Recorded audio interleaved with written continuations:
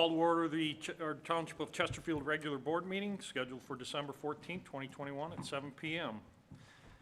We'll all stand for the Pledge of Allegiance.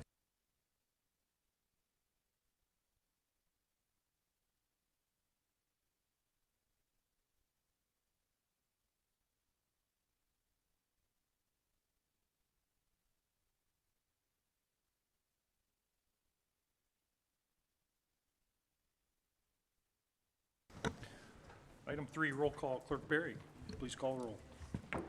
Supervisor Kersten. Here. Treasurer Elliott. Here. Trustee Anderson. Here. Trustee Joseph. Here. Trustee DeMink. Here. Trustee Vosberg. Here. Clerk Berry is here. Thank you, Clerk Berry. Item 4, approval of the agenda. Item 4A is approval of the agenda with addendum if necessary. Mr. Chairman, we do have an addendum this evening, and that is item 10A. Approval of the agenda with the addition of item 10A. Move to approve. Move to approve. Second. Trustee Vosberg, supported by Clerk Berry. Clerk Berry, call the roll. Trustee Vosberg. Aye. Clerk Berry, aye. Trustee Anderson. Aye. Trustee Joseph. Aye. Trustee DeMink. Aye. Treasurer Elliott. Aye. Supervisor Kersten. Aye. Item 5A, presentations. 5A is to approve a recommendation by the Police Department to present a new patrol officer, Adam Mays, for the oath of office. Interim Chief Franks. Good evening. I'd like to present Officer Adam Mays to the board for oath of office. Adam is a lifelong resident of St. Clair County. He has attended Ferris State, Macomb Community College. He's a graduate of Macomb Community College Police Academy and Corrections Academy. He's been in law enforcement for the last 3 years, and he comes very, very highly recommended. And it's a great honor to welcome aboard to Chesterfield. Mr. Mays?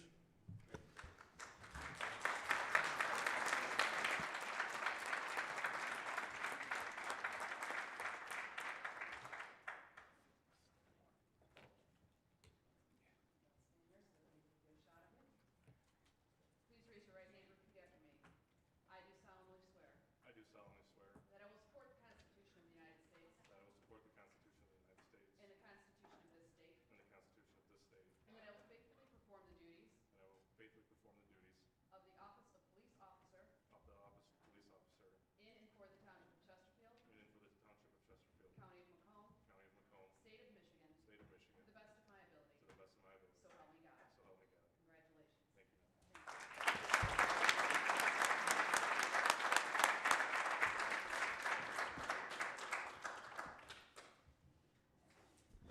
Sergeant Murphy, would you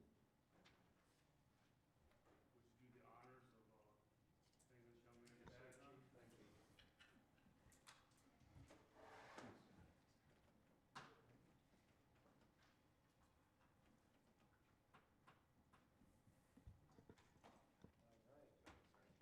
You're welcome, sir.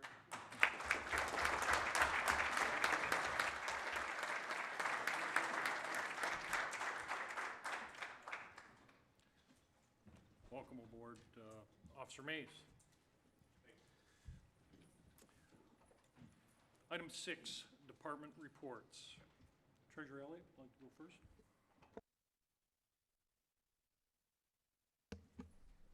If you want to. Yep.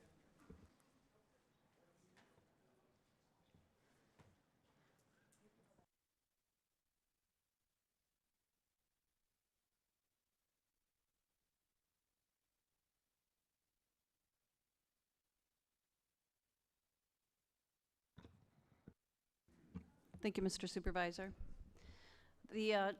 So far, over $65,000, or 30% of the first installment of the sidewalk special assessment of Zone 1 has been collected.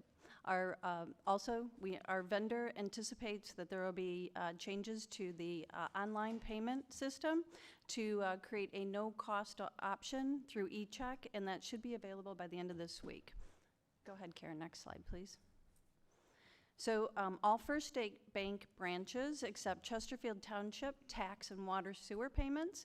The Chesterfield branch is located at Gratiot north of 24 Mile Road. The lobby is open Monday through Friday, and the drive-through is open Monday through Saturday.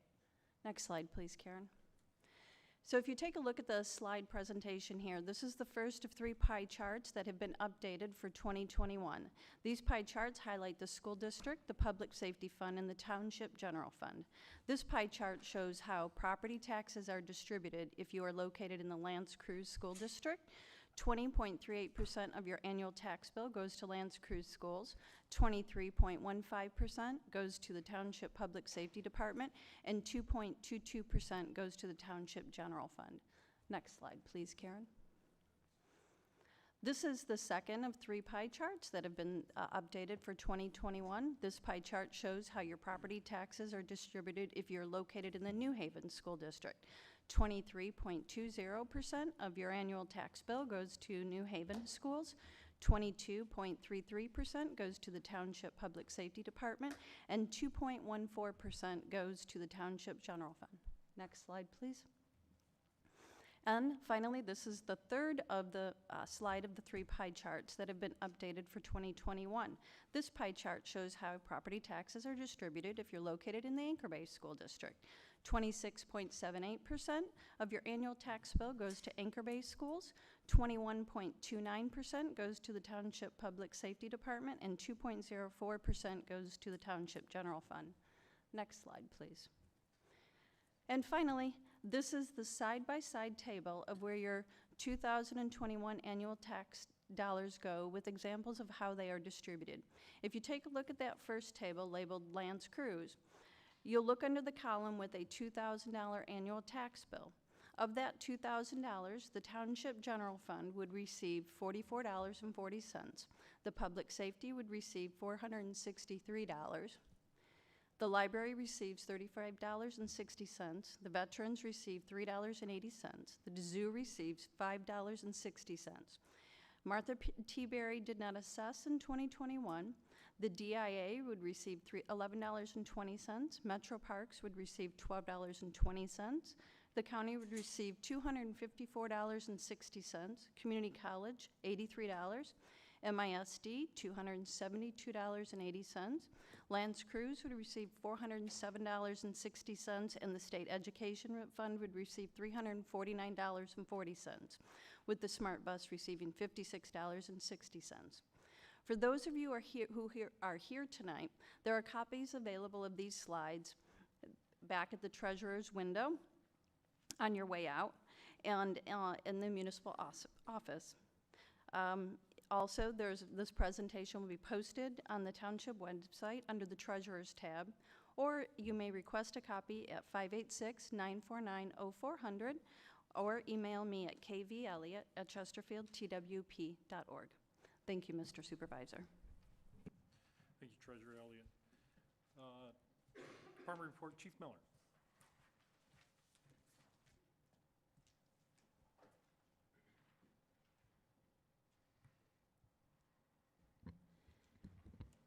Honorable board members, good evening. Just an update from the fire department activity that we're planning on moving forward with going into 2022. On the screen before you is one of the pieces of fire apparatus we have in the department. This is Quint 1. This is a 2006 E1 fire apparatus. And looking at our strategic plan with our equipment staffing at the fire department, as you know, we've had good success in selling a couple of our rescue trucks earlier this year. In going along with our plan that we have projected out for replacement of fire apparatus, this is an underutilized piece of equipment that we have in the department. And in working with the supervisor's office, what we'd like to do is move forward with getting prices for this and setting it up to be sold out to another organization through a broker that's used for selling fire equipment. Currently, Chesterfield Township has 2 ladder trucks. We have this one. We also have a 100-foot aerial platform truck, which is over at the station on 23 Mile and Baker Road. As I said before, this one is not properly utilized. We don't run that many calls with it. When we talk about maintenance, training, equipping a piece of equipment like this, we felt that downsizing our fleet would allow us to continue giving the service level that we need to and kind of right-size where we're at with our hardware we have in the stations. Thank you, Chief Miller. And as you said, going back to the public safety days, this was on a vehicle replacement schedule that we knew and had plans for replacement, and we're within that window now, so I appreciate it. And yes, this is one of the inventory pieces that would serve well in another community. Trustee Joseph, did you want to add? Not anything in particular on this particular vehicle, but I did have a public safety liaison report whenever you're ready. Thank you, Chief Miller. Thank you. Deputy Duchesne. Thank you, Mr. Supervisors, members of the board. I would like first to go over the changes made in the information technology plan to the township. It's relevant as we have two items on the agenda tonight regarding contract with preferred service providers that are part of the new matriculated process of IT in the township that the board endorsed in the past year to add both in-house expertise and a staff capacity to our IT management process.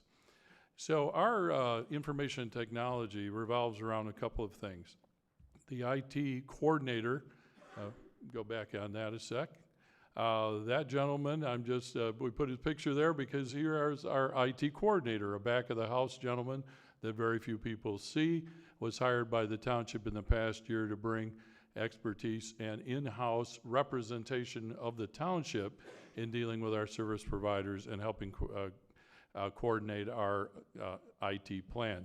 Supervisor Kersten has put a lot of emphasis in moving the groups together. As you'll see, both the vendors tonight are working in concert with the IT coordinator to provide overall services. Our first contractor is the public safety IT support, Porter and Black. And as you can see, their specialization is primarily with public safety, but they collaborate with the IT coordinator on township-wide projects. And again, is an effort to merge and to coordinate the total IT requirement and responses for the township into an entity that maximizes our resources. The other contractor, continuing in the third and final year of its support, is High Tech. High Tech provides, still will provide tech care support agreements, and they serve as network infrastructure. So in a sense, they are a contractual network administrator working for the IT coordinator on the direction of the township to ensure that a number of features of our system are both secure, they provide state-of-the-art response and abilities in this manner. So all three of the entities together now produce what is your IT department and your IT services for the township. And as you can see, they work in a collaborative form so that there is no difference of roads taken in our IT system delivery, both email, infrastructure, cloud-based computing, and all of those things. So I want to just highlight that tonight because the board does have several approvals regarding the service contractors in our hybrid form of public-private partnership to remain contemporary, yet focused in control of the township in the hands of information technology. The other item from the supervisor's office is I rarely have spoken about a multi-year project that does not involve the township but relates to funding a local government. And I'm pointing out two bills tonight, and I'll explain why. Back in late July, the Michigan Supreme Court ruled in a nearly 5-year-long battle pitting local government interests against the state of Michigan.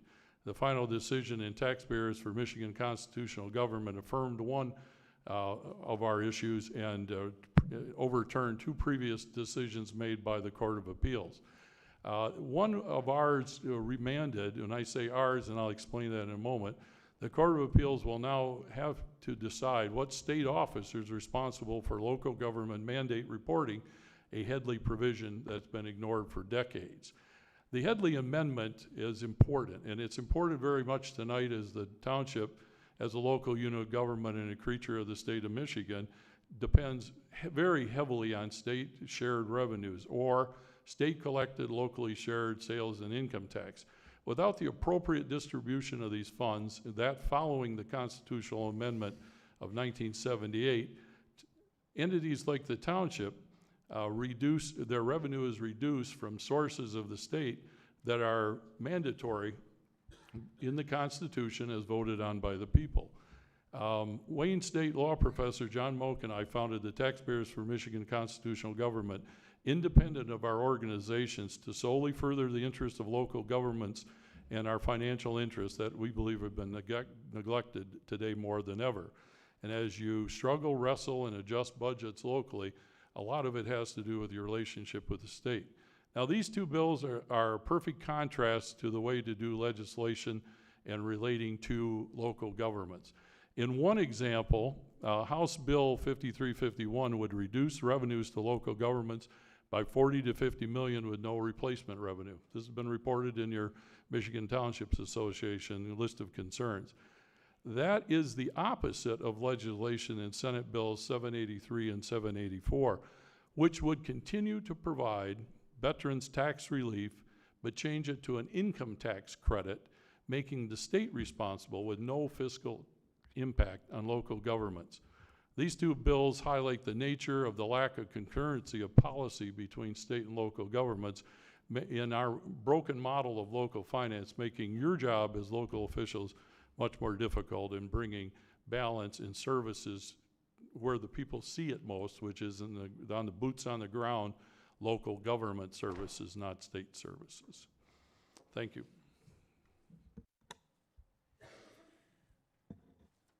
Thank you, Deputy Duchesne. Clerk Barry. Thank you, Mr. Supervisor. I have two department reports to give. One is from Clerk's Department and the other is from Elections. And the first one from Clerk's is to make the board as well as the public aware of the closures of the township offices and specifically closures of passport services related to that. The township will be closed as of 12 noon on Wednesday, December the 22nd. Will reopen to the public on Monday, January 3rd, 2022. So because of the closure of the township offices, passport services will also be suspended during that period of time. However, in order to help mitigate that, the clerk's office will be participating in the January 13th, February 10th, March 24th, August 18th, November 17th, and December 8th, Chesterfield at Your Service Nights, where the Clerk's Department will be providing late night passport assistance on those evenings in order to, particularly in January, on the January 13th date, to mitigate the closure and the suspension of services in December in recognition of the holiday season. The late night passports are going to be fully serviceable and operational. That means all services will be available, including expedited services, photos, and all new passports for both juveniles as well as adults.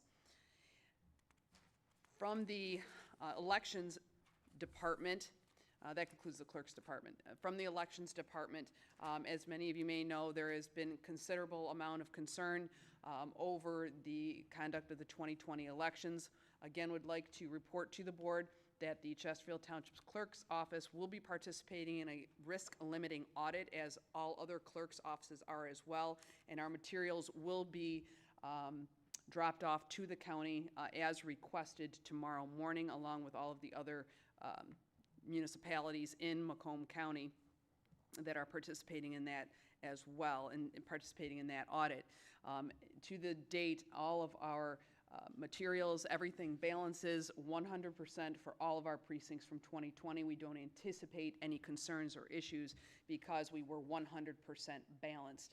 In addition to that, if the public is concerned about any reporting or any record keeping of their personal voter history, that is available from the clerk's office. You can request that online by going to the clerk's office page and under the Elections Department, and it is called Know Your Vote. So if you would like to get a copy of your personal voting record, you can request that through our website. We can email it to you, mail it to you, or it can be picked up. So that completes my report from the Elections Department. Thank you. Thank you, Clerk Barry. Trustee Joseph. Just a couple of quick ones. On the public safety front, as the liaison, I wanted the board to be aware, and I think several board members were actually in attendance last week. I'm speaking specifically of the North Gratiot Chamber Group, who is responsible for our crews. That organization is also involved with a number of other partnerships, the Warren Chamber and several others. The significance of the North Gratiot Chamber and the North Gratiot Crews is almost all of the revenue that's generated by the chamber group makes its way back into local municipalities and other organizations, nonprofit organizations. I was contacted by the chamber president, Mr. John Johnson, who has always been a great supporter of our public safety department, and typically the North Gratiot Chamber donates, depending on the year, between $1,000 and $2,000 back to the Friends of Chesterfield Police. This year, Mr. Johnson called me and said that they had $2,000 for the Friends of Chesterfield Police as well as the Chesterfield Fire Department.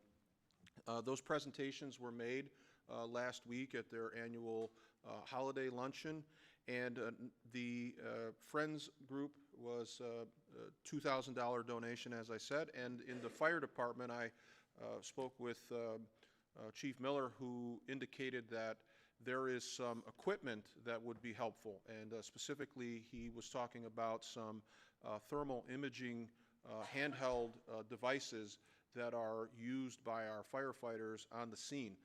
When they arrive and there is a fire or a concern about a fire, they extinguish it, obviously, and then any additional hotspots that may, flare up and have historically been a problem are able to be detected with the thermal imaging scanners.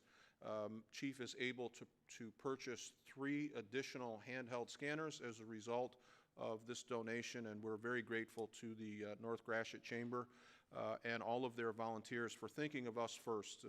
Always in Chesterfield, we were the recipient of a number of other donations, including our historic village, our senior center, library, and the like. I believe each got an additional $1,000. So keep an eye out for the North Gratiot Cruise in September, and know that that event raises significant money for a number of organizations in the township. The other area that I wanted to report to the board and the residents, as the committee appointee to the Selfridge Sustainability Study, I have been working with the technical work group, which will hold its final meeting tomorrow. It is a virtual event, and we will go over the final presentation of the sustainability study. And to be quite honest, I'd like the board to know I have a number of problems, specifically as it relates to concerns that residents have brought forward.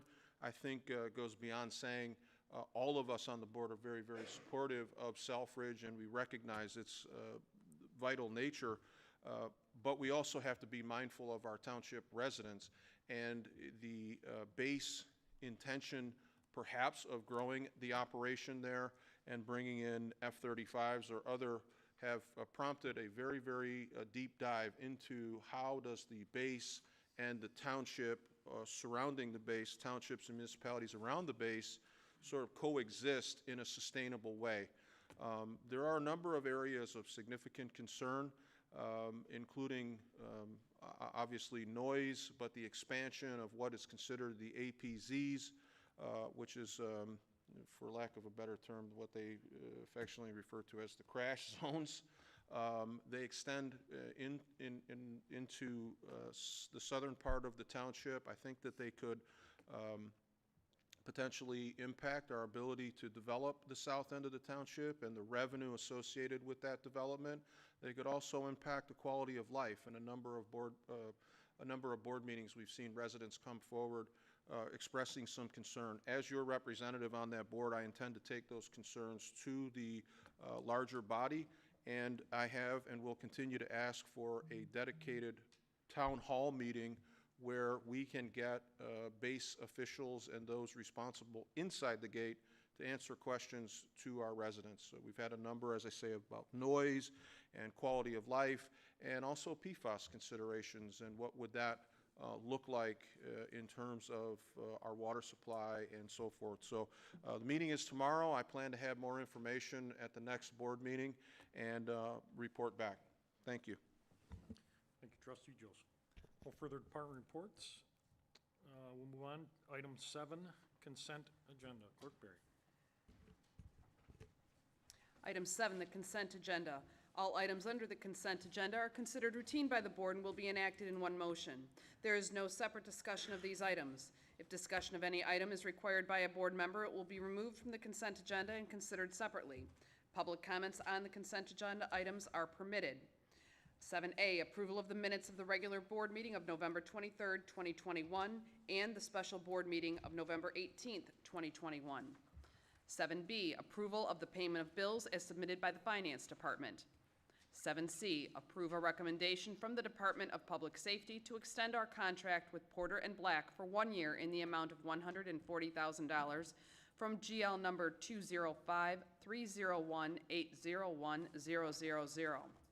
7D, a recommendation to approve the 3rd year of the High-Tech Annual Support Agreement, December 1st, 2021 to November 30th, 2022, per the network support bid for IT management, network administration services, as well as end-user support services for $142,452, and cloud security services for $11,652. 7E, the Department of Public Safety is requesting approval to renew existing agreement with DVS Analytics in the amount of $7,129 from General Ledger number 205-301-934-000. Is there a motion to approve? Mr. Supervisor, make a motion to approve the consent agenda with the removal of item 7D to be considered separately. I have a motion by Clerk Berry to approve with the exception of item D. Is there support? Support by trustee Vosberg. There's a motion by Clerk Berry, supported by trustee Vosberg, to approve the consent agenda as read with the removal of item 7D.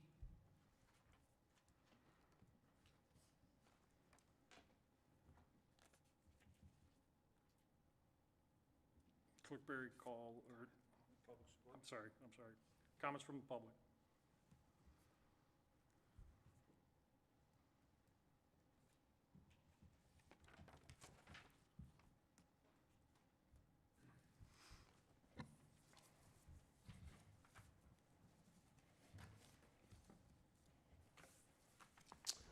Good evening, Township Board, Township residents. My name is John Spica. I reside at 53978 Connor Drive. Got a couple questions for our Township Board regarding the bill run. One of the questions on the bill run doesn't explain, so maybe I can get an explanation from the board.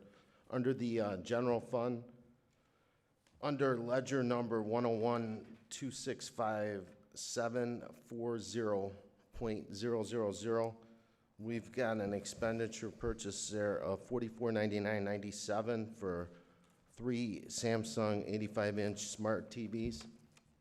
So if you could please explain to me where those went. It almost looks like it's cut off for the conference room, but I don't see them in this conference room. The other question that I have is in regards to, on the bill run, and I've talked about this multiple times, we've got another expenditure on there, and it shows up every month. It's for $58.97 with Aztec Cleaning. So I totally disagree with this expenditure. It comes out to about $70,764. That doesn't even include the supplies. So when you add the supplies in there, we're paying them over $80,000 a year to clean this municipal building because we're subcontracting it out. They're only here 4 nights, but they're only here 4 hours a night.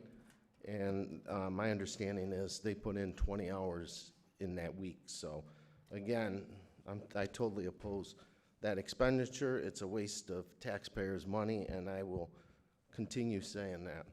The other expenditure that just lights me up every time I see it on the bill run, and I've talked about this before, is it's under the clerk's office. It's under JC Media for $400. So I know our clerk is running for Secretary of State, but me as a taxpayer and other taxpayers, I don't want to pay for her Secretary of State run. We've got an IT department that we're paying money for in Chesterfield. We also have an individual here in Chesterfield that takes care of our website. So that same person that takes care of our website can take care of whatever the clerk needs on her webpage. We don't have to pay an outside company $400. That's $4,800 a year that we're wasting in taxpayers' money. So, and this is a continuous process. I've talked about it, and it's continuously going on. I'd like somebody to have the spine or the kahunas to pull this from the bill run and make her pay this $400. We have an in-house department that can take care of that, and we need to look at every item and stop wasting taxpayers' money. Thank you. Thank you, sir. Further comments from the public? Any comments from the board? I have a motion by Clerk Berry, supported by Trustee Vosberg, to approve the consent agenda with the removal of item 7D. Clerk Berry. Clerk Berry, aye. Trustee Vosberg. Aye. Trustee Anderson. No. Trustee Joseph. Aye.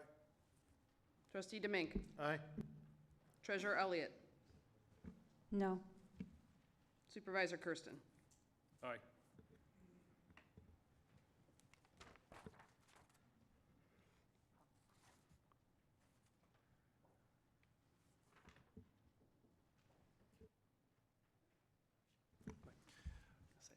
Item 7D then will become item 7D under public. Which is the next one we did. You want to take it up right now? We can take it up right now. Thank you. Item 7D. Clerk Berry.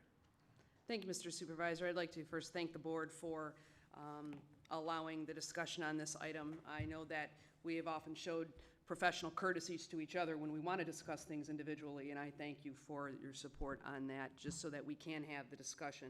I wanted to express my support for all of the other items, but I did want to have a conversation about this particular vendor.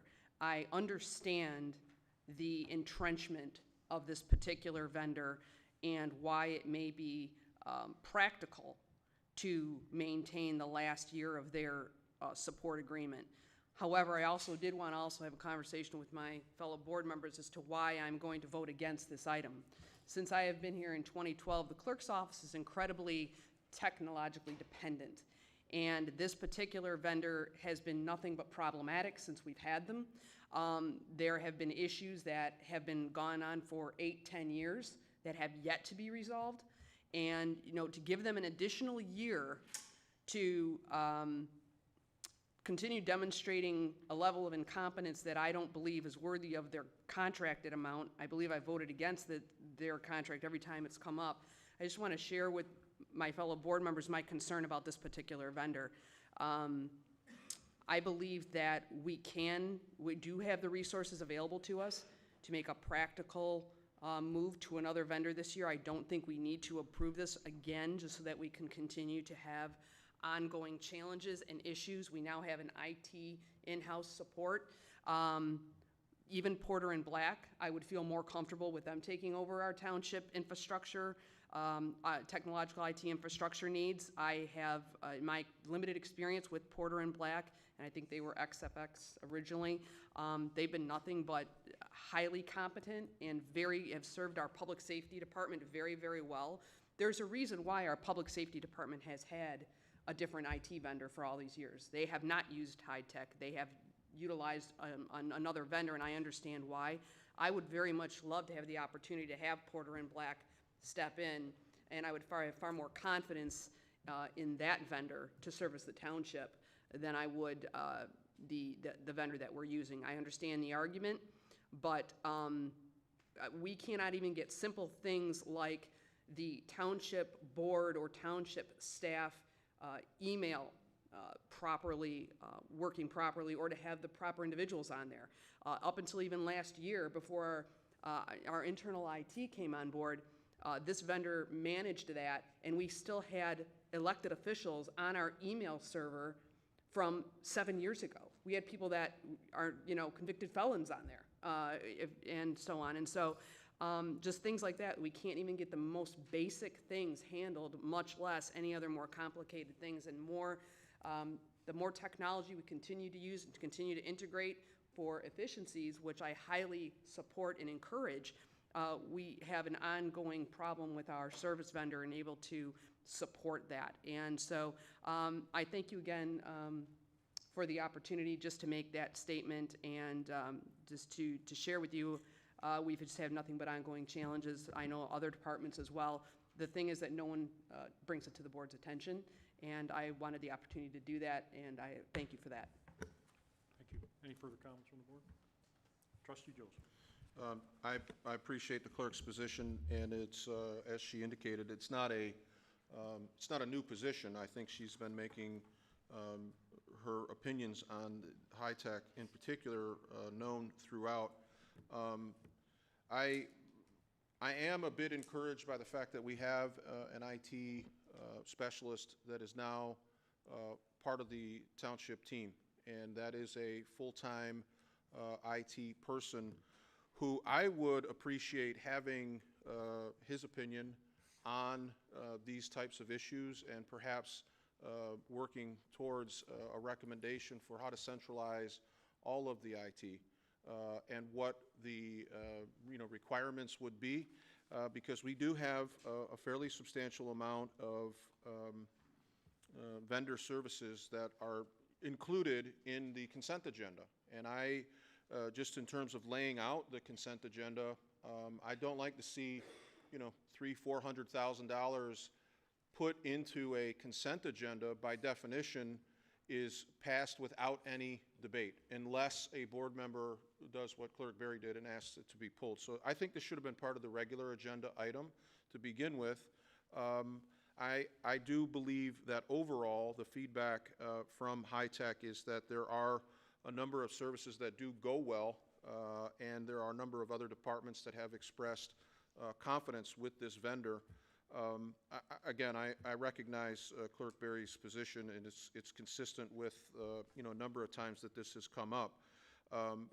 In talking about a centralized IT being headed up by our full-time employee, I think it lends itself to not only this agenda item, but the issues that were raised by the speaker regarding doing in-house IT. And although that wasn't considered, the bill run is not considered separately, and I don't want to get into a debate about the bill run, I agree. I don't think we should spend $4,800 managing a page for an individual department. Also something that I think our in-house IT person could easily handle, especially when the rationale for why that $4,800 was necessary, because the clerk, as she's indicated, informs the public. That Facebook page has about 200 followers. So when you do the raw data, you go, we're really spending a lot of money to inform a very small group of people, and that should be done in-house, as all of our IT needs should be reviewed by the department head, in essence. That Paul is our IT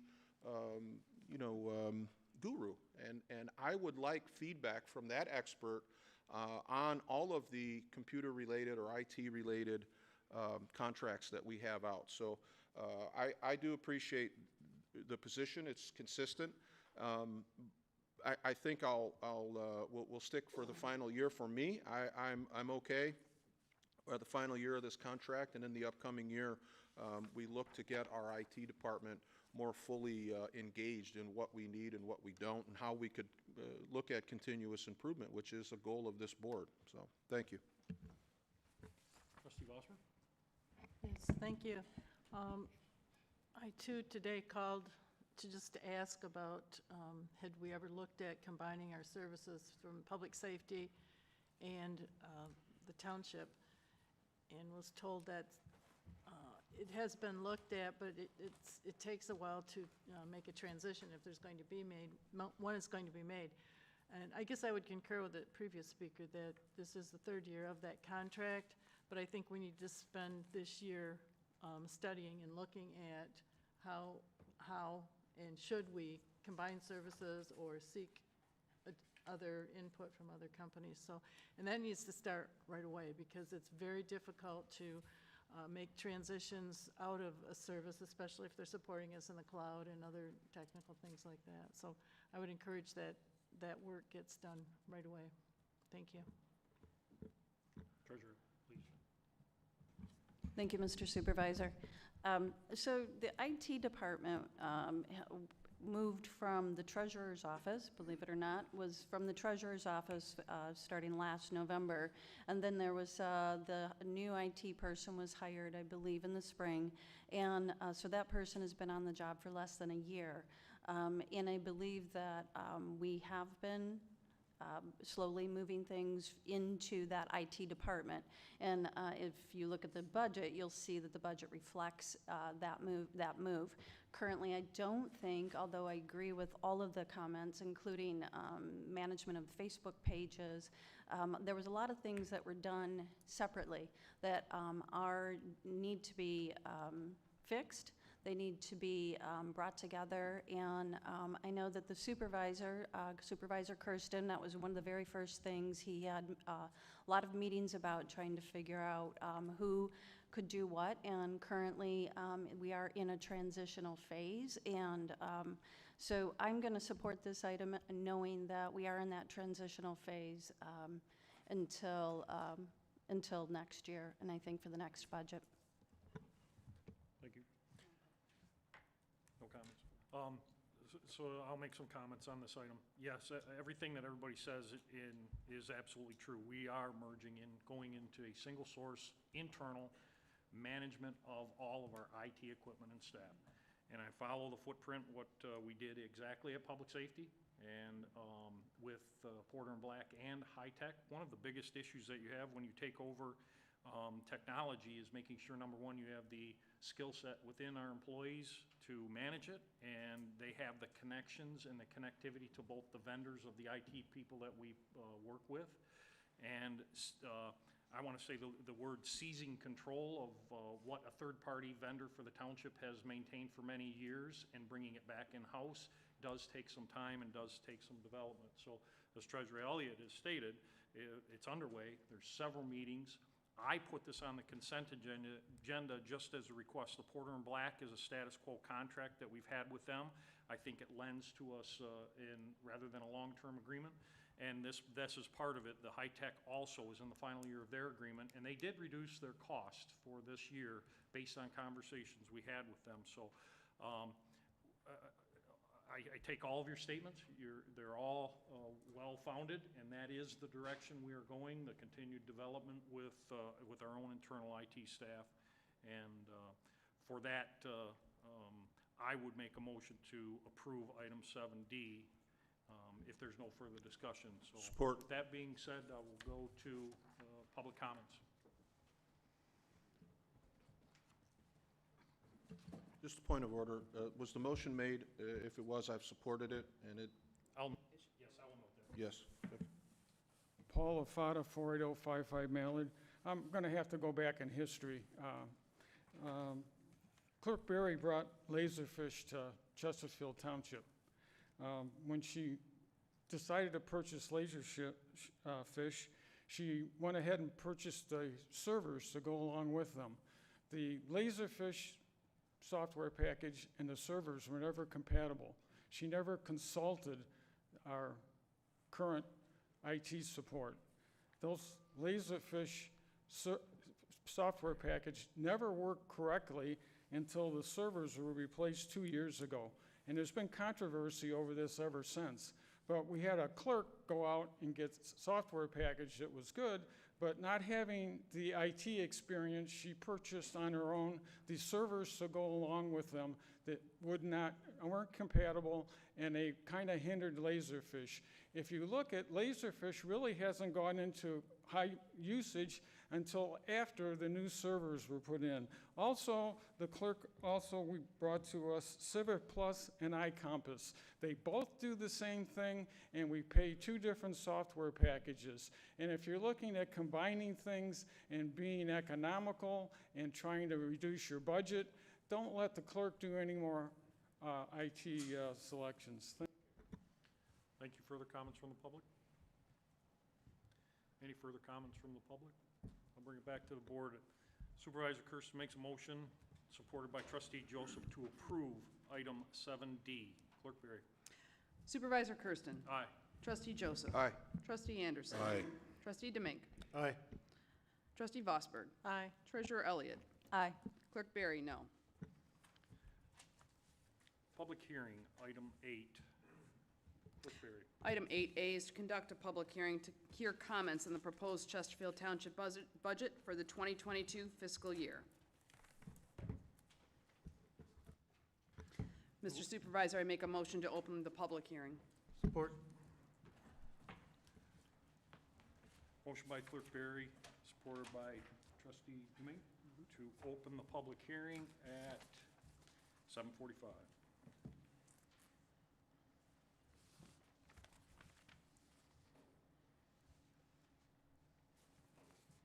Give me a second here to get situated. All those in favor, I'm sorry. All those in favor of the public hearing? Aye. All opposed? Public hearing is open. The hearing on our budget has been, which you have in front of you, and has been posted. I'm going to make a brief statement on the proposed 2022 budget. The Township Supervisor and Chief Administrative Officer, I'm pleased to present and transmit to you the 2020 budget for adoption with recommendations from the Township Board. The Charter Township of Chesterfield 2022 fiscal year budget meets the requirements set forth by the State of Michigan under the Michigan Uniform Budgeting and Accounting Act. The first draft of the proposed budgets were forwarded to the Township Board of Trustees in October of 2021, was subsequently reviewed, 2 budget workshops occurring on November 18th and the following week. Workshops with individual meetings, comprehensive reviews of the proposed budget continued, resulting in changes and reductions to what you see in front of you today. The fiscal year 2022 budget for Chesterfield Township includes funding not only for critical capital and public infrastructure projects, but it is balanced for all funds and meets the best practices and obligations of funding employee costs and benefits. The fund for the general, public safety, water and sewer accounts are balanced, applying new annual revenues and retaining strong fund balances that exceed 61% of the annual expenditures for the general fund. This budget reflects the supervisor and the board's priorities, and it demonstrates collaboration between Township Board of Trustees, department heads. Each department head is adapting to staffing changes for a better service delivery model, and this will continue throughout this budget fiscal year. The continued improvement will be reported at each time change as analytics occurs, resulting in opportunities to realign, also with opportunities to realign employee positions. In addition, the interfund service transfer or administrative fees have been reviewed on several levels and have been modified and aligned more specifically with the principles of transparent full cost alignment. These fees were originally budgeted for $894,000+ in 2021 and are now properly aligned at $598,729 by realigning realigning 3 full-time employees and costs of major funds where their work was principally conducted. Several of the iterations of this budget took place, and what was eventually removed for this presentation was the removal of a request of $400,000 to help contribute to county road funds. A lot of us do not like the Public Act 51 for funding of roads, and this was an attempt to try and remedy that internally. The removal of a village cabin floor within our historical village, a $30,000 reduction in costs in the senior park signage and landscaping, removal of the human resource assistant, removal of a public safety message board and radar trailer, removal of a police lieutenant position, removal of facilities and operations position, removal of vacant building and planning clerical assistant. With that, the Township Administrative Organizational Agenda, we are driving the objectives to be service-driven. There are 162 full-time employees, 44 part-time positions, fully funded to provide public services and meet the obligations to retirees. This ratio in the township of 3.55 public service employees per 1,000 residents compares favorably with the state average of just over 4. We have focused to be technologically equipped, as stated over several of the past meetings. Multi-million dollar a year capital plan, year one funded in this budget.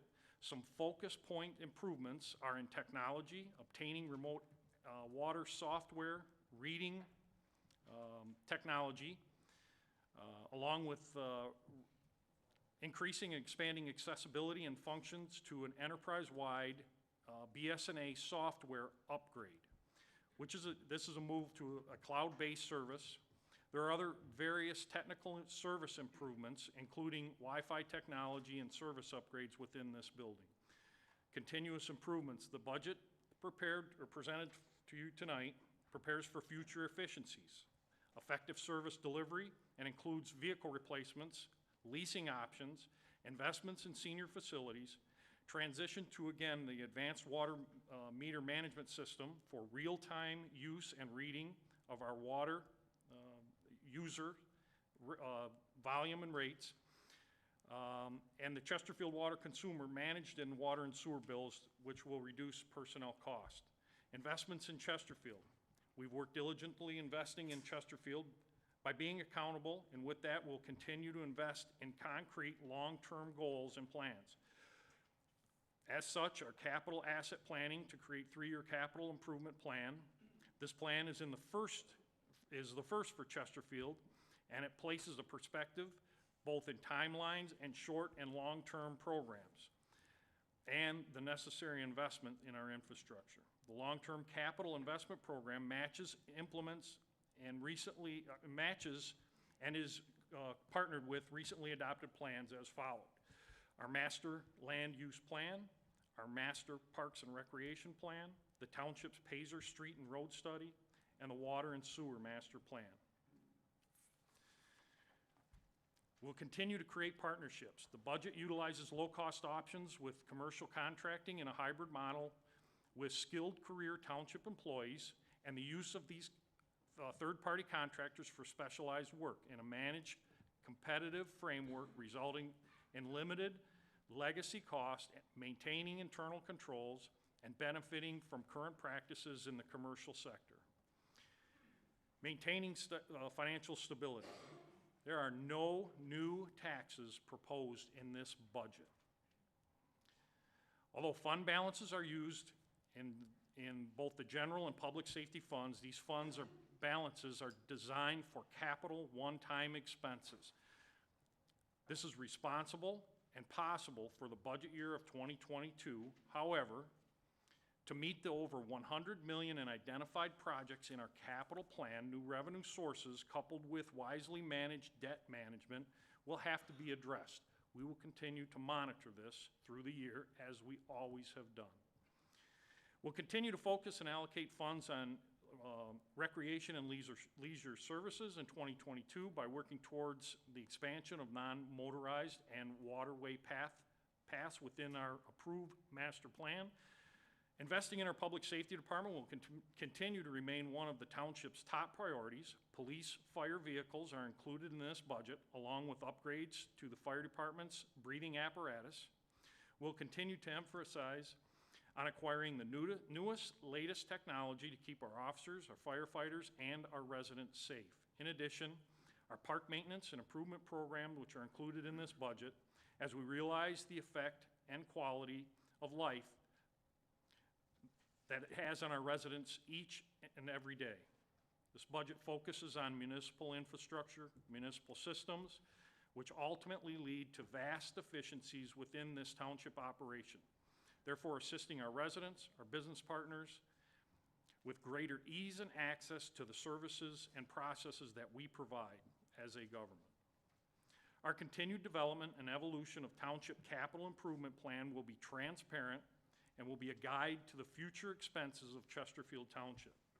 In closing, as a supervisor for the past 6 months, It's my intention to work with the Board of Trustees on implementing this boots-on-the-ground, solid government services using the best technology and practices for good government. It's been my plan to lead and support each of the departments within this township to achieve a state or a national recognized accreditation level, as we did in public safety, which is underway in the fire division, which is also underway in our water and sewer department. I am looking for this opportunity and this challenge to be the leader and to complete this first term as your township supervisor. As always, this budget demonstrates the excellent financial health of Chesterfield Township, both in our current and future positions. Township leadership will continue to monitor and manage all aspects of this yearly budget, and we will be capable to respond to any external influences which may impact this day-to-day operation or this community. With that, I thank you, and I will open discussions for this fiscal, my apologies. A brief presentation by Director Bauer. All right, thank Please. you. As Supervisor Kersten was saying, a lot of work has went into this budget prior to today. A quick summary of that timeline. So April through June, the department head and board members submit their capital improvement requests, personnel change requests, and their budget requests. Then August through September, budget meetings were held individually with each department. The supervisor did review the totality of the budget in conjunction with those individual departments. Then October through November, on October 22nd, the proposed budget, the proposed capital plan, and the master department analysis was distributed to the township board. We had our first special board meeting to review this budget on November 8th. Then again, we had one on November 18th. November 1st through the 24th, we had one-on-one meetings with the board members if they, at any time that they deem necessary. The budget package is available on the Chesterfield Township website. There's a ton of information on there if you are so interested. So for this 22 budget overview, we have 6 separate township funds that are being approved tonight, 2 of which are enterprise funds. We have the general fund, public safety, building inspection, parks and rec, Brandenburg, and water and sewer. And the asterisks are showing that Brandenburg and water and sewer are those 2 enterprise funds. The budget summary for general fund, you can see that all new revenues. Oh, I'm sorry. Could you go back one slide? I'm sorry. To this slide here? Okay.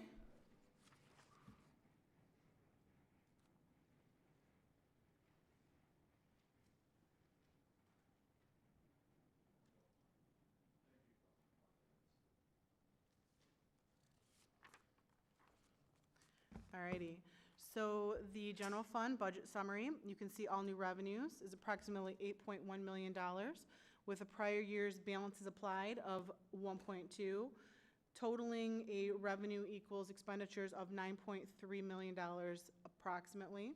The remaining fund balance after this would be $5.5 million. That's 59% of annual expenses. So in general fund, it houses a lot of the smaller departments. There's a listing of them, but like assessing, treasurers, and clerks are some examples that are out of general fund. Next, we have public safety. All new revenues for them is $15,270,000 with prior balances applied of $887,000. That gives us a revenue equals expenditures balance budget of $16,157,000. After that year end, would have a remaining fund balance of $5.7 million. That is 36% of their annual expenses. In the public safety department, it's the police, public safety administration, fire, dispatch, and fire equipment. Next, to go over the building inspection fund, we have all new revenues of $1.2 million. A prior year's balances applied of about $33,000. which gives us a balanced budget for $1,234,000 approximately, and its remaining fund balance would be $19,782.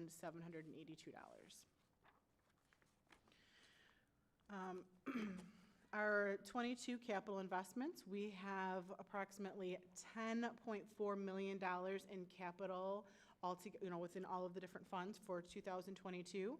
Just to kind of list off a couple of the highlights, we have the BSNA cloud platform implementation we're doing, the sidewalk gap and replacement programs, the senior park phase 2, police department vehicle purchases, a police department use of force simulator, the fire department new SCBAs, Brandenburg's pathway and parking lot improvements, a Neptune advanced metering infrastructure project, and water main infrastructure improvements.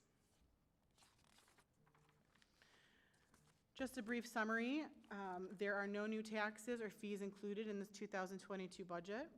All budgets are balanced using new revenue and, if necessary, prior designated fund balance.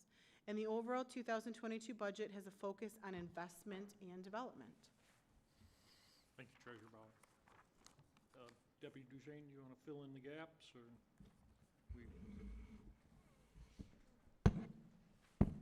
One of the minor things that we look at is that every budget becomes the first year of the next 5 years financially.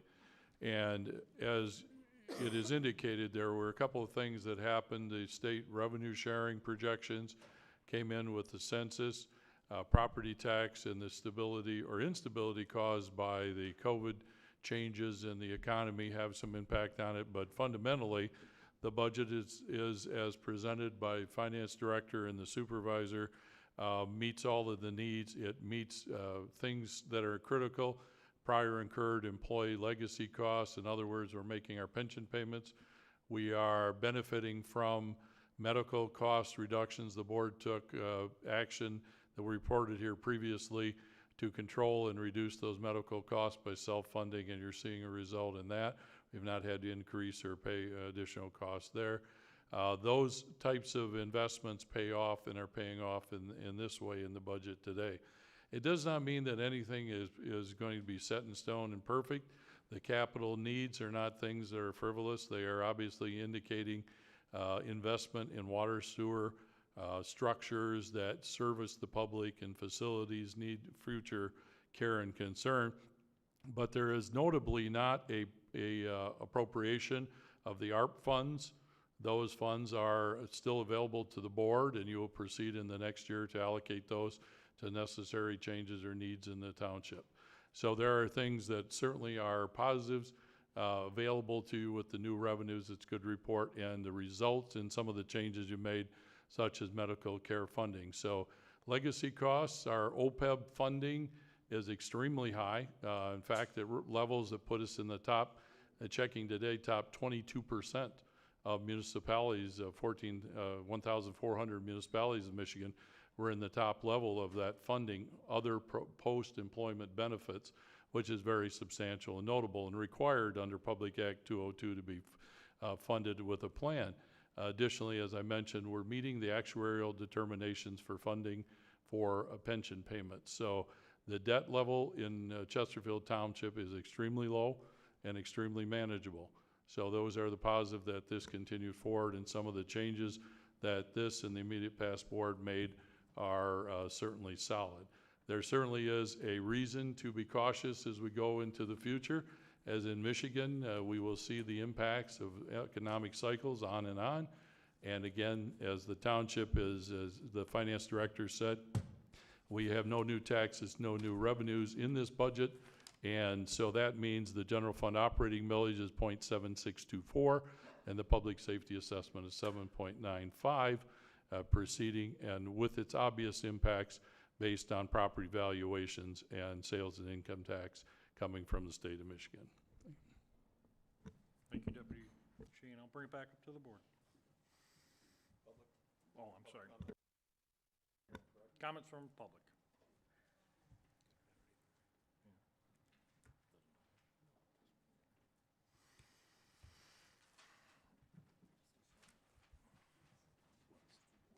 Paul Lafata, 48055 Mallard. Let's start with, I'm assuming this is a hearing and there's no timing or a number of times I can come up to the podium, because this isn't a regular board meeting, it falls under board rules. Between 2016 and 2020, the general fund operating costs increased approximately $2 million. The revenue streams into the township, tax base and other revenues, didn't catch up to it. So what we have is what is out there. We have the general fund this year at a deficit of $1,255,859. That's $1,255,000. We have public safety at a deficit of $887,000. We have a building deficit of $33,000. We have leisure services actually is in the black for $16,000. We have Brandenburg Park in the red for $384,000. We have water and sewer in the red for $921,000. That is an overall deficit for 2022 of $3,466,411.83. The first thing you have to do in a budget is you have to admit that you've got a problem. If you don't have a problem and you try and soft soap it or sugarcoat it, it never goes away. There's other issues. If you look at the fund balance, it was mentioned that it was at, I think, 40% or whatever. Past years, the fund balance was at 161%, not 61%. That's the difference. What happens when you've got expenditures that are $2 million more than you're getting revenues on. And I understand that our new supervisor's only been here for 6 months, but like I said, if you don't look at it and admit you have an issue or a problem, you don't look at fixing them.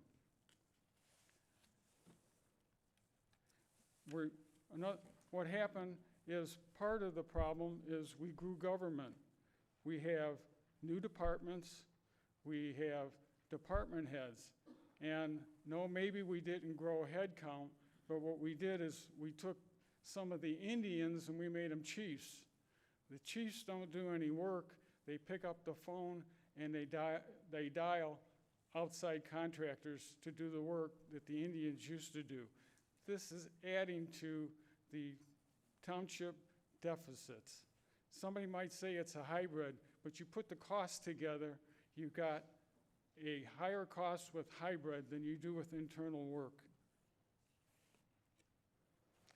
You've got the transfer fees that were originally $894,000 that was reduced, and I don't understand how they put a number to it, because there's never been a logbook study or an industrial engineering study for the hours and whatever it takes for these administrative fees. And if you transferred 3 employees, their wages didn't go away, the equipment they used didn't go away, the software packages they used didn't go away, so I don't know how the cost went away. Doesn't make sense. Mathematically, it doesn't work. All of the removals from the original budget were add-ons to a budget that was originally in a deficit. All they did was take out what was put in that really wasn't needed. And when you look at the number of employees per 1,000 people, when the average is 4, are they still contracting out cutting grass, shoveling snow? Most people have janitors to do their cleaning, internal. The county doesn't contract out the cleaning, they have janitors. There's been a big technology investment. Well, in the private sector, when you invest in technology, you look for a return on investment. Where's the savings? And in the private sector, when you do a budget and you expend capital, you're expected to book that in your budget plan because it has to be realized and you track it. We're just saying we're gonna gain efficiencies, but there's no real data, there's no real numbers. So all it is right now is fluff words because I don't see any activity to actually put some real numbers to any of the fluff. What else have I got here? When Supervisor Kersten mentions balanced budget in the private sector means your revenues exceed your expenditures or your appropriations. We don't have one department up there other than one that has a balanced budget. So using balanced is really deceiving.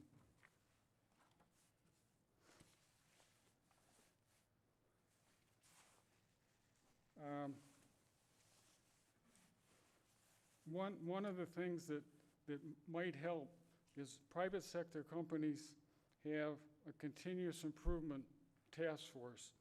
I would suggest that you create a continuous improvement commission, something similar to the Water Rate Advisory Board, and bring them in. You could probably get some volunteers to look at the operations and look at cost reductions. Right now, I don't think we're looking at cost reductions. We have a budget that's in deficit.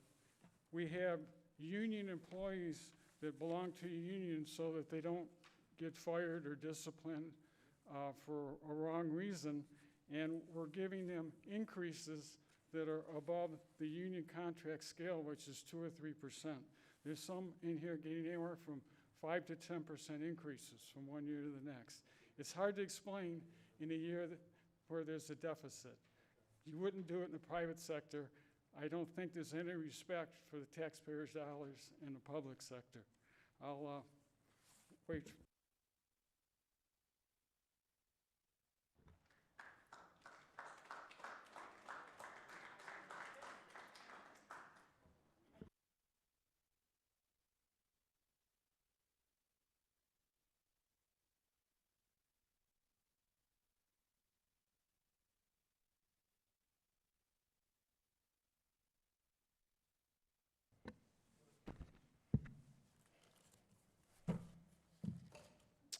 John Speaka, 53978 Conner Drive.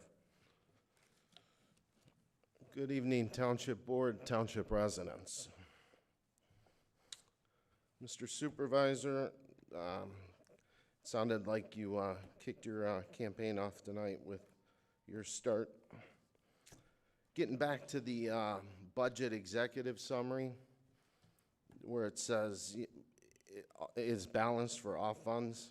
I'm going to totally disagree with you. It is not funded. It says this budget reflects the supervisor and board's priorities. I don't believe that this reflects all the board's priorities. I believe it 5 of them, but not all of them. This budget, to me, when I looked at it, and I've spent weeks looking at it, so I've gone through it extensively. This budget here, you guys can all access this. It's online. And if you don't want to access it online, you can come down to the township office and request a copy of it. So it's available to all the township residents. This budget, after I've looked at it and spent an extensive amount of time reviewing it, this budget to me is a Steve Duchesne and a former Dan Accavetti type of budget. This budget to me is reckless, it's irresponsible, and it continues in the sewer downward slope of the township, the direction that we've been going. If this budget was in the private sector and it hit my desk, the supervisor would be fired and Steve Duchesne would be fired. That's how bad, in my opinion, this budget is. I've recommended, because of the situation that we're in, And all you gotta do is look at the fiscal year budget. You can pull this up online. You take your revenues and your expenses and you subtract the two, and it shows you where we're in a negative deficit and a negative budget. As former treasurer, Mr. LaFata, said, we're at $1.2 million in the general fund. Public safety, we're at $887,000, and public safety is important. We've gotta have a great public safety department, which we do, but we can't cut money from public safety. So in order for a township to prosper, we have to have the best public safety out there, and we do. We have a great public safety department, but we have to keep investing in our police and fire. Building lost money, $336,000. Thank God the only one on here is leisure services that didn't lose money. Our seniors, Brandenburg's been a complete loser since day one, and we're at $384,000, and then water and sewers at $92,420. So at the end, if you add this all up, we're at $3.4 million deficit. So our deputy supervisor seems to be a fan of subcontracting work out in the township. So we subcontract, I talked about the municipal building here tonight, our cleaning company. We subcontract that out. We subcontract where they clean the DPW building. We subcontract all our grass that they've taken over in the township. And they do our snow. But when they do the snow, they plow. Our workers still do the sidewalks. And I've been told that not only are they going to do the sidewalks now, they're going to take care of the snowing during the day, and the company that we hired is going to take care of it at night. But since our deputy supervisor is a huge fan of subcontracting work out, and we're at a $3.5 million deficit, I came across a company called Tryon Solutions. And what Tryon Solutions is, it's an outsourced company that takes care of human resources and takes care of payroll. So since he's such a huge fan of outsourcing, and the master that, has helped develop this plan in getting rid of our township employees, I think we should outsource human resources, in my opinion. That would save, it's about $415,000 if you look at the budget.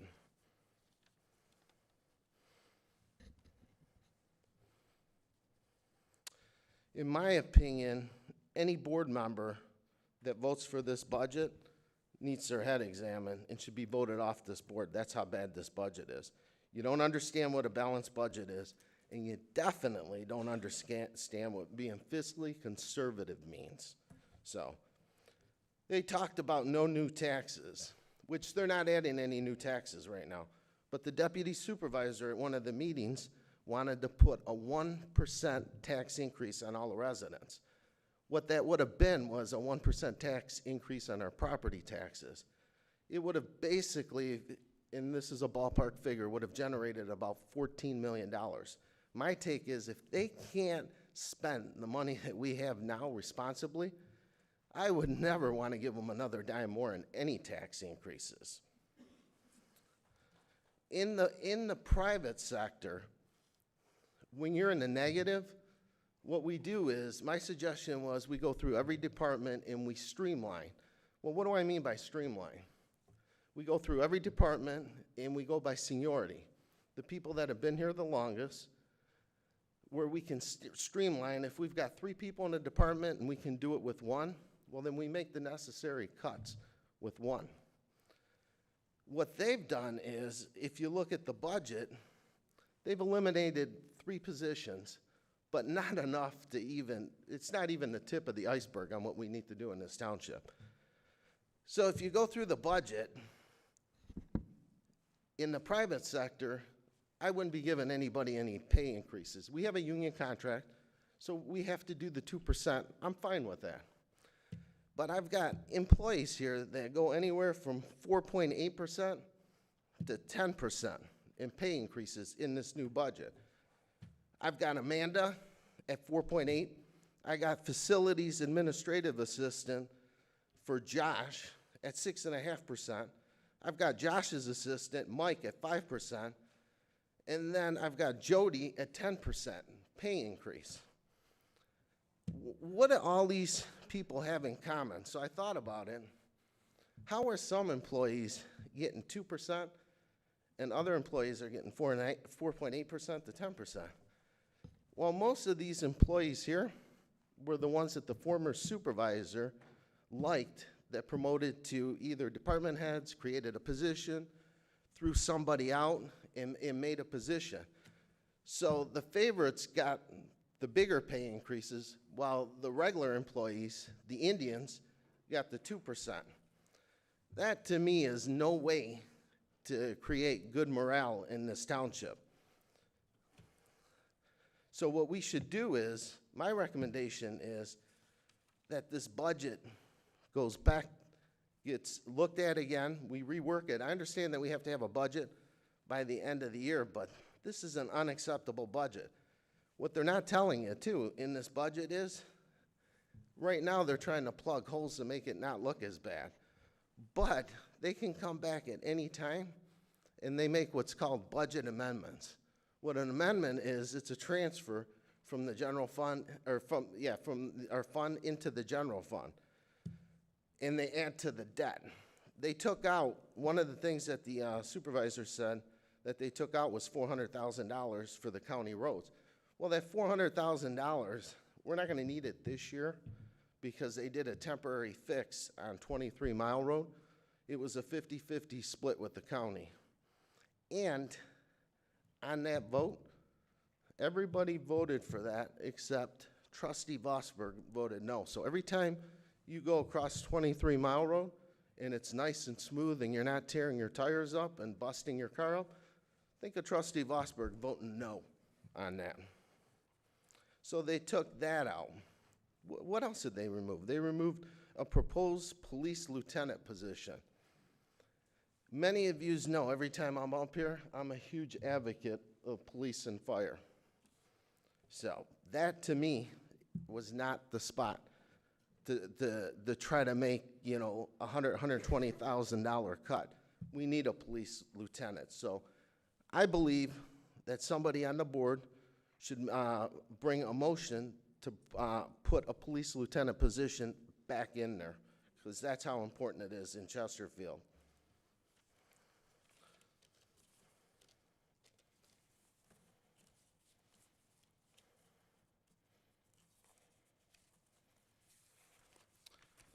Now, if you go through this budget, you'll notice that they have, it's called ARPA funds, under the American Rescue Plan that President Joe Biden signed. The township is gonna get about $4.8 million. So former Treasurer LaFata, if you guys subscribe to the Bay Voice, he puts a lot of opinion pieces in there and keeps actually the residents in Chesterfield informed of what's going on at this township board. So out of the $4.8 million that President Biden allocated to us under the American Rescue Plan, former Treasurer LaFata suggested that, you know, we should have a meeting to see how these funds are going to be allocated. You can only use them in a certain way. And really, this is the residents' money. So the residents should have input on where this money gets spent. We haven't had any board meeting or anything on this. It does say that they've received $2.4 million of that Mr. Speaker, ARPA can money. I interrupt you for a minute? What's that? Would you address the board and not the gallery? I thought I was addressing both. You're addressing the board, please. Okay. I'll look at you, Mr. Supervisor, if that makes you happy. But on the ARPA funds, we have not had a meeting on how the money's going to be spent for the residents. So that's another problem that's problematic with me. The other issues that are problematic with me is if you look, former Treasurer LaFata talked about all these chiefs that were made Indians. What he was referring to is when we promoted people and we gave them raises. Just to give you an example, in administrative services, the gal that I talked about at a 10% increase on a 10% raise. In the 21 budget, we're paying her $65,788.06. In 22, we're gonna pay her $72,854.86. So that's where the 10% pay increase. The enormous amount of money that we pay in Chesterfield it's incredible. It just, if you look at other municipalities out there, it just doesn't match up. We're paying a lot more than what we should, especially for the positions and what they do. We've got, in leisure services, we've got a gal named Amanda at a 5% increase. That's gonna go from $84,626 a year plus benefits to $88,000 per year. One of the departments that we never had when Mike Lovelock was here, and you know, when the former supervisor Mike Lovelock was here, Chesterfield Township was solid financially. Mr. LaFada talked about the figure. It was 161% versus 61% that we're at. And the other thing that we didn't have was we didn't have a human resource department here when Mike Lovelock was here. When the former supervisor, Mr. Accavetti, came in, he decided to bring in a human resource department because he didn't want to be the one disciplining, hiring, firing the employees, so he wanted someone else to do it. But unfortunately, this human resource department that we have, if you look at the budget, we're going to be over $415,000 in funding it. So it started off, I think it was a $78,000 or $79,000 department, all the way to almost a $500,000 department. So we are growing government like crazy in Chesterfield. I mean, Chesterfield's like an employment agency now. That's how crazy it is. But like I said, my suggestion, since Mr. Duchesne, the deputy supervisor, loves to subcontract the work out, we should subcontract his department out. That's almost a $500,000 savings right there.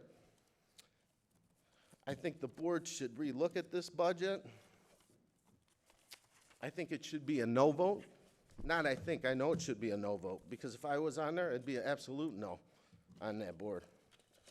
And I think we should make the necessary cuts that we have to make in order to start getting back on our feet again. And, you know, we always talk about fiscal responsibility. Well, you know, let's put our money where our mouth is.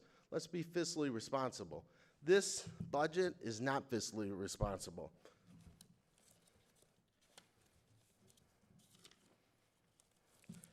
And the one other thing that I'd like to mention too is, when I mentioned the pay freezes, you know, I asked for the pay freezes too to go to the elected officials. I know it's in there, but we couldn't do anything this year as far as freezing their pay. But you have to take the good with the bad. And the issue with that is we're paying our elected officials top money anywhere from $89,000 over $100,000. We've got 3 full-time officials. I've got the supervisor, I've got the clerk, and I've got a treasurer. Well, I don't mind paying money, but I do have an issue when I've got, you know, a full-time elected official that refuses to come to work and collects a free check. So that I have a problem with. I don't care what the statute says. It's all about being ethical. And when you don't show up for work and you collect a free check every 2 weeks, that's not ethical to me. That is stealing from all the residents in Chesterfield. Everybody I know that doesn't go to work doesn't get paid. So why should that be any different for an elected official? And our clerk, Cindy Berry, does not show up for work on a regular basis. So if she's in the office 3 hours a week, that's a lot. You got hired in at full-time, do your job. I'm going to interrupt you again. Go ahead. Address the budget concerns. I thought I was looking at you, You're not Mr. Supervisor. campaigning for position. Please address the budget. This is in the budget. We're paying her Her this attendance is money. not. Her attendance is not. Please address the budget concern. But what we're paying her is. So if we want to talk about semantics, we could talk about the sign out there too. Okay. So I'm going to request that our full-time employee or elected officials come to work full-time, not part-time, not part-time. I want them here full-time because it costs all of us residents money. Thank you.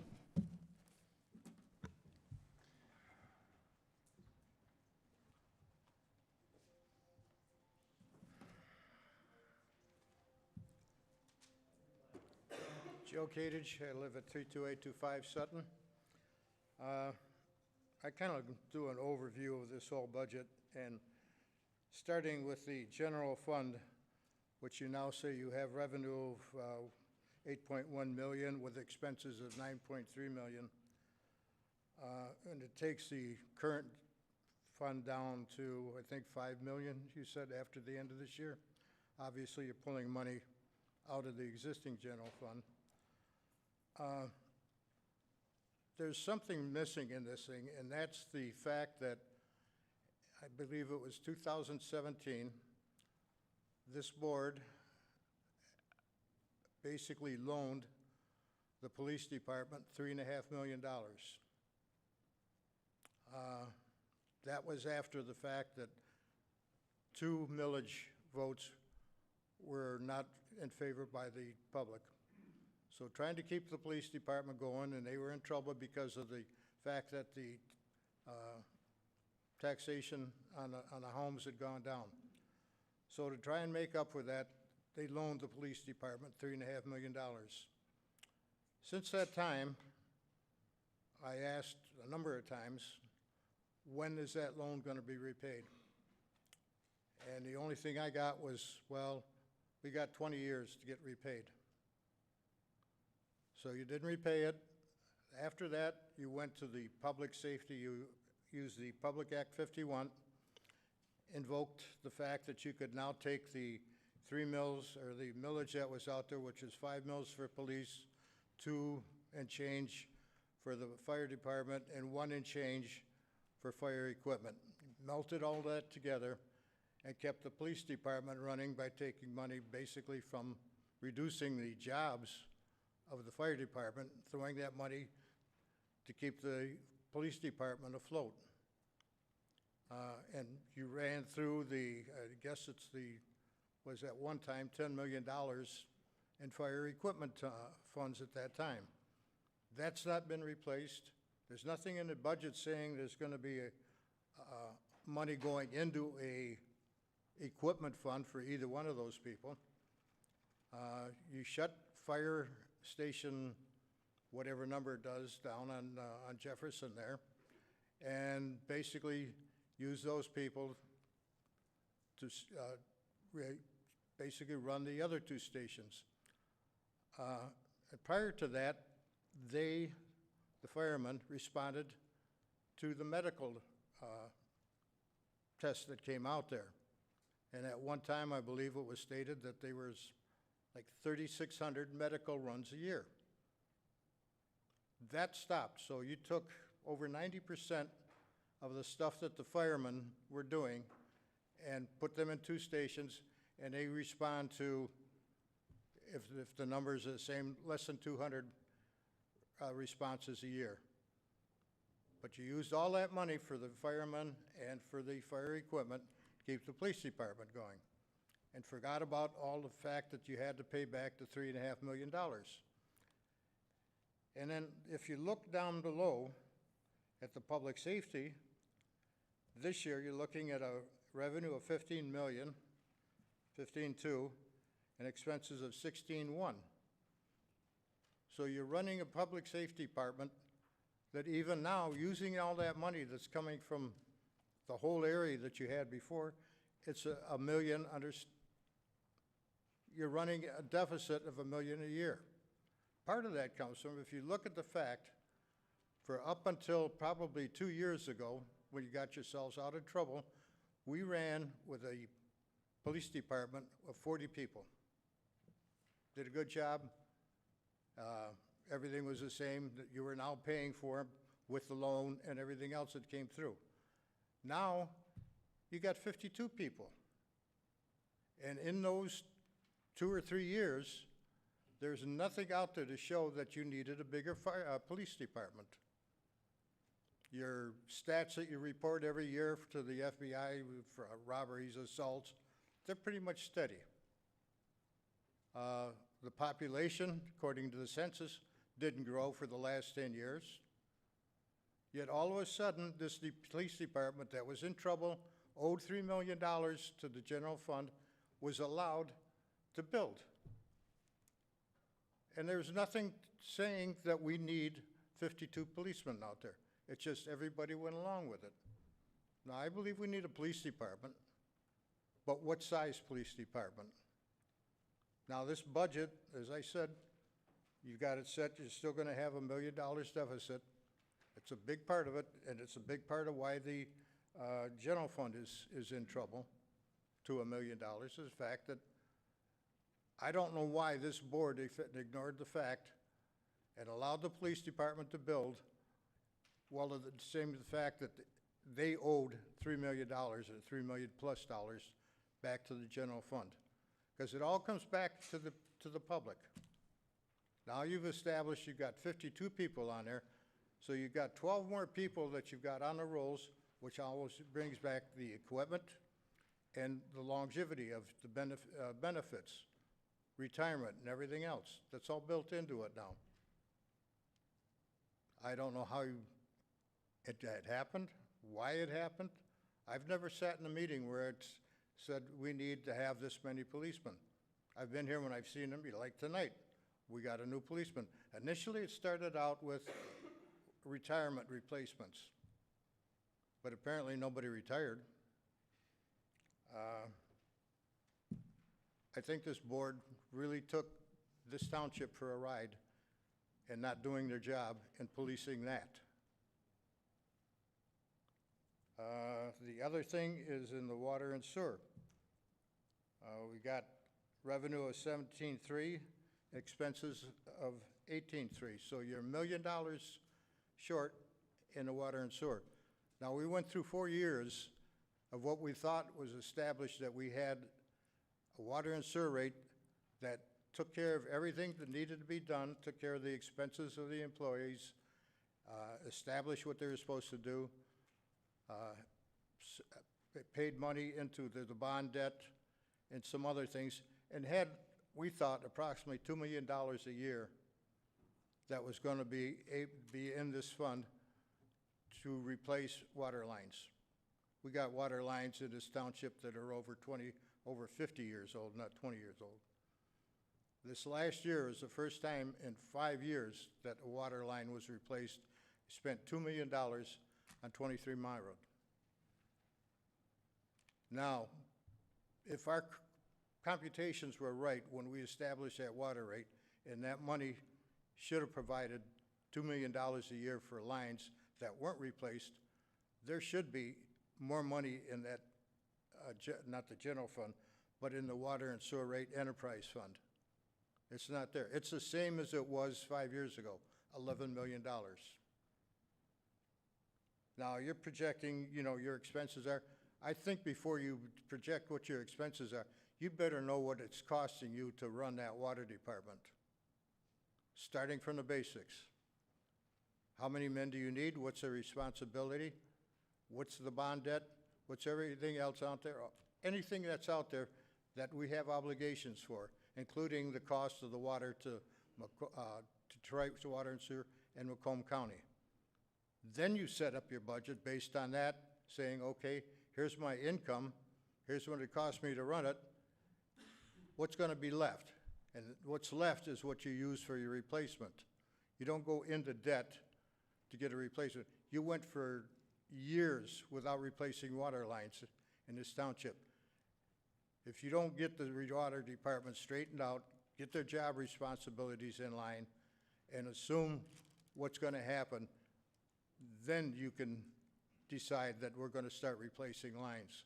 You just don't throw things out there. There's 2 of them out there. One, I guess you don't have any problem with, is at the pumping station on Jefferson, one of the pumps has to be replaced at a fairly heavy cost.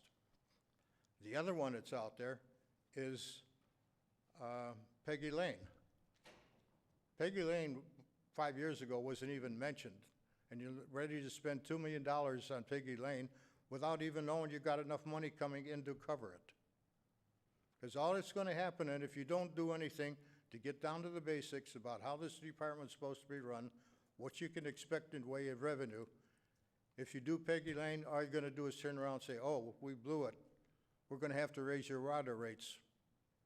We pay, I think, somewhere around $11 between water and sewer today. If I'm not mistaken, what was it, to raise $4 million, I believe it was $200 for every person that used the water, had a water meter in this town. So if you do Peggy Lane for $2 million, you do not have the money there, and you're gonna come back to us and say, oh, your water rates are gonna go up next year by over $200. I think somebody has to get in here, act like a businessman, and figure out how this place is supposed to run. Not how you think it should be run, how it really should be run. That's the problem back here. People sit here on these boards, they make decisions. Your department heads come through here with all these wants and desires, and nobody filters that out for you. In the past 4 years, it was sitting there, the four of you sat and looked and said, what does Dan want? Dan liked it, then that was it. But nobody acted in a responsible manner saying, I work for the people that are here. This is what we should afford to do, and this is what we want to do. Now, I know it's not going to change what you're going to do for this budget, but just as some advice for somebody who's lived in this township for over 50 years, you're not doing this township any great favors. And I think if you're not willing to do that, then maybe you should think about not running the next time. Thank you. Thank you, sir. Any further comments from the public?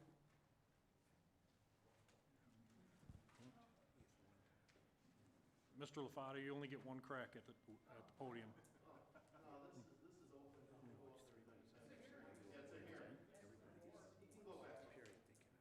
One time. One time.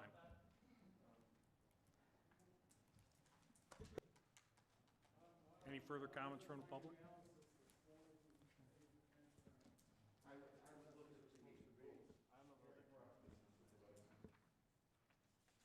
Any further comments from the public?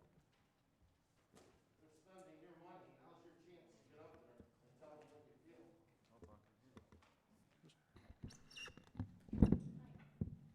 Oh, you want to go? No, come on. Come on.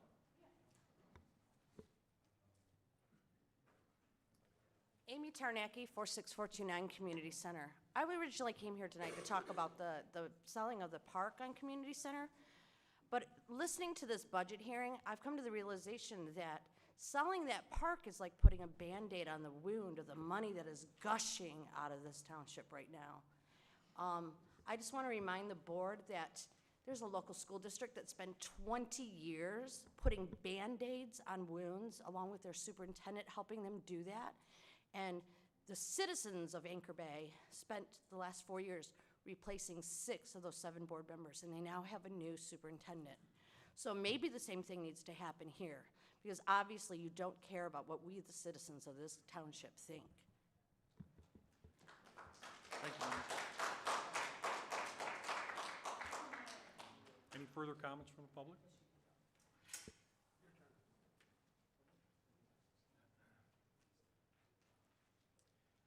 Ken Snarski, I reside on Candleberry in Chesterfield. I don't come to these meetings too often, and I heard all the rebuttal against the budget, and it was kind of a strange budget in that everything's zeroed out as you presented. I just wondered, what are your comments or responses to what everyone has said here? Can you comment? We'll comment once the public hearing is closed. Oh. This is the residents' opportunity to speak. Okay, so there's no comment back then? We'll provide comments once the public hearing is closed. Okay. I just had a question. Sir, could we have your name? Ken Snarsky, S-N-A-R-S-K-I. Thank you, sir. Any further comments?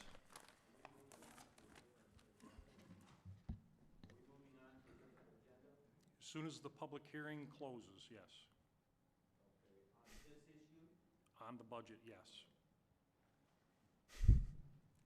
All right, Mike Wharton, 50393 Bauer. A few things in the budget worth wanting to recognize in here, and going into the public safety considerations. So on here, as someone who just recently left the department, as a paid-on-call firefighter, it says here labeled $250,000 issued for the department. This looks like it's a grossly low number for such a personnel, because back during last year's budget, when I worked for a full year during for the fire department, I had made a total of about $24,000 in the department, and that was when we had just under 20 members at the time, I think. So if you were to take that sort of situation, that means that it doesn't feel like there's an adequate amount of funding in that sort of positioning. And at the time, I had actually not worked 24-hour shifts yet, nor was I working a lot of shifts, because I had also taken on active duty orders at Selfridge during the COVID pandemic. So I feel like that in itself feels like there's not really a guidance in sort of funding that, and it's more or less just sort of a round number, like $250,000 sounds about right. In combination with that, we go over to the fire equipment fund, and there is $250,000 for contractual services into that amount, and that is probably for the MedStar Tango unit. Now, if anyone is not familiar with that, as a contract with the Township to have an SUV with a med bag and an EMT in it.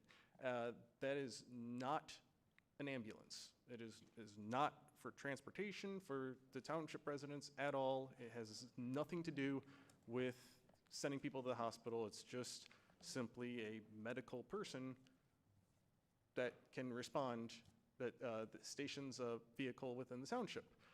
The problem that you have with that is that MedStar personnel, this is by no means a grievance toward them at all. It's usually someone who's just working there in order to get their time in, get a foot in the door in medical treatment, and it's not really a long-term career option for that company. It's more or less just there for people to get experience.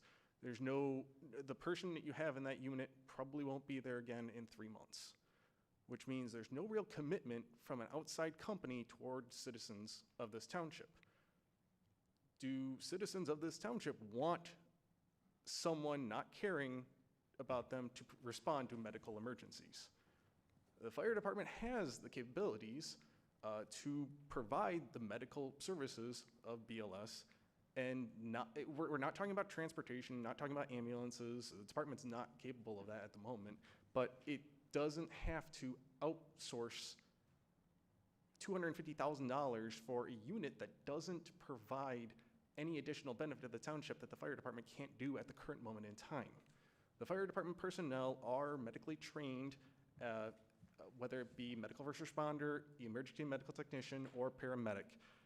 They can provide a certain level of medical treatment and have medically licensed vehicles respond to any citizen who requests it through dispatch. That also goes into another thing I'd like to discuss with that, and that is why it feels like the fire department was not being dispatched in certain medical scenarios. I can't speak on everything because I don't have the full breadth of the knowledge on that, but it did feel like there were certain medical scenarios we could have responded to, at least when I was on duty, that went to the police first and didn't. Mike, can I interrupt you? Let's speak to the budget. Oh, I'm sorry, yes, the budget, yes, I'm Not sorry. the operational. Back though to the MedStar unit, it's, that I feel is the taxpayers' money is not going toward the best funding for such a thing, especially when it's a third party that's not having the commitment toward the citizenry and is not, I can't say it's not in the best interest, but it is basically saying we're not letting people who are trained and capable of doing the job, but we are willing to spend $250,000 in a place where it's just kind of a waste of money. Lastly, in the Public Safety Department, I'd like to talk about the fact that we are, is the township still searching for a separate public safety director in that Wait, you got comments to the budget in front of us? I'm sorry? You got comments to the budget? This is the comments in the budget, yes. Okay. This isn't what this is the one thing for the budget on that. It's the $125,000 for the public safety director, and from my understanding of how the public safety department was created in all this situation, we are now in a position. I'm sorry. Mike, talk to the budget. I'm giving you a lot of leeway. This is about the budget. You got a comment on the funding or the mechanism of his pay? We're open to. Is this not part of the budget? It is, but you're talking about whether or not it's going to be filled or the operation or what his role is. We'll address that later. This is about the budget. Okay. All right. I'll His salary, skip that position is funded in this budget. Yes, it is. Okay. All right then. Aside from that, then I guess I have nothing else to say on that matter. Thank you. Thank you, Michael. Any further comments from the public? Any further comments from the public? Any further comments from the public? It's the public hearing. I'll make a motion to close the public hearing, bring it back up to the board. It comes back to the board now on the agenda. Yeah. I'll make a motion. Support.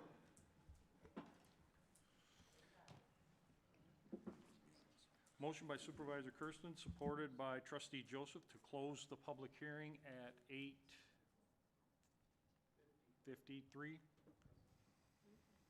Clerk Berry? Supervisor Kersten. Aye. Trustee Joseph. Aye. Trustee Anderson. Aye. Trustee Demink. Aye. Trustee Vosberg. Aye. Treasurer Elliott. Aye. Clerk Berry, aye.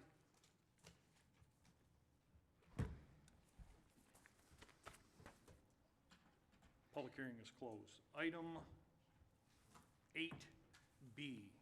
Item 8B is to approve a recommendation by Finance to adopt Resolution 2021-34 to approve the 2022 fiscal year budget.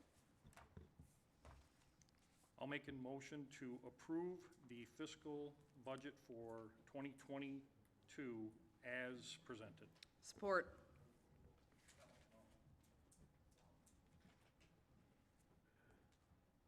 Motion by Supervisor Kersten, supported by Clerk Berry, to approve item 8B, the 2022 fiscal year budget.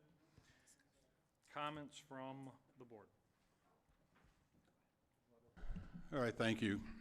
I promise I won't take half the night to explain this to you.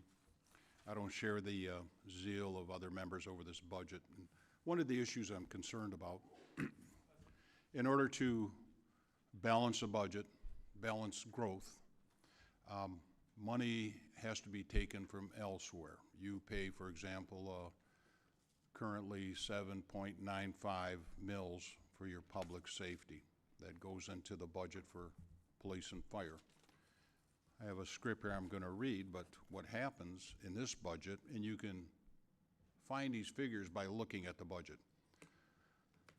Out of your public safety, $480,000 is moved out and put in the general budget to pay for government, your local government. This practice is not new. It seems to have accelerated over the last 5 years. It's not new. I have the figures I got from the former police chief. He gave me a few years ago between the years of 2001 and 2016. The previous boards took money.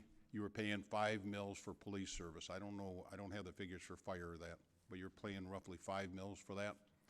During that period of time, those years, 2001 till about 2016, I have a figure from the former chief, said it was right around $2.3 million was taken out of the police budget and put in the general fund. So it's not a new practice.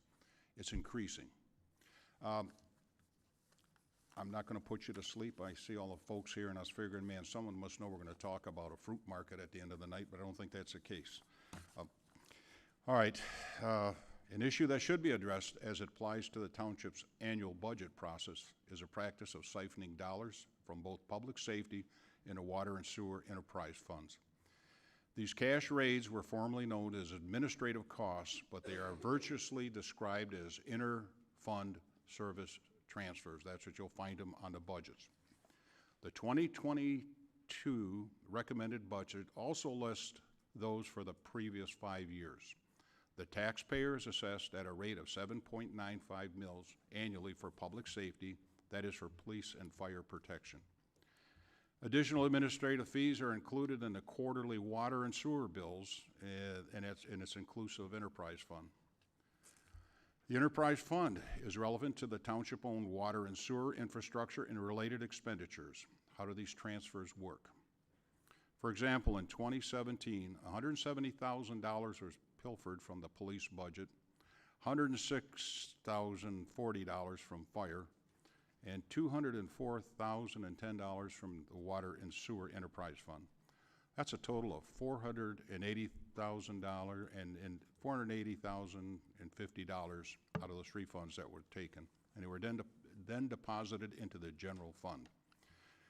2021, these withdrawals have increased to $827,839.19. The actual scheduled monetary extractions between 2017 and 2022, and you find these by looking at the budget, are as follows. From your public safety, $1,684,000, $50.22. Water and sewer, $1,450,000, or $450 and $12.50. These unabated transfers or raids on your millage and commodity-supported funds for the years involved will have augmented the general fund to the tune of $3,134,062.72. This is to cover the growth and expenditures of your local government. I don't know of any formula nor support of data for these questionable transfers, nor the existence of a logbook utilization study to corroborate them. A more plausible angle is usurping the aforementioned two funds to feed the ever-expanding township's uncontrolled spending. An example of this phenomenon is human resources. Department 226. In 2017, the cost of H&R was $97,718.33. 2018 through 2022, the actual and/or projected expense is $1,841,789.24. Engineering Department 447. Prior to 2018, zero. It was non-existent. Between 2018 to 2022, $764,299.39. Information Technology, IT, Department 228. It did not exist in 2018, or 2019. It made its genesis in 2020 in the amount of $536,539.27. $478,000, is anybody keeping tab here?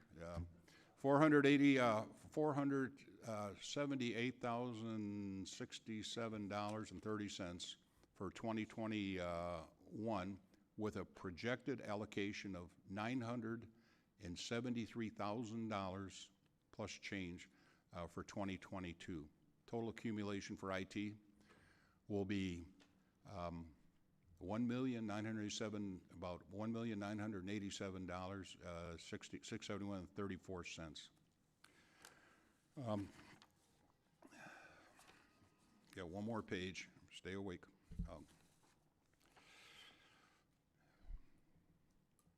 Okay, I've cited only a few of the more obvious examples of what can be described as a limitless growth of our Chesterfield government. Other department budgets have also been subjected to the ongoing interfund service transfer process, streaming money into the general fund. Do not infer that I am being judgmental of the merits or values of any of these departments involved or the individuals that may be affected. I only cite this data as it is printed. Another factor in play may be the majority of this elected board, nearly universal and benevolent support for any and all expenditures and/or projects that come before it on a meeting-to-meeting basis. That discussion we'll save for another date. In conclusion, I believe that left unchecked, these bloated and ever-expanding budgets will saddle future boards, the residents, and our stakeholders with an insurmountable fiscal legacy. Thank you.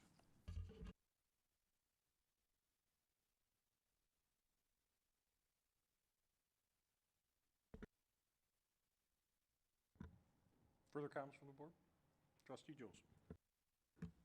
Thank you, Mr. Supervisor. I think Trustee Anderson summed up a number of my concerns as it relates to the now referred to as inter-department transfers or inter-fund transfers. These previously referred to as administrative fees were basically there, as I understood it, in primarily the police and water department. And I think they were there in police and water is because the biggest tax or millage, and in this case an SAD, that the residents pay is public safety. So 7.95 mils, that is the bulk of your taxes that go towards your public safety. And what has been used to justify to take the money that we approved, and we approve the public safety SAD every year, we have to give the residents justification of why we need 7.95 mils or whatever it is that we levy. We talk about the cost associated with police, fire, and rescue compromising the entirety of the public safety department, and nowhere in there do the residents see that the cost of the general fund employees like HR, even housekeeping or maintenance of the building or grass cutting or all of these other fees are fees that the general fund grabs a hold of and says that of the 7.95 mils, we're entitled, we being the general fund, as if there's two separate entities. The general fund then says the services that are provided come with a bill. Trustee Anderson referenced that there is no formula. I would take issue with that in a sense there is, and in fact at the budget conference, budget workshop that Ms. Bauer presented on the 8th of November and on the 18th of November, the idea of the administrative fund, the fees were discussed, and we were told that there is a calculation that is based on the total cost associated with providing supplemental services to both the SAD, the public safety, SAD, and the DPW.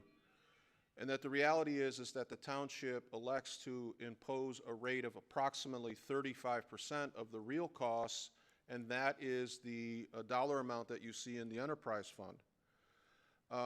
We had considerable debate. It was respectful among the board members and any member of the public that was there. And the essence of the opposition to why this is a good thing to do is this idea that if the department were to go out and get the contracted services associated with payroll, that they would have to pay that anyway.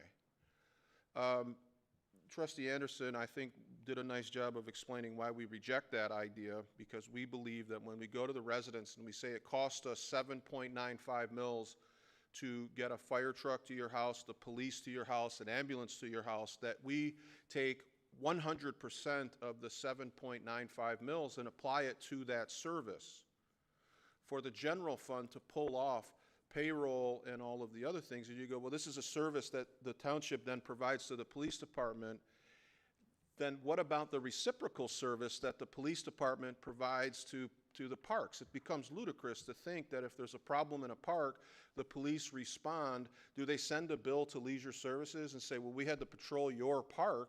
No, it's one township. So if I'm a payroll clerk or I'm an HR representative, I service all of the employees associated with the entirety of the township, just like the police department services all of the departments. And so all of the public safety SAD money should stay there.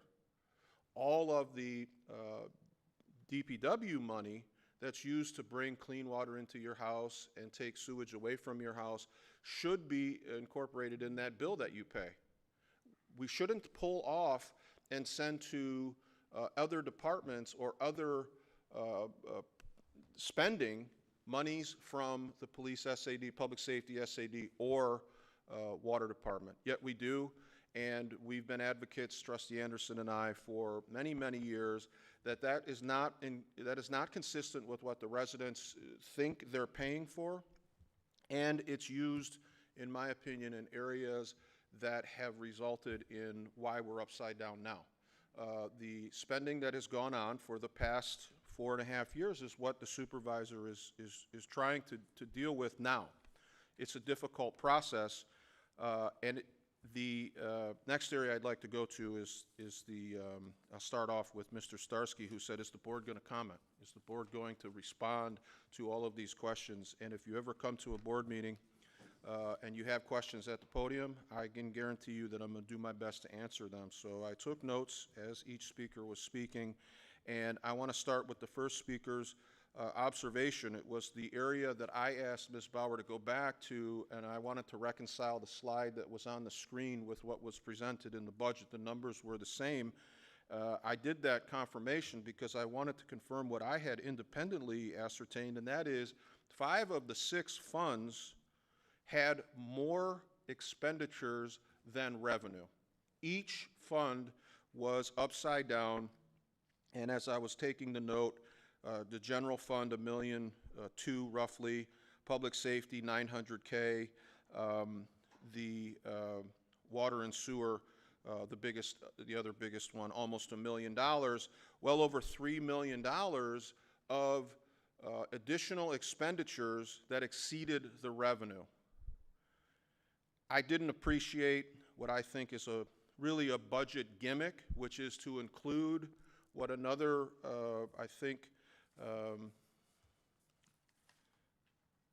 Ms. Tarnacki pointed out, I believe, which was how do you take it? It conveniently zeroes out when you apply last year's revenue. I don't know how we know that what last year's revenue is, because as long as I've been on the board, we don't really know how tight our previous year budget is until the spring of the following year when all of the audits are done. And typically budgets are presented in a way where we conservatively guess at what we think we'll spend and what we think we'll take in. And we're usually a little bit upside down in that we spend less and take in more, and that's reflected in the final audit in the spring of the following year. But here in December of the current year, we estimate last year's additional money, and it zeroes out, making it balanced. I don't think that floats. I think anybody that watched the presentation knows you can't spend more than you take in and then pull the money out of savings and say that's balanced. It doesn't work that way. Not in a personal finance, and certainly not in your taxation. So when Treasurer LaFata goes through and he points out each of these funds, I think it's consistent with where I was at. There were some issues that were raised about outsourcing and the return on investment, and every time we bring in a new technology, we are excited by the opportunity that the new technology puts in place, but we don't really do a great job of explaining why that's an added benefit to the resident. So if you don't utilize the technology, you're just piling on additional expenditures. A continuous improvement plan is exactly what's needed, and I like the idea of the suggestion of a committee. I, of course, would love to be involved on that. The next speaker covered some of the same comments regarding the definition of balanced. And again, I think it was clear in the presentation. You can't balance it by pulling money out of the savings and then saying that you're even, it's a zero. It's not revenue neutral. You're spending more than you're taking in. That's a deficit by any definition. I agreed with the concept of a number of points involving how we got here, but being blatantly obvious or blunt, I don't think that I can saddle the township supervisor, and I don't think it's fair to characterize his attempt to bring some order to an inherited mess as a campaign kickoff. And again, I don't want to go too far askew here, but the guy didn't want the job. He had a perfectly good job where he knew every detail of the craft as our public safety director, because his whole life has been in police, fire, and service of his fellow resident. So when the opportunity presented itself and the township was without a leader, he stepped up. And he left a job where he was certain of what he knew and took a job where he thought he could serve. And I think it's unreasonable and a bit harsh and unfair to present the budget as an opportunity to springboard into a campaign. It's not a fair assessment. The other issue that I would take with that particular speaker is the mentioning of specific employees and their relationship to the budget. I have, for 4 years, been very outspoken on my belief that we have grown government and we have wasted in discretionary monies contributing to the problem we have here. But the individuals that were mentioned and the 1% administration fee that was addressed was all part of a brainstorming session. It was not there is no township employee. All of the elected officials have an opportunity to go to the employees of the township to gather information and to get ideas and suggest to them, if your expertise lends itself to an idea, can you bring that forward for discussion? And we did that through 2 budget workshops as well as many discussions privately among the board. So this idea that Mr. Duchesne crafted the budget is an unfair characteristic and one very, very gross oversight, and I want you to go back and look at it, Mr. Speaker, as the proposed or contemplated 1% administrative fee, which was roundly rejected by the board, would yield nowhere near $14 million. In fact, at the current rates, the estimated revenue gained from that would be less than $1 million. So to be clear, there was no attempt to fleece the residents for $14 million. In terms of the comments raised involving Mr. Kadich's concerns and the idea that the general fund loaned the police department $3.5 million, which has never been repaid, I believe, and I was an advocate for the supplementing the police department because there was talk of more layoffs, and the layoff levels at that time, based on what we had on the streets and our population, would have left not only the officers unsafe, but our residents unsafe. And government's #1 job, and the reason that I ran for office, is because I think government's #1 job is to protect its citizenry. It's something that I focused on every bit of my career here is in the public safety. $3.5 million was necessary to keep the department solvent. And so that was a decision that was made by the board. It's become a lot of speculation about, is it a loan, and does the township, it makes no sense to me. I don't believe it's a loan. That'll be an argument for another day. And if it is a loan, how do you pay back an organization which no longer exists? The money went from the general fund, which is your money, to the police department, which is your department. The police department does not operate under a special assessment district for police. We don't have a police SAD. How could you pay back a police SAD? You have a public safety SAD.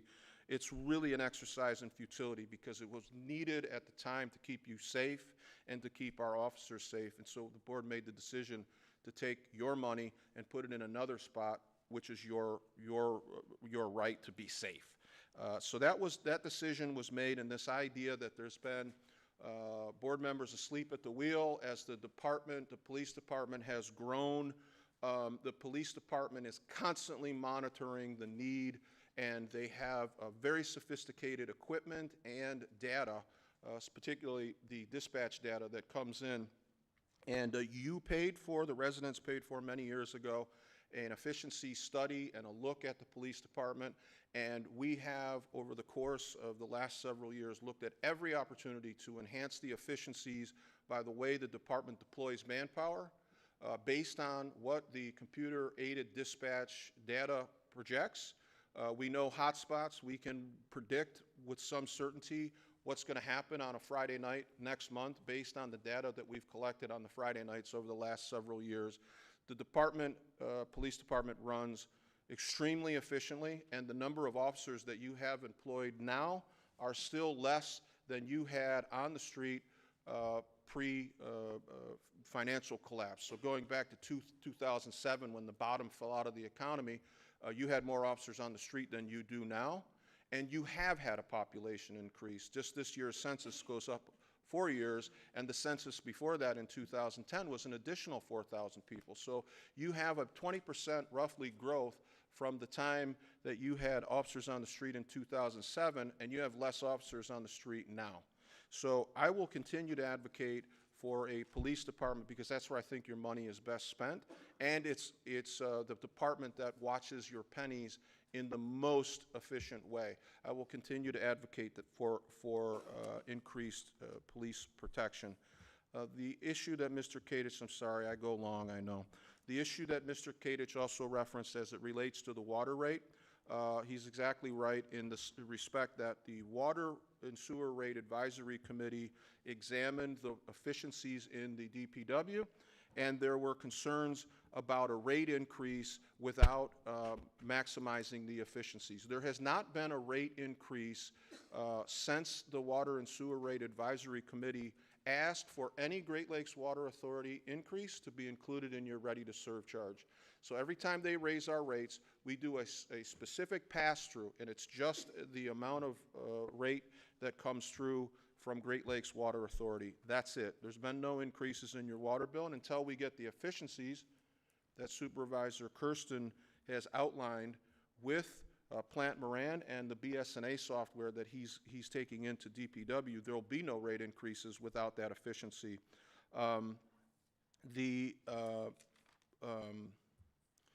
Last few comments, Ms. Tarnacki. Money is gushing out of the township, and she's concerned, and I share your concern. And do you care? I do care. And for 4 years, Trustee Anderson and I sat on this edge of the board, and we talked about the discretionary money. We really got bare-knuckled into many debates over the last 4 years about how we were spending money. And on the previous leader's way out, I complimented him on his vision, which I think Trustee Vosberg was keen on saying, the vision. I said I really appreciated all the great things that were coming, and it was as if we had been out to a nice meal and ordered some really expensive things, and now you're leaving before the bills comes. And that's what's happened. Trustee Anderson and I were toxic. We were poisoned. It was very ugly. 6 months on the job, Supervisor Kersten comes in, and he's trying to make sense of what spending went on way before he arrived. And I wish I could support this budget tonight. I wish I could vote yes, because not only do I think he's a great leader, but he's also my friend, and I know how much time he puts into this township and how much time he spends trying to, make things right. And it's difficult, and it's not something that you can do in 6 months. There are things in place that I think will curtail the frivolous spending, the growing of government. Referred to it as before as the previous leader walking around the township with a bag of township money looking to buy magic beans on every street corner, and now we are paying the bill for that. And all I can say to the residents here tonight, I'm sorry, before I close, the last comment and the last speaker, I appreciate him because he stood up when the discussion about coming to work for the fire department as a paid on call, and he out of the blue just said, I have always served my community, and he's proud of his military service, and I'm proud that he stepped up and went to work for the fire department and got trained, and he comes to board meetings and he talks. But what I didn't like and I think it should be something that we look at. You can come to the township and speak as a resident, but when you come to the township board and you speak as a township employee and you represent facts about MedStar employees just trying to get hours of service, and do you want somebody that doesn't care and the department is capable? You're now having a township employee who is speaking on the department operations, and that's inappropriate. We have a fire chief that can come forward at any point and has during our budget deliberations. It's not appropriate to come in as an employee and start representing operational issues. And so when you were checked on that, I was grateful that it happened, because it just isn't, it isn't part of the budget process that should be here. The last thing I want to close with is the belief that in the year moving forward, there is enough agreement on the board to continue to look at what we think are ways to fix this budget.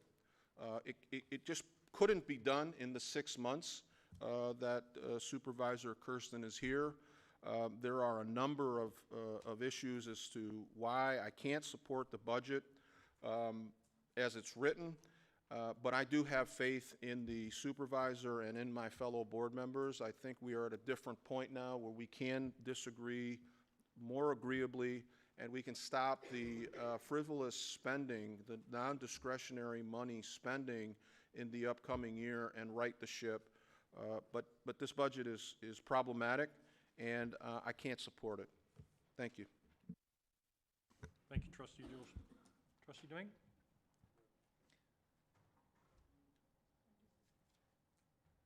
Trustee Bosworth? Thank you, Mr. Supervisor.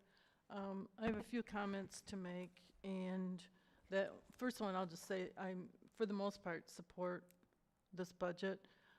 It's not everything I would like it to be, but there's enough good in it that you know, I can support it moving forward.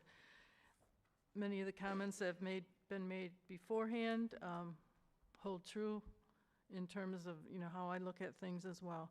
I do want to address that interfund service transfer, or the service fees. They've had different names over the years. I support the concept of having the departments that the general fund employees serve having to pay for those services. If we didn't do that, then you wouldn't have to have as high of a millage rate, and then if the general fund would employees would provide all the services, and we didn't charge the other funds such as public service and water department, then we could just have less fees to charge them. That's another discussion for another day too, but I just want to make that clear that it is an appropriate way to budget, and I agree with it. And then the budget itself is a balanced budget. The board over the years, some years spent less money than the revenue that was coming in and saved that money. That's why we have the fund balance. This year, looking at making some additional expenditures for special projects that don't come along every year, and we're using some of that money. No different than our own personal budgets. When one year we buy a car. We don't buy a car every year. One year we do, so we take money from savings for that, or we put a new roof on our house, something like that. It's the same concept that we have here. I do have one question, Mr. Supervisor, through you to our finance director, and that's regarding the percentage of fund balance. I'd asked this question in a public hearing, in our work group, and I would like just to have that number repeated. Is there a recommended amount for a general fund reserve fund that one does not want to go below, or a recommended amount? There isn't a one-size-fits-all recommended amount. You will hear something from a lot of the different audit firms that say 10 to 20 to 30% would be like a recommended floor, depending on your needs and your capital analysis for the next few years. That you would not want to go, for sure not below that. What was the highest number you said? 30%. 30%. High compared. And again, our fund balance, it will be It was 59%. 59%. Okay, so I just wanted to bring that up. We're in a very healthy position, 59%. When I was a county commissioner, that fund balance was a whole lot less than that. So just wanted to bring that up. Then I would also like to make an amendment, offer an amendment to this budget. And that is, I would like to add back the repair of the floor in the log cabin, that account number 101-752-970.000. I think that's P16, is that for project 16? And that's for $25,000. If that's supported, I'd like to comment on that.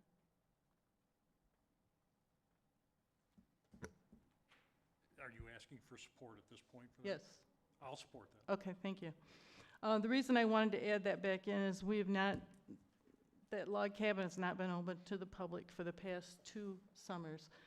The building itself was brought over by this board in years past, and the township itself did the work of setting the foundation for it and setting it in the location that it's at.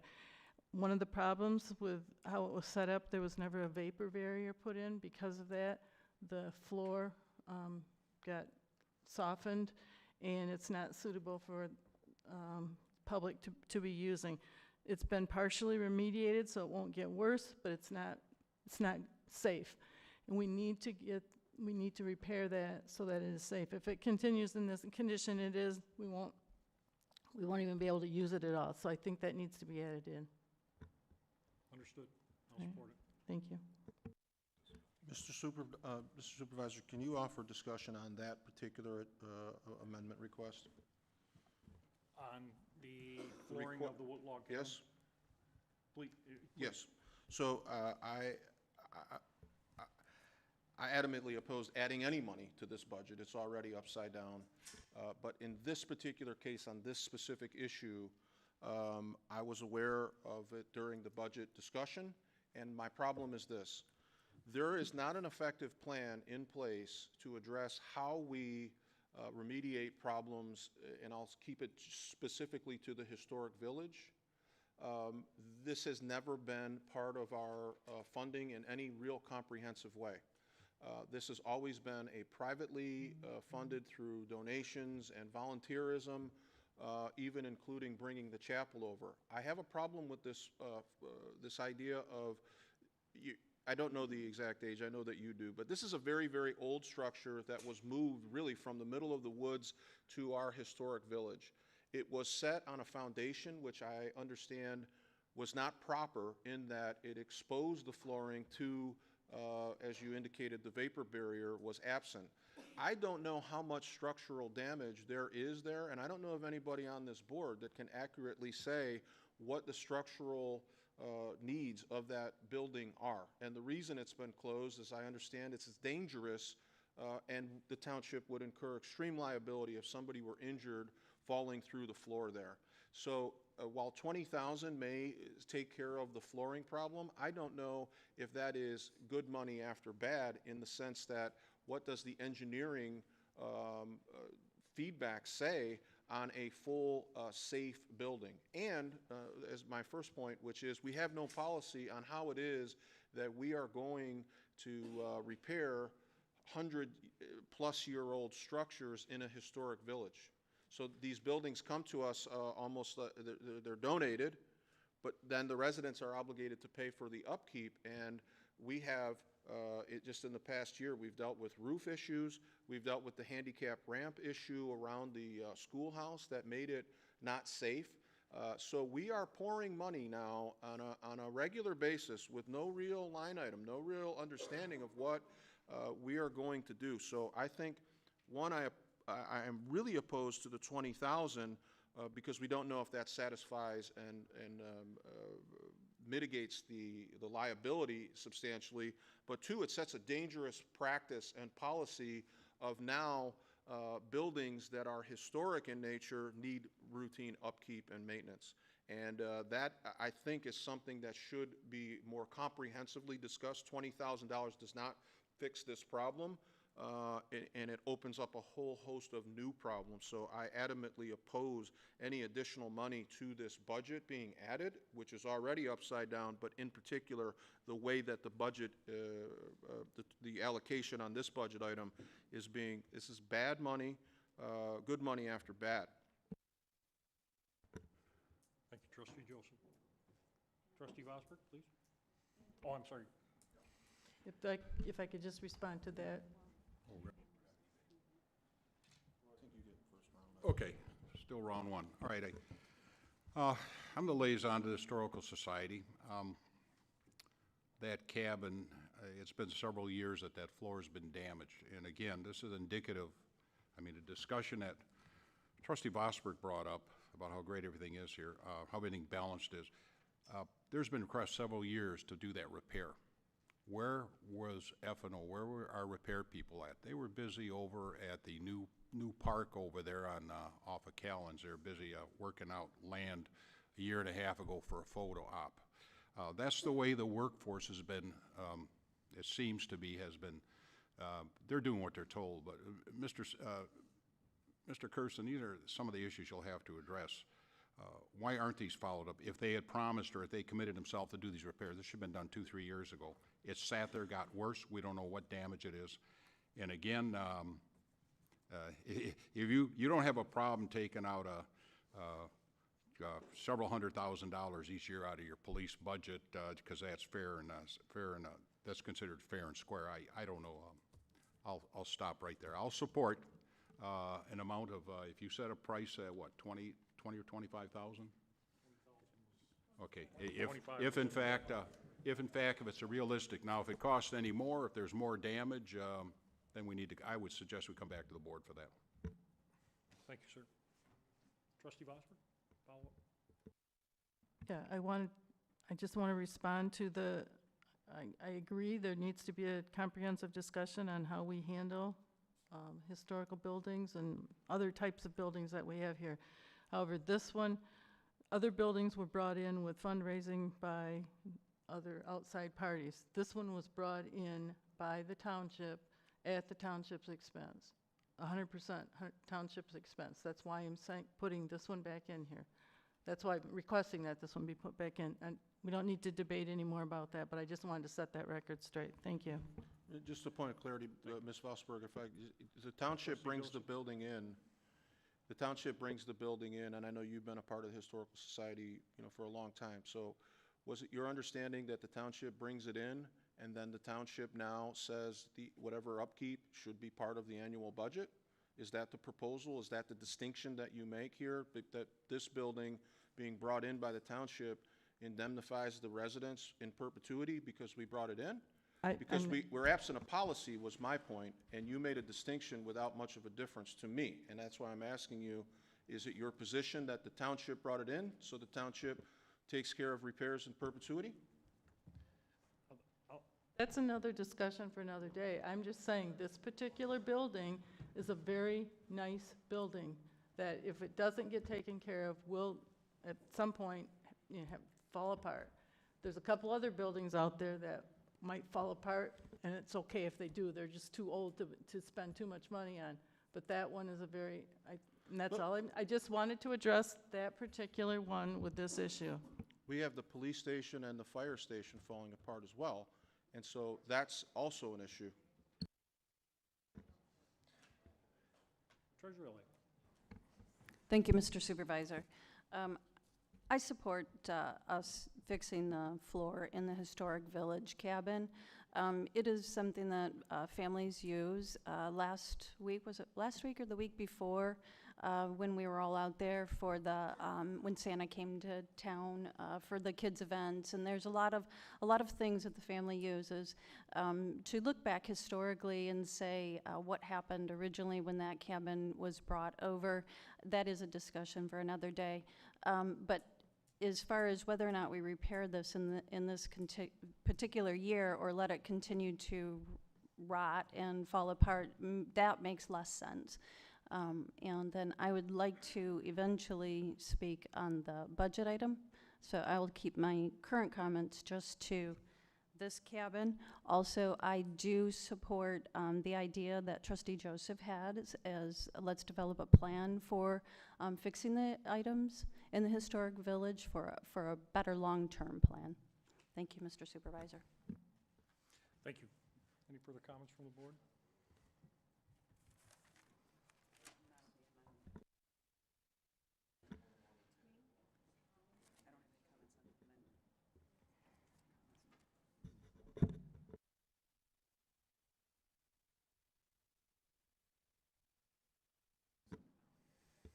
Okay.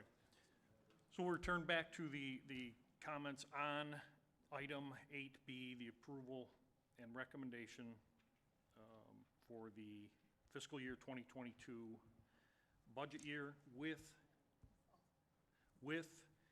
the amendment for the stated repair being added back into the line item for the repair of the log cabin in historical village. I've continued support. And I will continue my support. Any further comments from the board? Treasurer Elliott. Thank you, Mr. Supervisor. In regards to the budget, a couple of things have come up, and I want to thank everybody for coming and for being patient. I think the board members' comments and the public comments are very helpful in helping us understand what direction to go in the future and how to take care of things currently.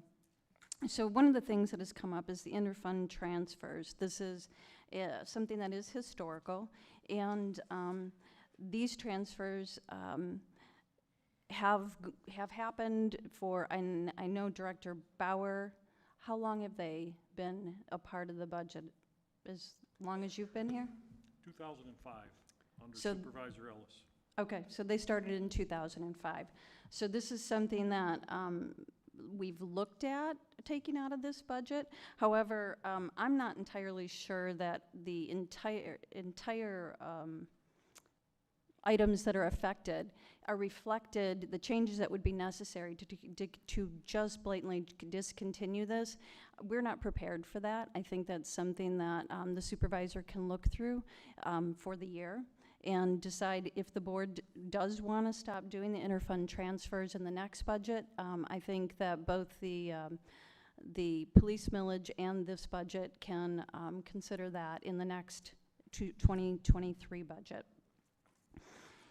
And let's see, I think that there is a lot of preparation happening right now as we are looking at a lot of employees who have retired this year or will continue to retire over the next couple of years. I think in the supervisor's original comments, he spoke to realigning a lot of employees. So this is part of that is a focus on the IT, and that's why there's a big discussion along that, is my understanding. The supervisor can speak to that. Discussion about the ARPA funds. We have received part of those ARPA funds, and we'll receive some of those later.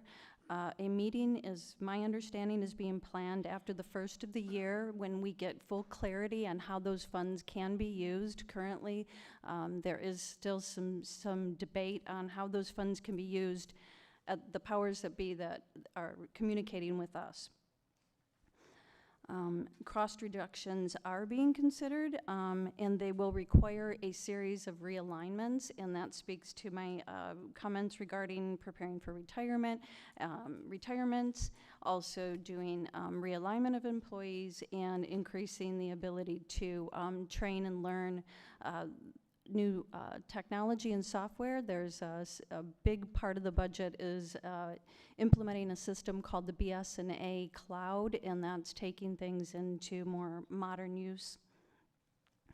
I personally do not support the 1% administrative fee that being put on the tax bill. I know that that was a part of a discussion. I do believe that that was just a part of discussion, but it was not ever anything I believe any of the board members have ever supported and probably ever will. There was also a comment regarding outsourcing. One of the things that we did this year is we took a look at our water and sewer bill printing. We have a vendor who is printing and mailing the water and sewer bills for 52 cents per piece. This is in contrast to 70 cents per piece for the township to do the same printing and mailing. The township estimate includes the cost of paper, toner, printers, pressure sealers, and postage. The reason the cost is much more for us to do it here in-house is simply due to the economies of scale for a printing house to do something rather than us. It takes the water and sewer department employees 14 employee hours per month to print and mail bills, which would equate to an additional 20 cents per piece for water and sewer bills to be printed. So that would be a total of 90 cents per piece if you want to take in both costs. However, the reason why the employee costs have been separated from the township's printing and mail estimate is the supervisor has been working with that department on developing an inventory system with those employees, so utilizing those hours in different ways. So when we are taking a look at, this is an example of one way that the treasurer and the supervisor has worked with HR in order to realign and bring a cost savings to the township and reallocate funds within the budget. Some of the comments made by Trustee Anderson can be reflected when he talks about costs. They, and I believe Director Bauer can talk about how those were moved. Some of the new departments are funds that have been moved from other departments. Is that correct? That is correct in some of the cases where we had, the IT department had other costs that were allocated under other different departments. Correct. Okay, that's what we had discussed that before as well.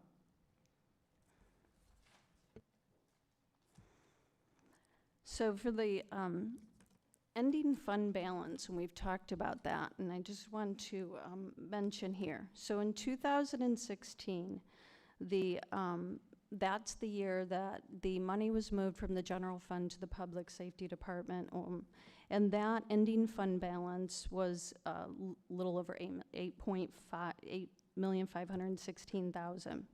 In 2017, the ending fund balance went up because although they used that $3.5 million in a way for the public safety, there was some reallocation in costs, and then that went up to 9.5. In 2018, the number went up to 10.3. In 2019, it was over 11. In 2020, some funds were used because we saved up that money to use it, and so there were some capital projects that were used, and then that number went down to 10. In 2021, a lot of capital projects were done. There were a lot of things that needed maintenance, and you've heard about a lot of those tonight, and that put the ending fund balance at about 7. That's where we're at today. There are a few more capital projects that the supervisor, including the IT project, and that is what we're talking about today, is we're talking about using the money that has been saved up. It is, the supervisor and myself have had a lot of discussion, and I am in support of this budget to help him be able to realign the employees, realign IT in these different areas that are in the budget. However, with the caveat that we will be looking at every item more closely and how we can do a cost savings. One of those suggestions that has been made tonight was for Aztec cleaning, and I did figure out how much we are paying. It may be cheaper to look at other vendors or at in-house cleaning and to revisit that, so I would support that. And I believe that is all my comments. Thank you, Mr. Supervisor. Thank you, Treasurer Elliott. Clerk Berry. Thank you, Mr. Supervisor. Well, I think it's fair to say that I don't think there's any member of the board who is 100% happy with any budget every year, but as was pointed out by another board members, you have to take a look and see what are the good parts, what are the bad parts, and do the good outweigh the bad. I would consider this budget a transitional budget. A couple of the other, I know my fellow board members have alluded to various changes that have occurred here over the last year or so, not only a new supervisor, but a various number of realignments and so forth, and changing how we do things. So I would consider this a transitional budget. The statutory obligations of a local governing body, township or a city, there are only 3 things that a township is statutorily required to do: assessing property, collecting taxes, and administering and conducting elections. One could argue that anything over and above that is wasteful. However, I don't think there's any one of us in the room or on the board who would argue that public safety is wasteful, obviously. I believe that public safety is an essential function of government, but the state law only calls out those 3 things. So while this budget incorporates a number of things, let's look at what it accomplishes, because I think we have to take a look at, it's very easy to get stuck in the minutia.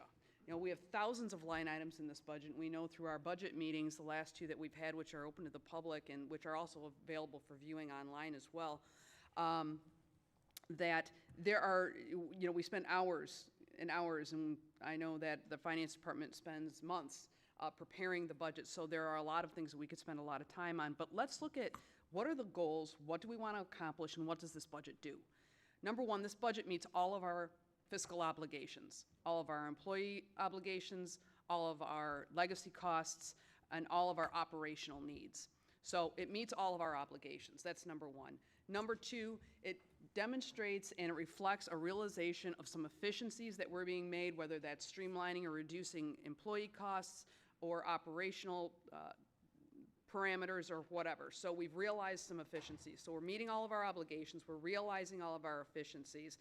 And one of the things that I've noticed in this budget that I like, and I call it a transitional budget, is we're starting to do things right. For a long time on this board, there were things, and I say not necessarily board, but operationally here at the township, that were not being done right. And we're righting so many of those things. And I credit Supervisor Kersten with that. He went through this with a fine-tooth comb and a very strategic approach, just as he's done in the public safety department. We see the progress that's been made there. He's taken that same approach and brought it here. And as a result of that, we're starting to get things done right. So I think that's another thing that this budget accomplishes. Also, I think we need to acknowledge the fact that, yes, there's more money going out than coming in, and we can see that as a deficit, but it's not just an operational deficit. We don't have an operational deficit. We're making investments as well, over $10 million in investment of tax dollars that were collected that we've kind of been collecting and sitting on, which I don't think is appropriate. I don't think government should collect dollars and sit on them. Either reinvest them into services that your residents are directly benefiting from, or improving quality of life amenities or quality of services or efficiencies. That needs to be reinvested. And quite frankly, if we're not going to reinvest the money, return it to the taxpayers. Give it back. Don't sit on it and hold it. I don't think that's the correct approach. So I think we're getting things done right. We're making investments in efficiencies, in amenities, and in benefits that the residents are going to either directly or indirectly benefit from. We're meeting all of our obligations. We're realizing efficiencies. So I think that this budget accomplishes a lot, even though it may be lacking, or there's some areas where we want to make some improvements, and I would look in the future to be making those improvements in future budgets. But I think it accomplishes an awful lot, and as Trustee Vosberg, I think, pointed out, it does more good than not, and I think we're realizing a lot of benefits here. In addition to that, I just would like to make a point in terms of the Clerk's Department, that the Clerk's Department is often, and especially elections, is kind of an easy target to say, well, why are we spending money here, or how are we doing things there? The Clerk's Department is the only executive department that actually generates a portion of its own revenue. In other words, we actually pay a portion of our own freight. We bring in about $50,000 to $60,000 in passport processing and various other fees for other services, value services that we offer to the public. So we actually are the only executive department, I don't mean building or parks and rec, I mean executive department who actually does that. So, and obviously some departments can and can't do that, but that is something that the Clerk's Department brings to the table. We're always looking at ways to streamline. We've done that in this budget. We're going to do it in future budgets as well. However, we are confined, as all the other departments are, and I think we need to keep this in mind, that some of the many, if not all of the departments are confined to collective bargaining agreements that are in place, that we cannot change those things. We know when we get our budget books, those are usually highlighted in yellow. There's nothing we can do to change those things except for contract negotiations. And I would give, I would say that Director Duchesne would be worth his weight in gold if he could actually dial back some of those salaries or dial back some of those benefits in the next contract negotiations. I don't know if that's really feasible in terms of its effect on the budget in the future. However, what I think it can do is we can realign and I know even in the clerk's department, as you know, we are streamlining and reassessing, and we have an opportunity to realign some of the things that will realize some cost efficiencies. I know in my first term here, one of the first things I did was take a look at the elections department, as I know Treasurer Elliott's done some tremendous modernization in the, and realized some efficiencies in Treasury that we see reflected in this budget as well. So that's another thing I like about the budget. I know that when I got here, I reduced the cost of elections by 29%, for example, and I think that we're seeing a lot of those kinds of things as you look throughout the budget. So that's another good thing that this budget does. So I think with all of the things that this budget accomplishes, I'm going to be in full support of it. Again, are there things in there I don't like? Absolutely. Are there things in there I'd like to see us change in the future? Absolutely. But the fact is that for being a transitional budget, moving from one executive administration to the next, I think the supervisor has done an absolutely outstanding job of doing the very best he could with what he had to work with. And I think that moving forward, I think we're going to see some additional development, some additional revenue streams that are going to be able to offset some of this, as well as continuing on the path of creating a different type of Chesterfield that's modernized for the future. So I appreciate that, Supervisor. Thank you. Thank you. Treasurer Elliott? Thank you, Mr. Supervisor. The clerk said that you were the clerk's office was the only one that generated revenue, and the treasurer's office, the summer tax roll is in the budget, and there's an estimated of a $44,600 that's generated through the treasurer's office completing the summer tax roll. That number has increased significantly, and is because of negotiations between the treasurer and the school districts. It was at $1.75 per parcel for us to prepare the summer tax rolls for years, and that you could get more by refunded, or not refunded, but reimbursed from the state of $2.50. The cost is more like $3, and I am currently negotiating that fee with the school districts to get a full reimbursement for the summer tax roll. Also, the purchasing cards will be implemented at the beginning of the year and are expected to generate anywhere between $10,000 and $30,000 a year, but are not reflected in this budget. Thank you. Thank you, Treasurer Elliott. Trustee Joseph. I won't go on because this is going to get real late, and I know people are here for a different reason, and I really want to hear that. All I can say to you is I'm glad that you're here, because you get an eyeful. Whatever it is that you came for, you got an eyeful of the budget, and a lot of people shaking their heads, and a lot of people angry, and a lot of people frustrated. You can see it, and I can tell you that if half this room shows up for a board meeting, the nonsense that created this problem will not be here next year. I guarantee you. And I'm trying very hard, because they say that you cannot solve today's problems with the same thinking that created the problems. So I want you to know, and I believe on this board, that we do have a different makeup on the board in terms of being able to fix this. We spent a lot of time in very destructive debates that got very personal and very ugly, and we don't have that. We really don't have that, and we do have a new makeup. But as I listen to some of my fellow board members, I don't want to go down an ugly path, but this idea that congratulating Supervisor Kersten for taking corrective action for a lot of things that were broken, you can't vote for it for 4 years, create the problem, and say, oh, good, glad that you're here, now we can fix it. Because there were some of us that were saying all along, you know, we were spending millions in areas that enhance the quality of life for fish, and some of us said, hey, that's not a good way to spend money. And that's going to cost us down the road.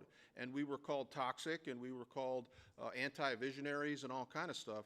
So I don't want to revisit that. It's ugly and it's in the past. But we have people here now where a debate can take place, and we have some productive discussions. That, I think, will be the fix of the problems moving forward. But again, this budget could do more.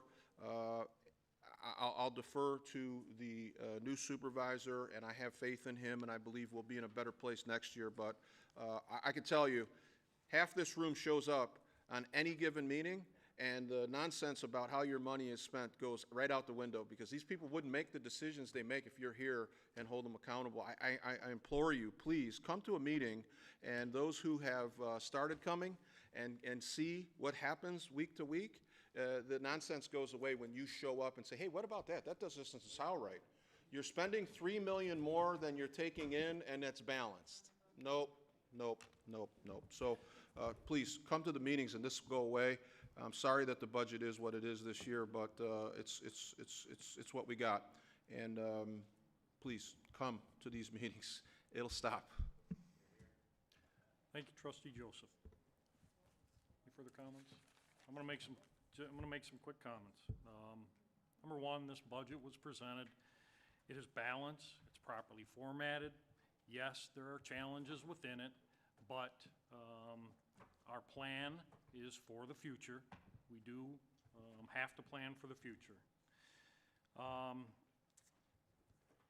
If I walked in tonight, and again, I'm glad everybody is here to see this and witness this, and I know that's not what you were here for, and I'll try and make it quick.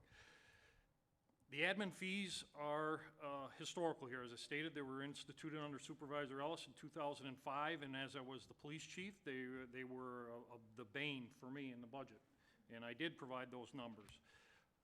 We have been working this year to try and reconstitute them in some other fashion. The administrative fee was discussed. It was, as all other items were in the budget, preparation. Several items were discussed. And the completion of this budget is where we landed. The general fund balance, is well within the norms. Our auditors approve it, and they like it, and yes, there has been significant funds committed to past projects. Our parking lot, the bridge that's driven over here, coming into the township. Those were all one-time capital expenses that we have to pay for. What I want to tell everybody is that the township's growing. Proportionally, we're one of the fastest growing townships in the region. Our water rates are lowest in the region. Our taxable value continues to grow. New residents, new commercial, both residential homes are growing. We exceeded proportionally the sizes of other communities. We deal with facts here. We deal with what is real and what our history tells us, and that's what guides us moving into the future with future developments of budgets. The IT discussion here. There's so many antiquated operations in this municipal operation that we have to clean up our own house internally before we move forward. We have to realign. We have to get with technology, and it affords the residents that opportunity to streamline many of the programs that we offer.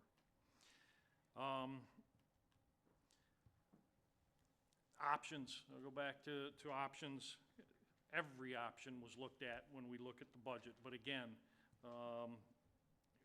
it just wasn't real. We can't close parks. They have to operate. The ARPA funds that was mentioned, those are restricted funds. They haven't been issued to us. We have partial payment. There will be a public hearing on those, but those aren't in this budget. Could have inflated the budget, but I chose not to, and won't, because that's not something that, again, I want to present to the public. When you walked in the room tonight for the first time and listened to people speak, you would think that we're in a doomsday situation. We are not. We're not selling property, which is on another item of discussion here, to balance the budget. I'm sorry if you take that inference from the agenda tonight, but that is not it. As far as public safety is strong, and it will continue to operate. An individual spoke about how safe we are in this community. Look at the FBI stats, look at the crime report. Yes, please do look at it. You know why it's low? Because we have a good public safety fund, we have a good public safety police department, along with the fire department and our partnership with MedStar. That serves the residents, that benefits the residents. There is not money gushing out of the township, as was stated, and I appreciate the comment. If you just listen to one side of what was presented tonight, yes, that's the assumption you're gonna make. That's not true. And the last is, when you speak here, there's no reason to call people out by name. There truly isn't. Everybody here in this township is dedicated employee, they work hard, and they work for this township. To call them out individually about their pay raises and what potentially, first of all, I don't know where you got those numbers because they're not right. So with that being said, I made a motion to approve the fiscal year 2022 budget as presented with the appropriate amendment. No. Clerk Berry, please call the roll. Supervisor Kersten. Aye. Clerk Berry, aye. Trustee Anderson. No. Trustee Joseph. No. Trustee Demink. Aye. Trustee Vosberg. Aye. Treasurer Elliott. Aye. Motion passes. Item 8C. Clerk I- Berry. Item 8C is to conduct a public hearing to consider the sale of the following township-owned properties.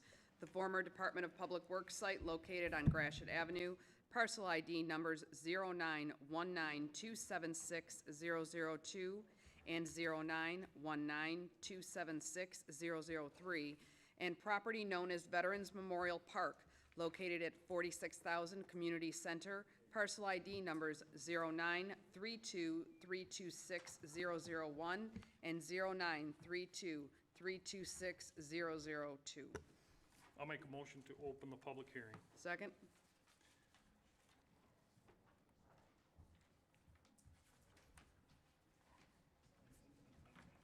Open it, 10:01. Public hearing is open at 10:01. All those in favor? Aye. Aye. Opposed? Public hearing is open at 10:01. Just so you know, this item is combined into two, but we'll consider them separately when the board takes action. Yes. Mr. Supervisor, before we get into public hearing, I'd like to make a motion, just from a parliamentary, we cannot take up a new item after 10:30 according to our Correct. APO. I would like to make a motion to suspend the rules to allow us to finish the agenda. I'll support it. There's a motion by trustee Joseph, supported by trustee Anderson, to suspend the 10:30 rule. I don't have the specific site in front of me. It's APO 2004-18, item 1.4, requires us to complete all business, take up no new issues after 10:30. I think after we get done with the public hearing and take a vote on this, we could be easily encroaching the 10:30 rule. They're here to speak on this, so I would ask that we suspend the rules requiring completion of agenda items by 10:30. Understood. Clerk Berry, you want to call roll call? Trustee Joseph. Aye. Trustee Anderson, this is on the motion to suspend the rules. Correct. Trustee Demink. Are we doing the whole agenda or just the items with the sale of the property that everybody's here for? Well, my motion is really just to suspend the rules in general. If there's, if it goes on till 1 o'clock in the morning, I think we could make a motion to adjourn. Okay. I understand All that. right. You know, But I I'm think fine this with particular this. item should get us I'm good. through. Okay. All Okay. right, I just. Trustee Demink. Trustee Vosberg. Aye. Treasurer Elliott. Aye. Supervisor Kersten. Aye. Clerk Berry, aye. Motion passes. We will suspend rule 1.4 of the APO for time limit for 10:30. Please, sir, proceed. Yes, my name's Jim Anderson, resident of Chesterfield for probably over 40 years. I live on Community Center Drive. I built a house there in 1991. We have a nice quiet street, and we enjoy that area very much. Most of the residents here enjoy the park at the end of the street, which is Veterans Memorial Park. And for some reason, I don't know why, maybe this was in the works for a while, they took out the monument there. I don't know why they did that. And a ball field that was down there. And now it's a proposal here to sell the property and build 12 houses down there and connect the two streets, Silver Bell and Community Center.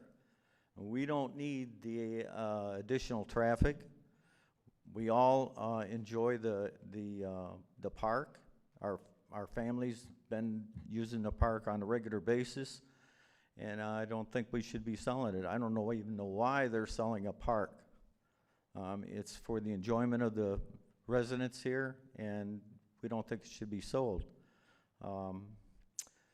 Another thing, reason for concern is this was presented in a motion, I think, in November.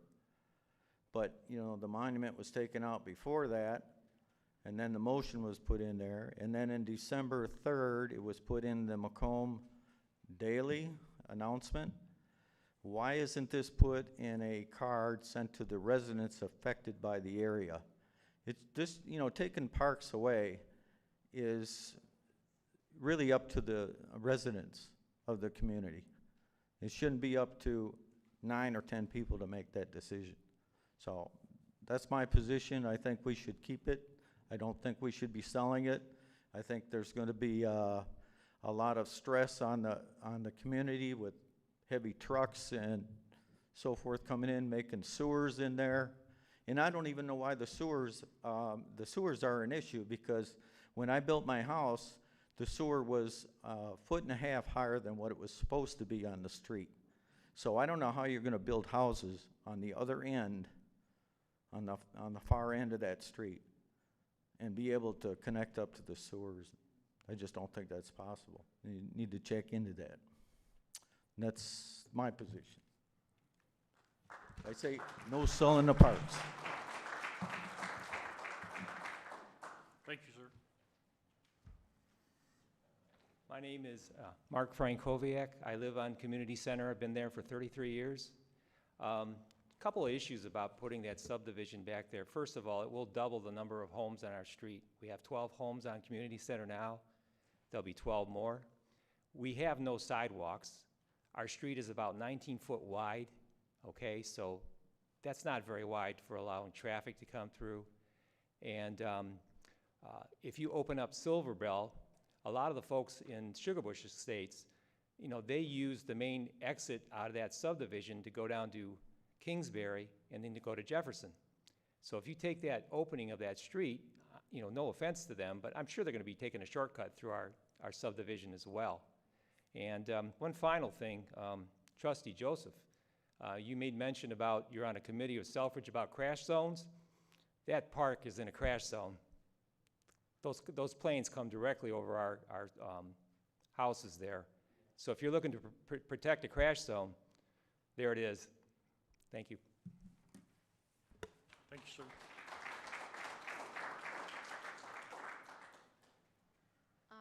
Hi, my name is Shaylin Snarsky. I live in a van down by the river for Chris Farley fans.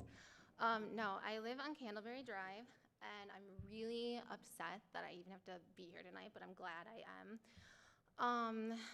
I was so upset to hear that they were going to destroy the land by my house, and I grew up there. And I mean, it's not only a sanctuary to everyone who lives there. I mean, it's a part of our home. So yeah, we should be the ones who should have a say in this, not a few people who it doesn't directly impact. So, I mean, it's a part of our home. I mean, it's scientifically proven, like, by Nobel Prize winner Elizabeth Blackburn, that for the health of our cells, being around trees and a good, safe neighborhood is actually good for longevity and health. So there's all this science to it that people don't even realize. And it's this amazing place for people to go. A lot of people walk their dogs there. It's someplace that kids can go. It's safe. It's beautiful if you've ever gone there, especially when the leaves start changing in the fall. It was someone here, Kathy Elliott actually said earlier about why she thought the log cabin was important, because it's something families use. Well, a lot of families use this park. It's like our backyard practically, and it also kind of makes our homes a sanctuary because it's disconnected from everything else. And I noticed that Chesterfield just keeps on building. I'd like to throw out the quote by Edward Abbey, who said, "Growth for the sake of growth is the ideology of the cancer cell." And I notice a lot of that happening in Chesterfield, and I wonder if that isn't part of the whole Band-Aid that was referenced today about spending. But this just isn't right. It isn't okay. I mean, if this goes through, I feel like we should all be going out there with pickets protesting and trying to stop it. It's ridiculous. And a lot of people don't realize, too, that not only would it stress ourselves and be unhealthy for, I mean, ourselves at a cellular level, to be honest, that's the truth. But they don't think about the animals, too, and the earth. I mean, this is it's important. It keeps a town healthy. The trees and the animals are part of a town. The animals are part of a thriving ecosystem. These animals have hunted, by the way. I hope people who get houses there don't have Shih Tzus, because coyote have hunted there for a really long time. And the deer graze there. There's even a protected nature trail. And I just don't think it's right to sell owned land because it will gain, because you're not just selling a piece of land that you happen to own, that the township happens to own. You're selling out all of the people. You're selling out our homes. You're selling out the animals. You're selling out the earth every time you do this. And you're selling out the homes of people who pay high taxes and have serious investments in their homes. And so it just isn't right, and so I'll let other people speak, but I wanted to say that. Thank you, ma'am.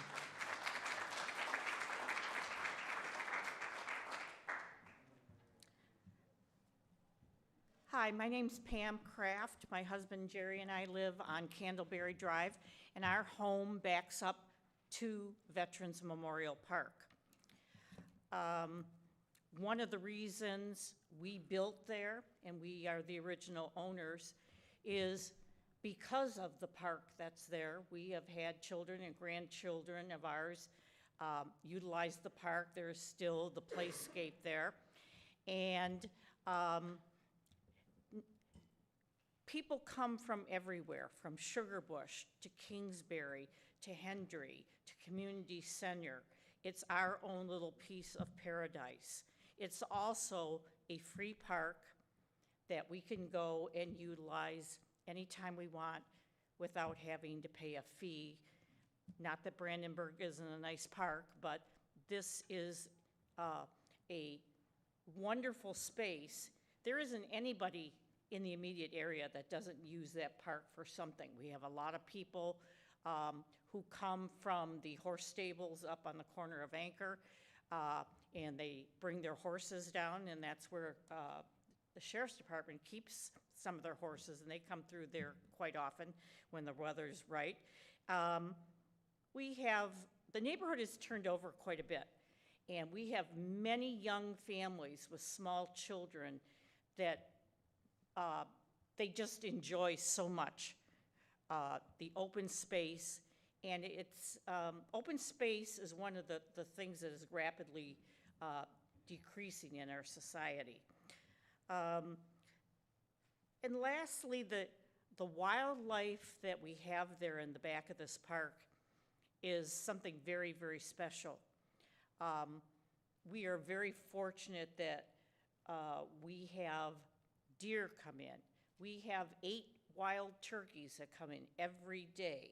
We have a hawk that sits on our railing and frequents the neighborhood looking for his next meal. You name it, we've got it. From the deer, the turkeys, to raccoons, to possum. And we've also, I think the neighborhood has done a really good job of keeping the park pristine, and we have stopped individually the people who would come back there with dirt bikes and four-wheelers and try to tear it up. We've pretty much got a stop to that. And we have so many people with dogs who traverse that park every single day. It would be a travesty to take that away from the people who a majority of us move there because of that little piece of tranquility. Thank you.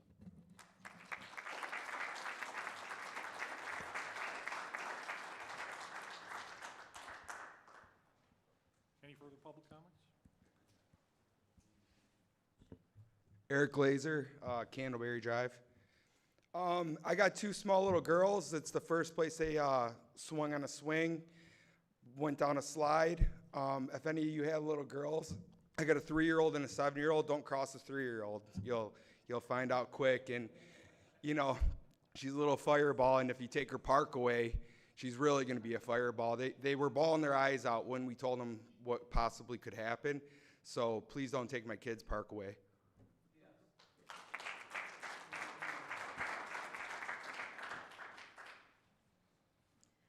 My name is Michelle Smith, and I also live on Candleberry, and my husband and I's home faces the actual park. This is my first time at this meeting, and I have to say that I don't believe that what I'm going to say is going to make a difference, but I hope that you all look into your hearts, the ones that have the veterans background and the log cabins that you want for the community. This park is for the community. People drive up, they bring their dogs, they play their music, they run, they walk the trails. It's just a nice place. We should have seen the writing on the wall when you took the cannon out, and I think what a disservice to our veterans. I don't know who was in charge of making that decision, but we have 3 flagpoles that don't even have flags. And this was about the veterans. Some board before you decided that this park was going to happen. And for someone to agree to just take everything out as if a veteran isn't important says a lot about whoever voted to do it. I'd like to see the stuff brought back. I'd like to see Chesterfield have another park. I just saw a commercial that Chesterfield did on parks and how much it's important to this community. Put your money where your mouth is and put the park back for the people. Sell something else. Don't sell a park that brings happiness and joy to children, and not just the ones in our community, because I know people come from all over. I have a gentleman that comes every week with his special dog who has a spine injury and lets him run, stops and talks to all the neighbors, the dogs get treats. What you're voting on is a veterans park. Remember that. My husband is a veteran. I know there's got to be veterans here. Don't do a disservice. Don't sell something that has so much meaning to so many people. And bring back the flags.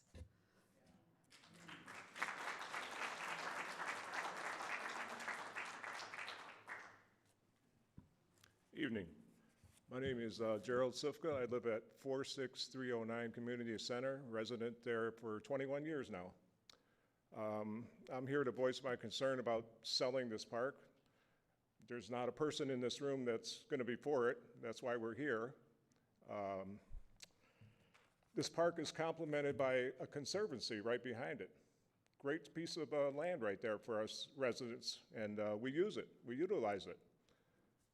The thing that kind of is perplexing to me tonight is the transparency with getting this park, you know, for this agenda on the meeting here, right here tonight. When I get a mention for our tax revenue, I get a postcard in the mail. Okay. Same thing with fire or police. I get a postcard in the mail, come to a meeting. We're having voicing a concern about raising revenues or whatnot. For this event, due to my neighbor Jim and everybody in here, he enlightened us that this is going to be on the board meeting. You would have an empty room at this moment if he didn't enlighten us. So the transparency, you send me, postcards in the mail, tell us residents what the heck's going on in our neighborhood. We never got there. not through the township. You know, these postcards come in the mail even for a pump station 10 years ago. We were, you know, postcard in the mail, we need a new pump station, come to the meeting. Well, we got our new pump station whether we liked it or not. But for this issue, nobody was ever told about it. There isn't a whole lot of green space at this end of the Chesterfield. I think it's probably the only one. Let's just keep it. Everybody there, you know, as opposed to removing it, you're our elected officials, not our indentured slaves. Hear us, because that's what we're here for tonight. Do your jobs. That's all I have for you.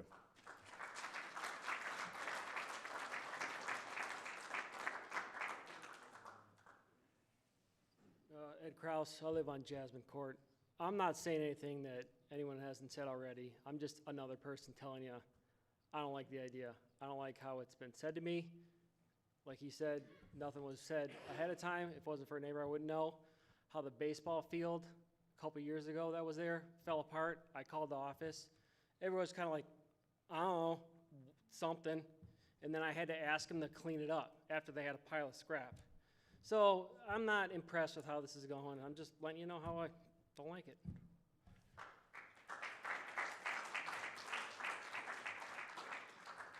My name is Jane Reistack. I'm at 28483 Kingsbury. What that gentleman just said floored me. A few years ago, I saw this beautiful baseball field going, and they had, I don't know who put it in. I don't know if the township spent the money to put it in. Only a couple years after that, it's gone. I could not fathom who would have done that. I was down there at the park watching families having baseball games and Little League or whatever, and the next thing, and I saw these high, you know, fences to keep the balls from going off into the neighborhood or whatever, so it wouldn't go way out, you know, into the subdivisions. I was floored, and I don't even know who was responsible for putting it in, all the money and expense of putting it in, and then poof, now it's gone, and like the other people have said, the memorial gone. Nothing said, no contact with any of us to say why this was here 1 minute, and in a very couple short years, it's gone. And all these people were enjoying that field. I go there a lot. I walk down there a lot. When I have family come from out of town, we go there and take walks. This is preposterous.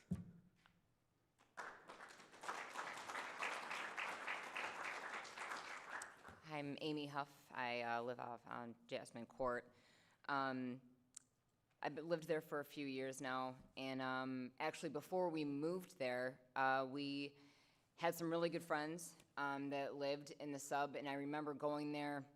We were sitting outside one day, and I remember hearing those baseball, softball games, and you could hear the kids laughing. You could hear the sound of the ball going against the bat. The people were cheering, and I remember thinking, like, I just want to hear that every weekend. I would love to live in a sub like this. A few years down the road, we got lucky enough and we purchased a home there. And one of the reasons we purchased this home was it was bigger than our last home, but we loved the subdivision. The people in this sub are amazing. But we wanted to have children, and having a park at the end of the street was just a huge perk to living in this subdivision. So the thought that at this moment in time that this could get taken away, I mean, my husband and I were like, as much as we love the sub, we were just so disappointed and so upset to even hear that it was being considered. And I have the same feelings that everyone else does. And thank you to the gentleman that came to my house the other day to let me, my family, and I know about what was going on, because if you didn't, we never would have known. Never would have known. Nothing was sent in the mail about any of this. So, you know, I take my daughter to this park all the time when it's nice out. My mom, who watches my daughter as I work from home, she takes her to the park every day, has gotten to know everybody in the neighborhood because she takes her to the park. Our small community, we gather. I mean, people get together and spend time. The kids play together. This is, it would be devastating if you took it away. So I'm asking, please don't.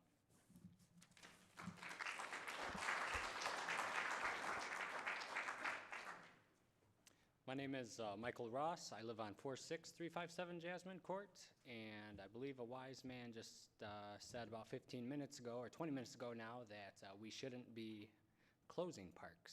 I believe that was you, Mr. Kersten.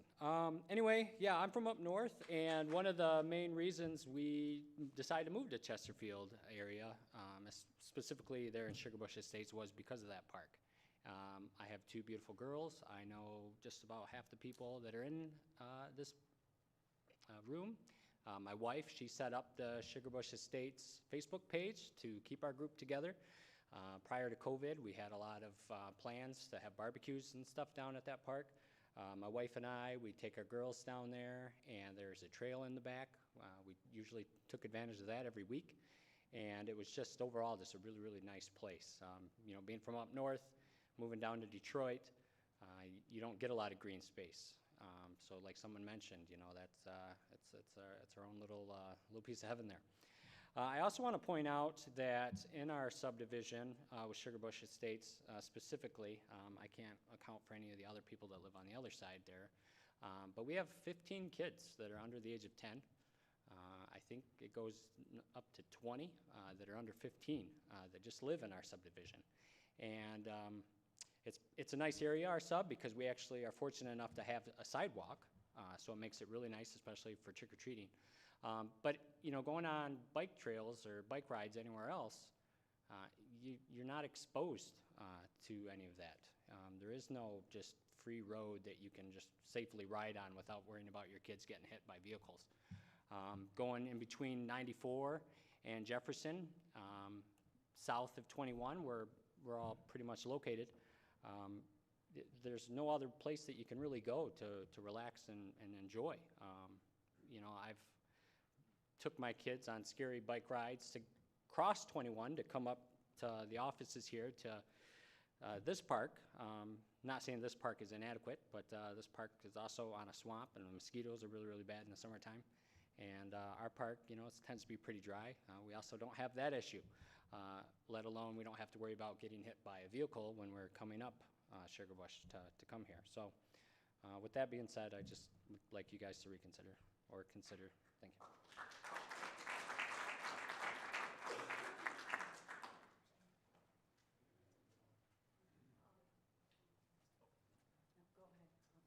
So I don't publicly speak that good, so apologize for this, but I'll just say this. My name is TJ Calabrese. I'm on Canterbury Drive. So you've already heard everybody's excuse for keeping the park. What I would say to you is, think about your votes. You want to be on this job, right? You like being here?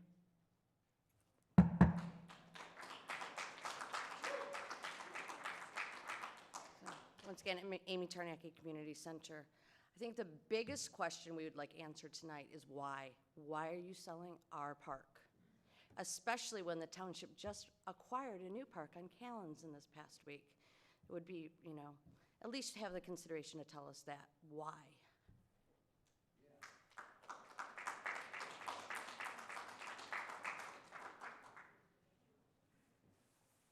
Paul Lafata, 48055 Mallard. Maybe I can shed some transparency for these residents. That park has been prepped by our previous supervisor for sale to Selfridge Air Force Base. Fits right into the S3 Selfridge implementation plan.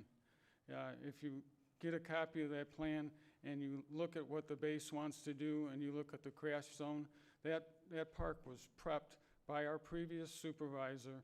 He moved the cannon off and everything else so that his intention was to sell that to Selfridge Air Force Base. And if that happens and the S3 goes by, I don't think any of the residents are going to be happy.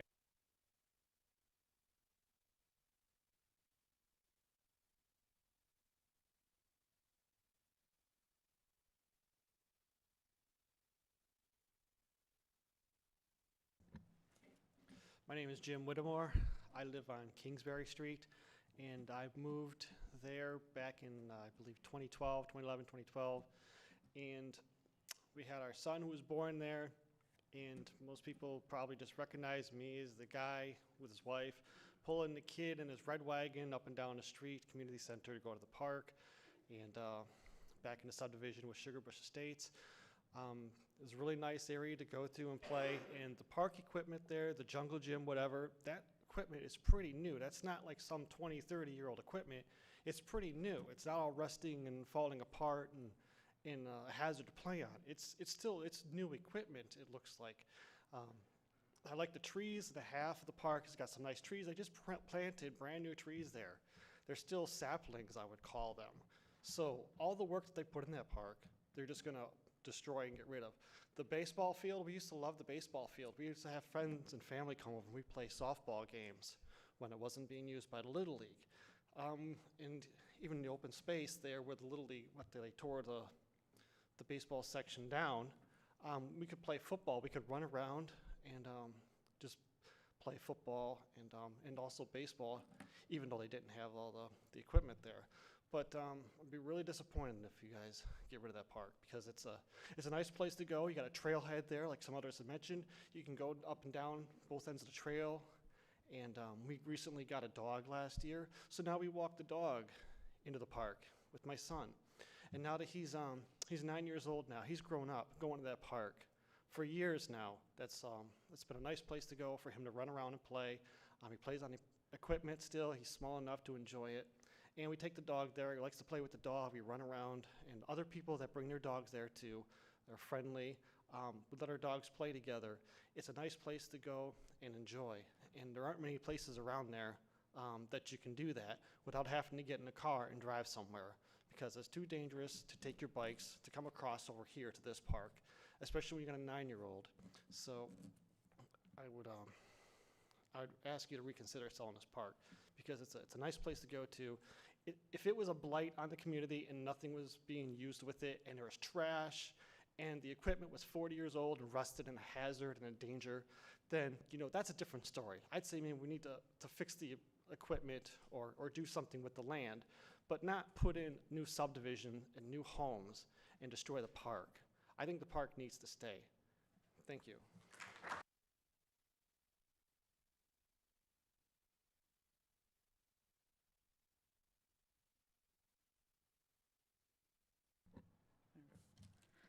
Carrie Whitfield, 50112 Bauer Drive.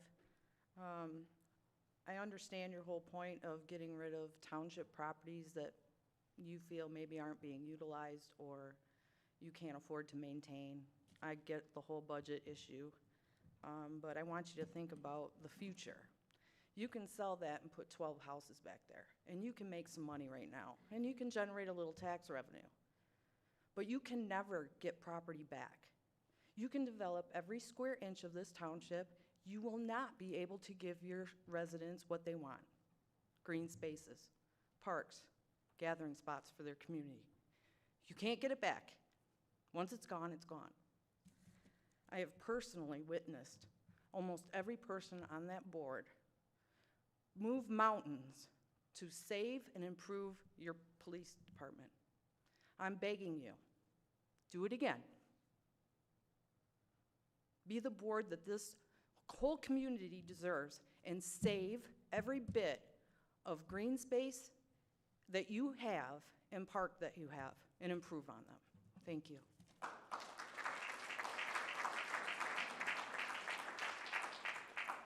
My name is Carol Seaback, and I've lived on Candleberry, 46432 Candleberry Drive, for almost 20 years, and I moved there because it is a green space.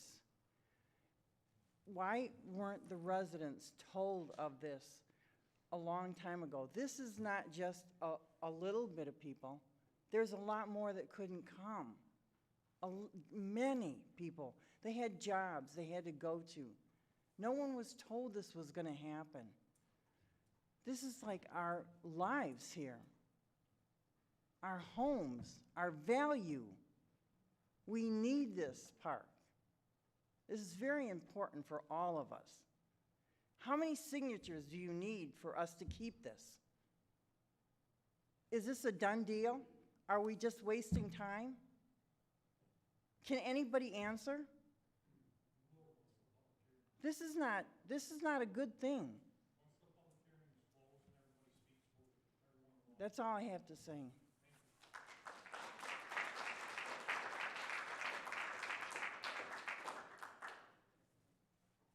further comments? Is there anyone here to speak specifically since we've combined them in the Gratiot parcel?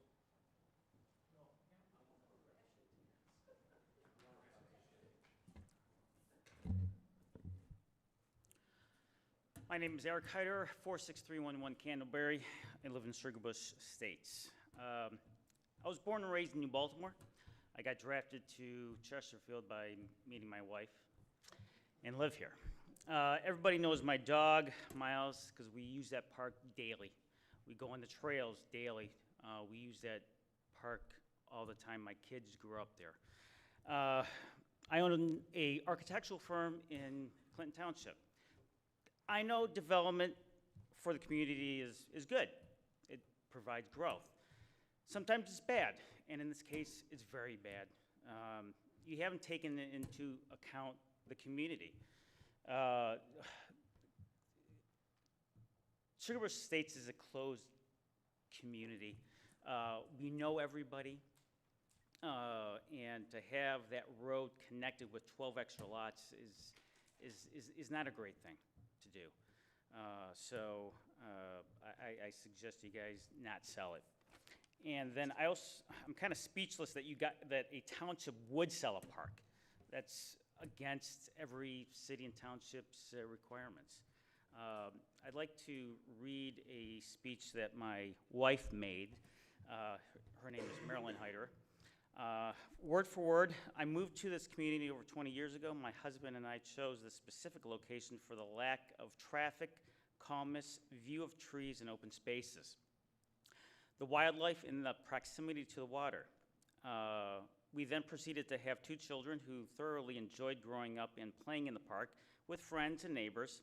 It was like being in the country while still having the amenities of the city close at hand. I have often observed deer, wild turkeys, fox, raccoons, skunks, birds, and even occasional coyote, who crossed our street many times. Those woods are alive with beautiful wildlife. Our neighborhood has changed over the years. Many young couples have moved in and started families of their own. The park is regularly utilized by the majority of them. It has been a delight to see them build family memories there. I am sure that easy and convenient park access was one of the things that drew all the families to our quiet, quaint subdivision. By building on this piece of property, you'd be compromising the many reasons that we all have chosen to call Sugarbush Estates our home. Traffic would drastically increase and jeopardizing the safety of all of our children. More traffic means more noise, jeopardizing our calmness and peacefulness in that area. Building on this property would significantly jeopardize the natural habitat of the many forms of wildlife that many people have brought to your attention. They would have to relocate and lose their own home and even potentially lose their lives. The families that have moved into our subdivision deserve to have this park remain to grow their children and their families. It is truly a most valuable asset to our community, as every park in any city is an asset. I strongly encourage you to reconsider in selling the property. Thank you.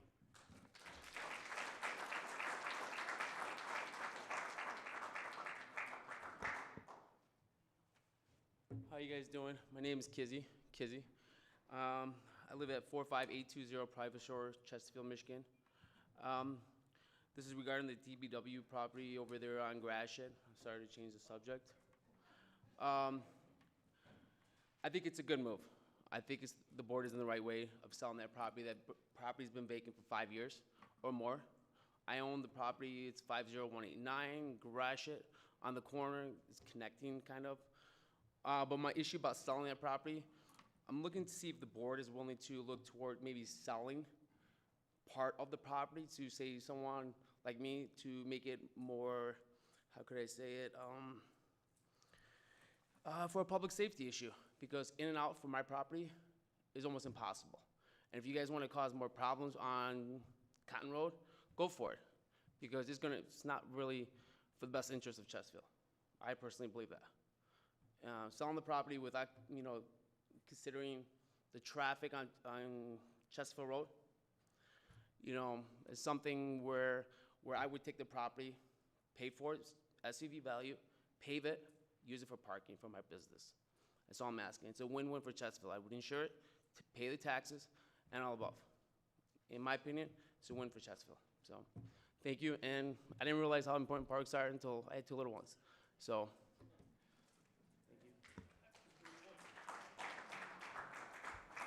So sorry about this. I know you don't like to have 2 people, but he just brought up a great point. What is the cost of these parcels that you look to sell?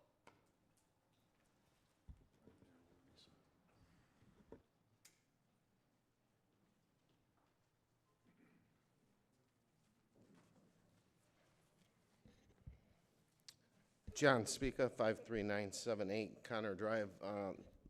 I've been listening to the residents here, and I guess one of the questions that I have is why wasn't the public notified by mail on that this was going to take place tonight? And then, to me, it's like deja vu with the cell tower tonight.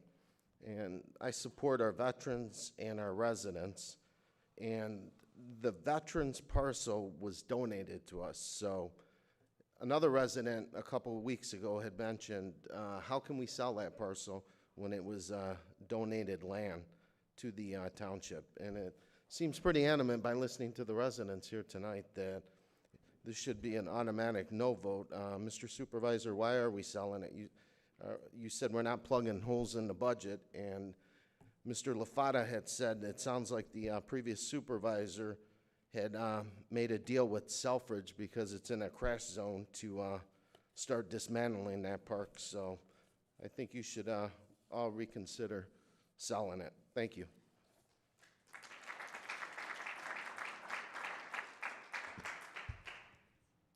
Any further comments from the public on either parcel, the Gratiot parcel? Any further comments? Any further comments on the Gratiot parcel or community center? Any further comments? Mr. Supervisor, make a motion to close the public hearing. Motion to close the public hearing at 10:42 by trustee Joseph, supported by trustee Deming. All those in favor? Aye. Aye. Opposed? Motion passes. Public hearing's closed. Mr. I'll bring it Supervisor, back up to the board. Trustee I'd Joseph. like to make a motion to take our agenda out of order in that we address agenda item E before D. These people have been here tonight for primarily this issue, and if it's acceptable to the board, to reverse the order of the agenda item. I'm good with that. I'll second it. Have a motion by trustee Joseph. That's a motion, correct? Just to take the agenda Just items flip out them. of order. Just flip Yes, them. Yep. correct. Motion by trustee Joseph, supported by trustee Deming to flip item D and E. And we'll consider item E first. Any discussion? All in favor? We're just flipping. No, we're just gonna flip the order. Just flip the order. Yeah, like get this one out of the way so these people can go.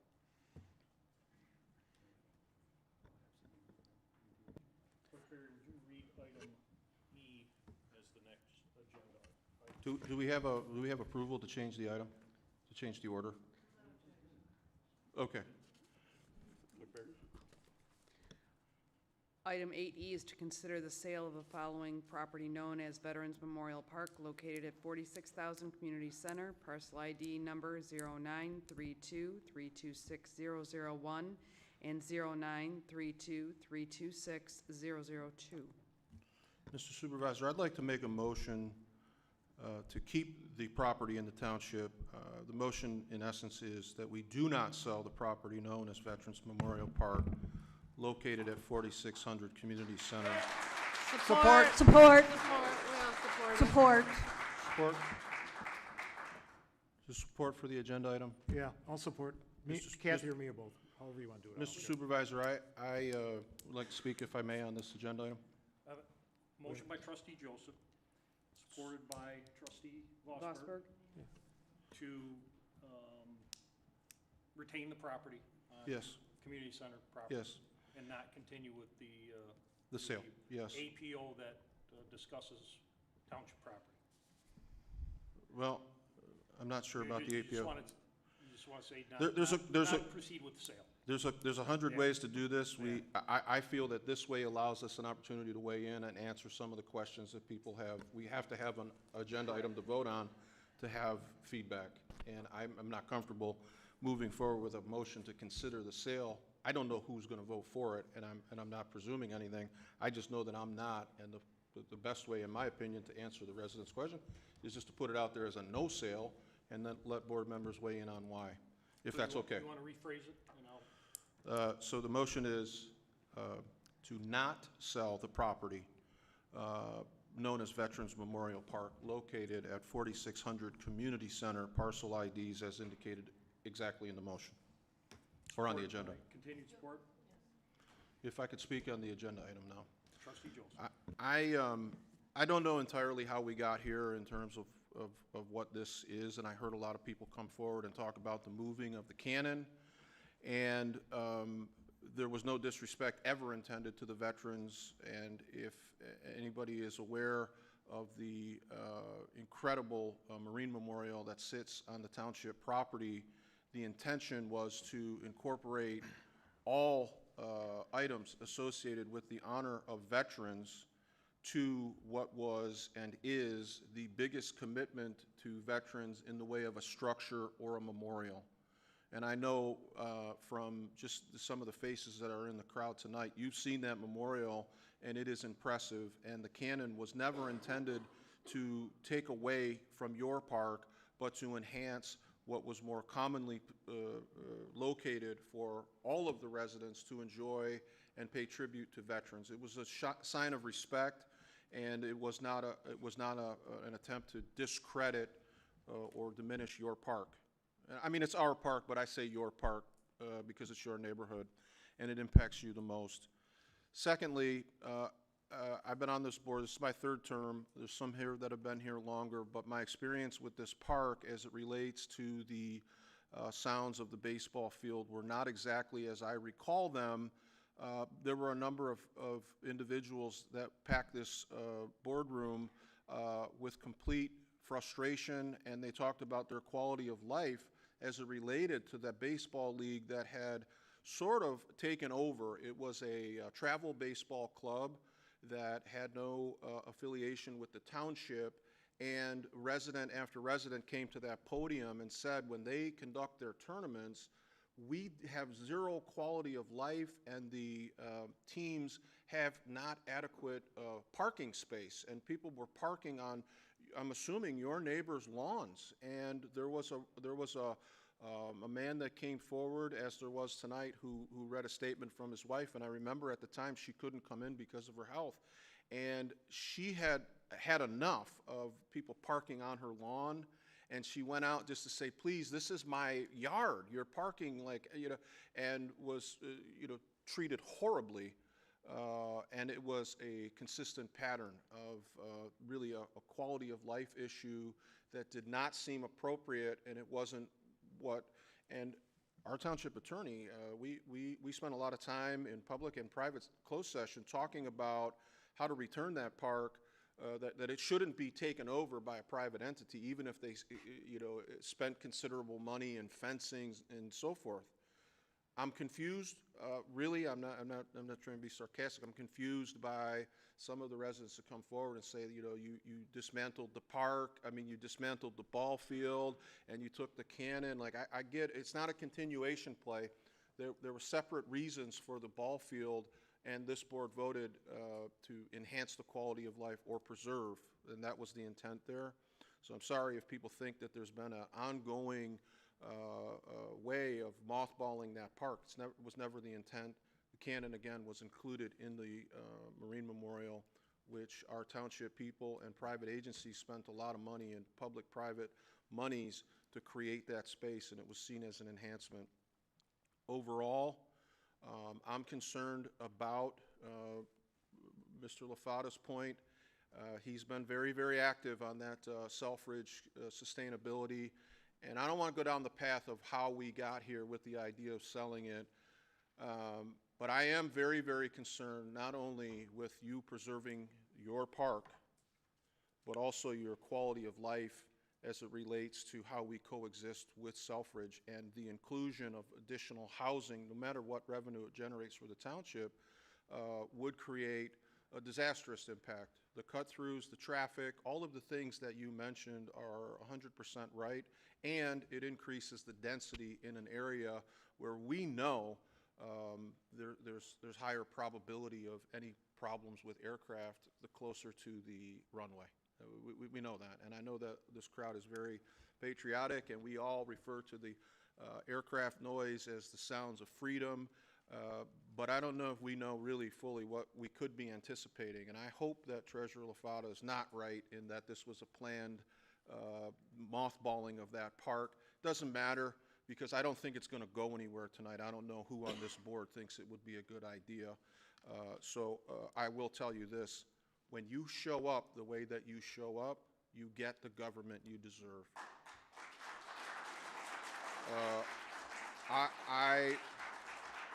I don't want to grandstand here, because I don't know if any member of this board thinks that it was a good idea. We'll find out how people vote. But I don't think it's a good idea. And that is if nothing else, it becomes a passive park. I didn't hear you asking for monumental investments into anything. Just don't fold it up on us. And perhaps putting some flags back out and making sure the grass is cut, is the direction that we can go. And that won't add to the 2-hour discussion we had about the budget. It won't add too much to it. Put some flags back. So we'll see what other people have to say, but for me, your park stays. Trustee Devine. David's right on the baseball thing. We had a lot of problems. There's some residents out there that approached us. A couple called me, a few about everybody parking on lawns in community center. We had a travel team, baseball team that was causing all kinds of problems. So that's why that field was taken down. We had a lot of complaints, and I see faces out there, and some people know me personally and called me on it, and that's why that was taken down. In regards to that park's been there a long time. I don't know who the oldest resident is, but I used to play down there. I'm 63 years old, Jerry and Cindy Nutting. There used to be a building down there called Community Center Building, and it was a dive. It was a dive. And there was old playscapes and stuff like that. And I'm 63 years old. I used to run my dirt bike. That's before your subdivisions were there and everything else. So I know that street and everything else. I'm glad everybody came here. I'm definitely going to leave it the vacant land that it is, and we'll try to return it to the park. But I just want to make sure that with regards to the baseball field, I know some of you were upset. There was a main reason behind it. David commented on it. Hank was on the board. Brad wasn't here yet. Were you here on that one, Kathy? Kathy Elliott wasn't here. But that's why we took that field out because of a travel team, and we had a lot of closed sessions with council. So I'm glad you guys are here. We heard your voices. You want to keep that land, but we had 2 items: grass your property and this. So yeah, I'm voting to leave it the vacant land, park, whatever it is. But but also the same thing like Dave said with that cannon. We moved it back here because that memorial wall started 2 or 3 terms before, 2 prior supervisors. They had money problems, it got built, so that's why the cannon was moved here. So just to let you all know, it wasn't just tear it all apart. There's moving parts, and a lot of you probably didn't know about it, but several of us that been up here, that was part of it, okay? Just so you know where I stand on it. Treasurer Elliott.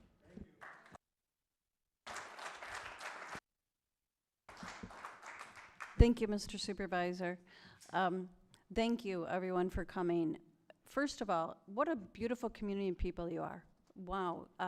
You make me want to come hang out with you. I want to see all these animals. And for me, I would have, if not one of you have shown up, I would have not supported the sale of this park.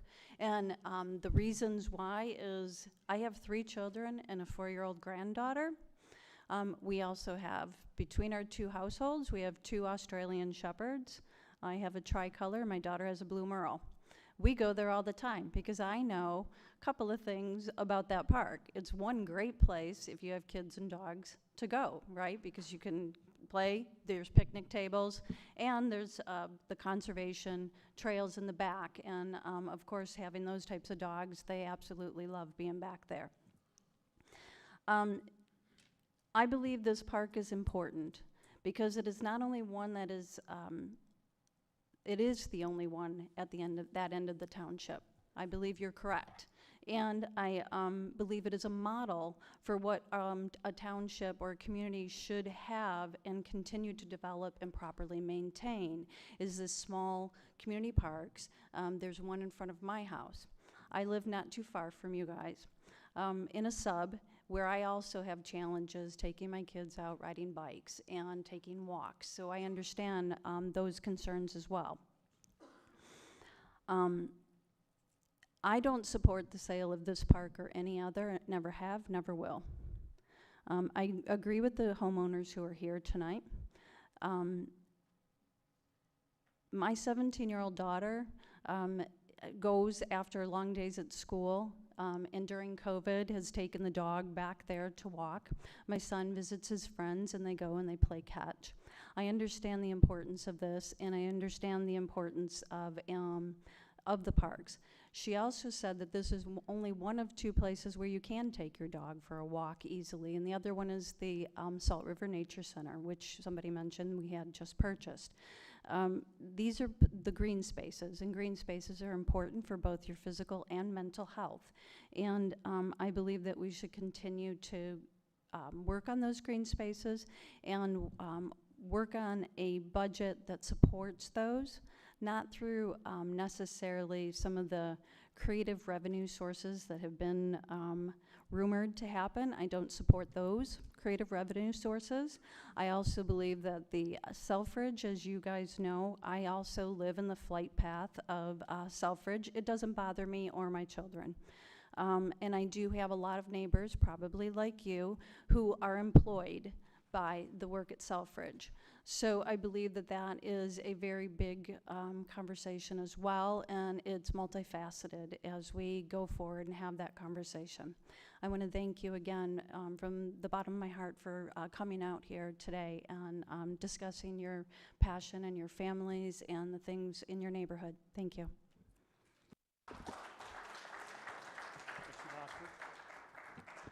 Thank you, Mr. Supervisor. Thank you for your voices, and I too would, whether you came or not, I was going to not approve of the sale of this property. I just wanted to address one of the issues that was brought up, and that was the issue of transparency. Why was there no postcard or notice sent out like you have received for other public hearings that we hold? This might be better addressed by our attorney to describe it, but this is not a state statute mandated public hearing. This is a public hearing by our own making. Part of our rules that the board established is that if we sell property, consider selling or leasing property, that we hold a public hearing. But you bring up a good point. There probably should have been a way that was that you were informed of that. Did I explain that properly, Mr.? Yep, you're spot on. There's no requirement that you have any hearing at all to sell township property. However, the township, a decade or more ago, I drafted it, prepared what is probably the most stringent provisions dealing with the sale of municipal property, probably in Macomb County or the Tri-County area. It requires you go through a multi-step process, and it requires publication in a newspaper. You know, you could have gone the extra mile and put it on the website or sent out a mailing, but the policy as it's drafted only requires publication. All right. Thank you for that explanation. And just to finish, there, if you look at or go to the Chesterfield twp.org is the website. You can subscribe to, you can go to various things, including the agenda, and you can subscribe to that. It will just come in the form of an email to you. You can just read, it's just the cover page of the agenda. It doesn't give all the background, but you can at least look, see if it's anything you want to know about, and then if you don't, just delete it. If it is, you'll know about the meeting. That's another way of informing, but sorry that you didn't get a better notification. Thank you. Thank you. Trustee Anderson. Okay, Mr. Supervisor, these good people been here nearly 4 hours. I'd like to call a question. Call the question? Support. Support. Call the question. Trustee Anderson, supported by trustee, or Clerk Berry. Clerk Berry, please call the roll. On to call the question, trustee Anderson? Aye. Clerk Berry, aye. Trustee Joseph? Aye. Trustee Demink? Aye. Trustee Vosberg? Aye. Treasurer Elliott? Aye. Supervisor Kersten? Aye. On the motion by trustee Joseph, supported by trustee Vosberg, to not sell the property known as Veterans Memorial Park located at 46,000 Community Center. Trustee Joseph? Aye. Trustee Vosberg? Aye. Trustee Anderson? Aye. Trustee Demink? Aye. Treasurer Elliott? Aye. Supervisor Kersten? Aye. Clerk Berry, aye. No sale.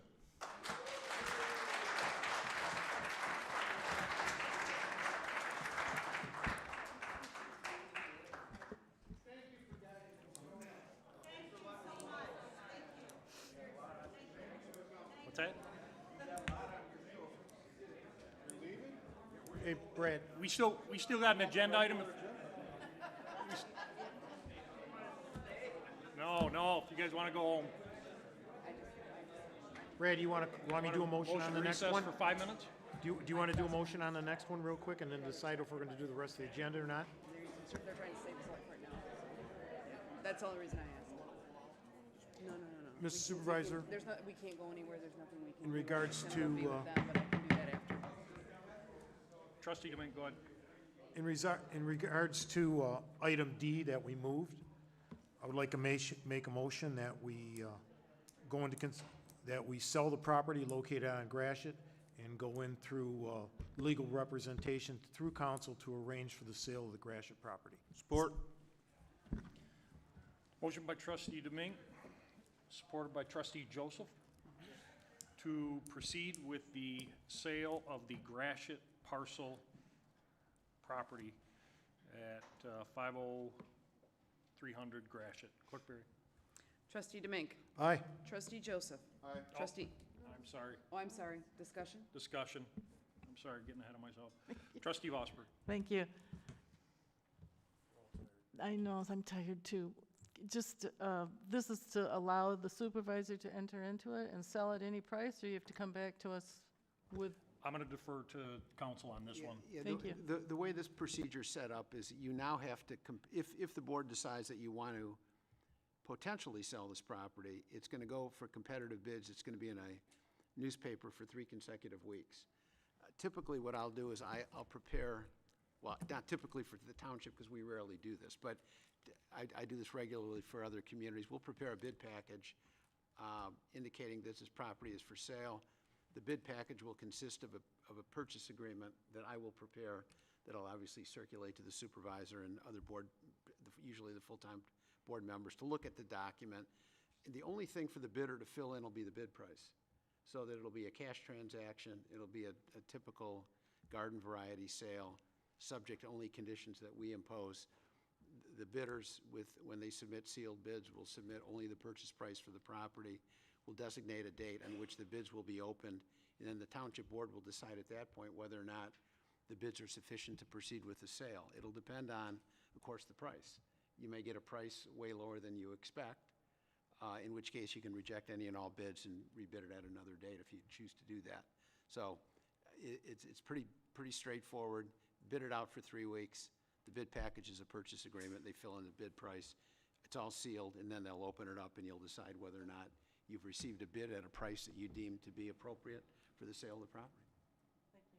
So no going, like you find a commercial realtor? that No, would- no, okay, no, I no. wasn't sure how that. No, I we're knew not- like you were going to do it through legal. No, so no, we no, were no, we're not hands-off. gonna hire, we're not hiring brokers. It's gonna be in the newspaper, and it's gonna say Chesterfield Township is offering this piece of property for sale. Bid package is available at the clerk's office Okay. during business hours. They'll pick up the bid package, they'll open it up, and it'll consist of a purchase agreement with one sheet of instructions. It'll tell them to fill in the purchase price, get it back to the township by a certain date. The clerk's office will open sealed bids, which is just however many purchase agreements that you get. You'll open them all, and if the high bidder is one that you think has submitted a sufficient purchase price, you can sell it. If you decide it's not high enough, then you can reject all the bids. Okay, that answers that. There's Thank no you. downside at all. Okay, thank you.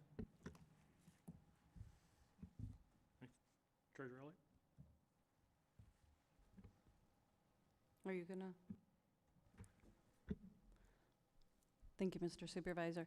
I can't support this motion.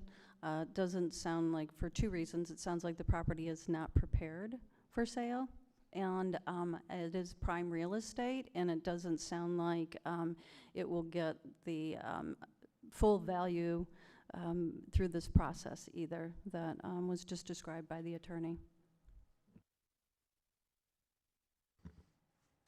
Trustee Joseph?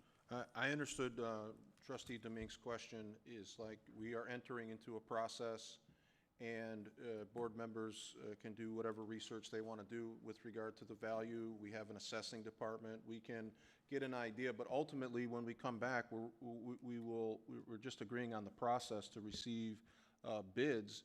And if there is any reservation about the price and somebody thinks it's greater or lesser, then you just vote at that point to say no. I think that there's more revenue. Right now, we're voting, as I understand it, to engage in a process that allows us to sell the property.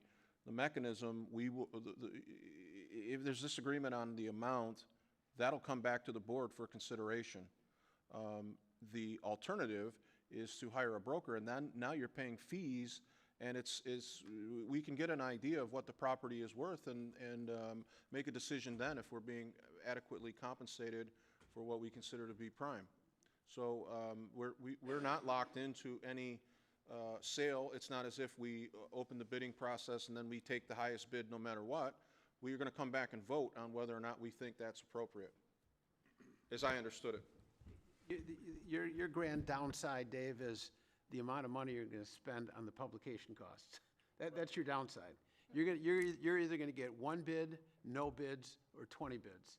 And when you open them all up, it's going to be the agreement that we drafted that contains our terms, and you're just going to list them by price. 20,000, 100,000, 400,000, whatever it's worth, and it's going to come back to you. And the board is then going to decide whether or not the highest bidder has offered a price that you believe is commensurate with what the property is worth. Thank you.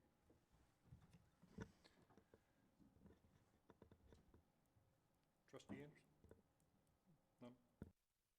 I have a motion by Trustee Domingue, supported by Trustee Joseph, to proceed with the sale of the Gratiot parcel. Clerk Berry. Trustee Domingue. Aye. Trustee Joseph. Aye. Trustee Anderson. Aye. Trustee Vosberg. Aye. Treasurer Elliott. No.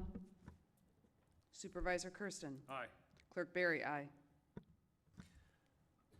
Item 9A of the regular agenda. Item 9A is an item that has been postponed from our November 23rd board meeting to approve a recommendation by Public Works to reinstate the water and sewer bill late payment penalty effective January 1, 2022. So moved. Motion by Trustee Joseph, supported by Trustee Anderson. Yep. Trustee Anderson. Deputy Duchesne. We hope we provided the backup information on why that was discontinued during the COVID period. And to that satisfaction, if the board so wishes, it'll start again, resume per ordinance in January.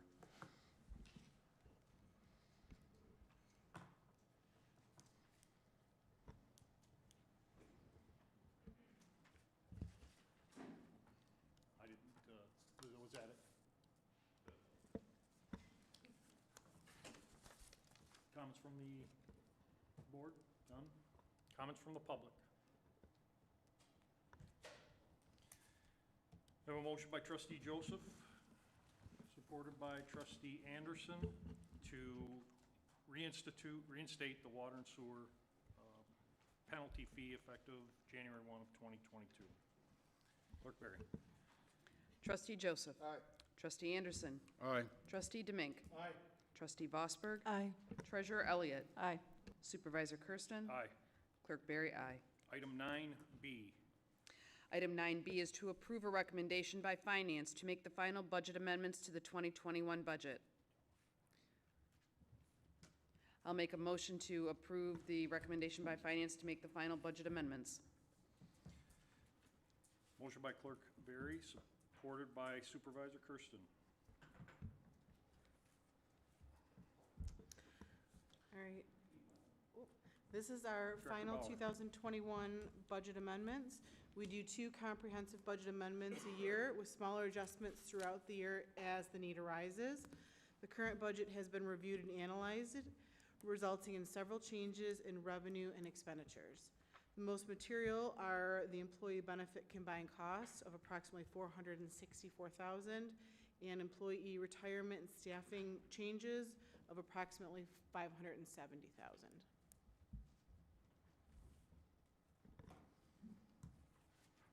Comments from the board? Go back to the board. Any comments from the board? Comments from the public?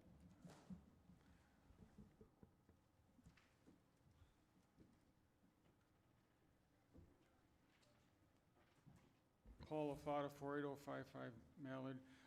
The budget amendment's going to lower the fund balance for proposed 22 budget by about $500,000 because the fund balance has been decreased for 2001, which is going to flow into the beginning of 2022. So that your fund balance is going to be $500 and some odd thousand less than you've got right now in your current proposed budget.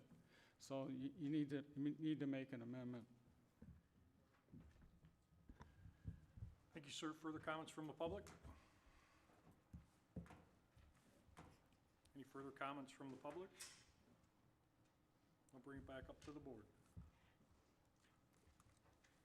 Comments from the board?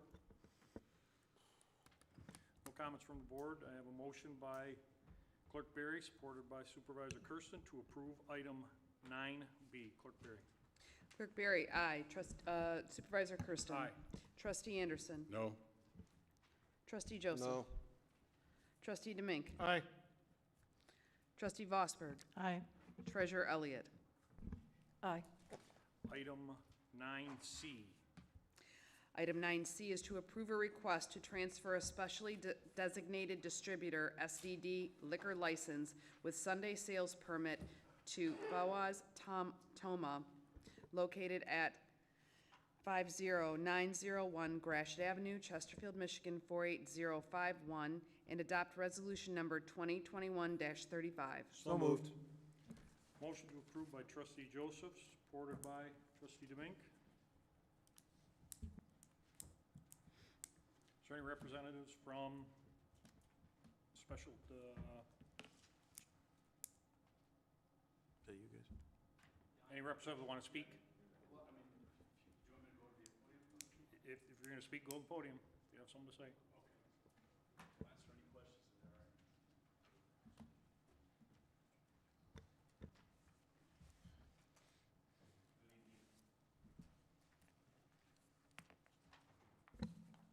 Okay, good evening. Fawaz Toma. I'm the owner of the station over at 23 and Gratiot, the former Marathon, which is now a BP. And I'll take any questions that you guys, or concerns that you guys may have. Thank you, sir. Okay. Any comments?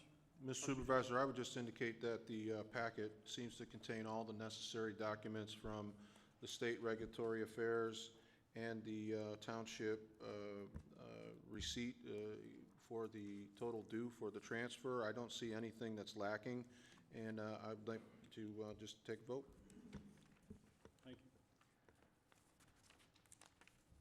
I have a motion by, no further comments from the board. I have a motion by Trustee Joseph, supported by Trustee Demink, to approve item 9C. Clerk Berry. Trustee Joseph. Aye. Trustee Demink. Aye. Trustee Anderson. Aye. Trustee Vosberg. Aye. Treasurer Elliott. Aye. Supervisor Kersten. Aye. Clerk Barry, aye. Item 9D.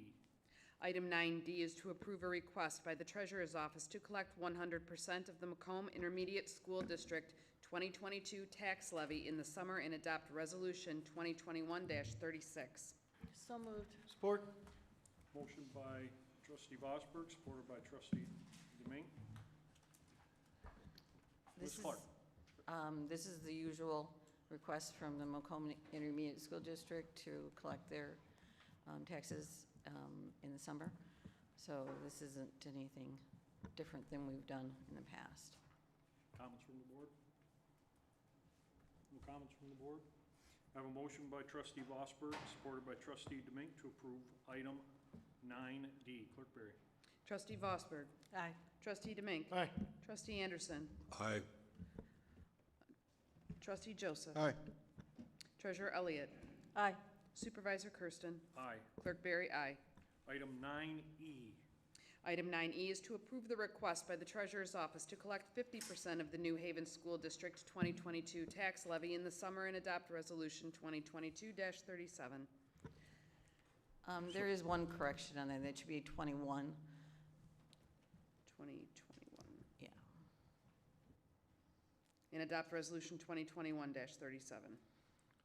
Supervisor will support that motion? Or make a motion to approve? I'll support. Clerk Berry, support. Comments from the board? Any more, Ellen? No, this is New Haven School District, so we do 50% in the summer, 50% in the winter on their collections.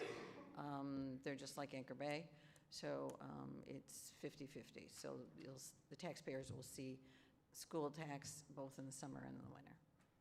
Thank you, ma'am. Any comments from the board? Comments from the board. I have a motion by Supervisor Kersten, supported by Clerk Berry, to approve item 9E. Clerk Berry. Supervisor Kersten. Aye. Clerk Berry, aye. Trustee Anderson. Aye. Trustee Joseph. Aye. Trustee Demink. Aye.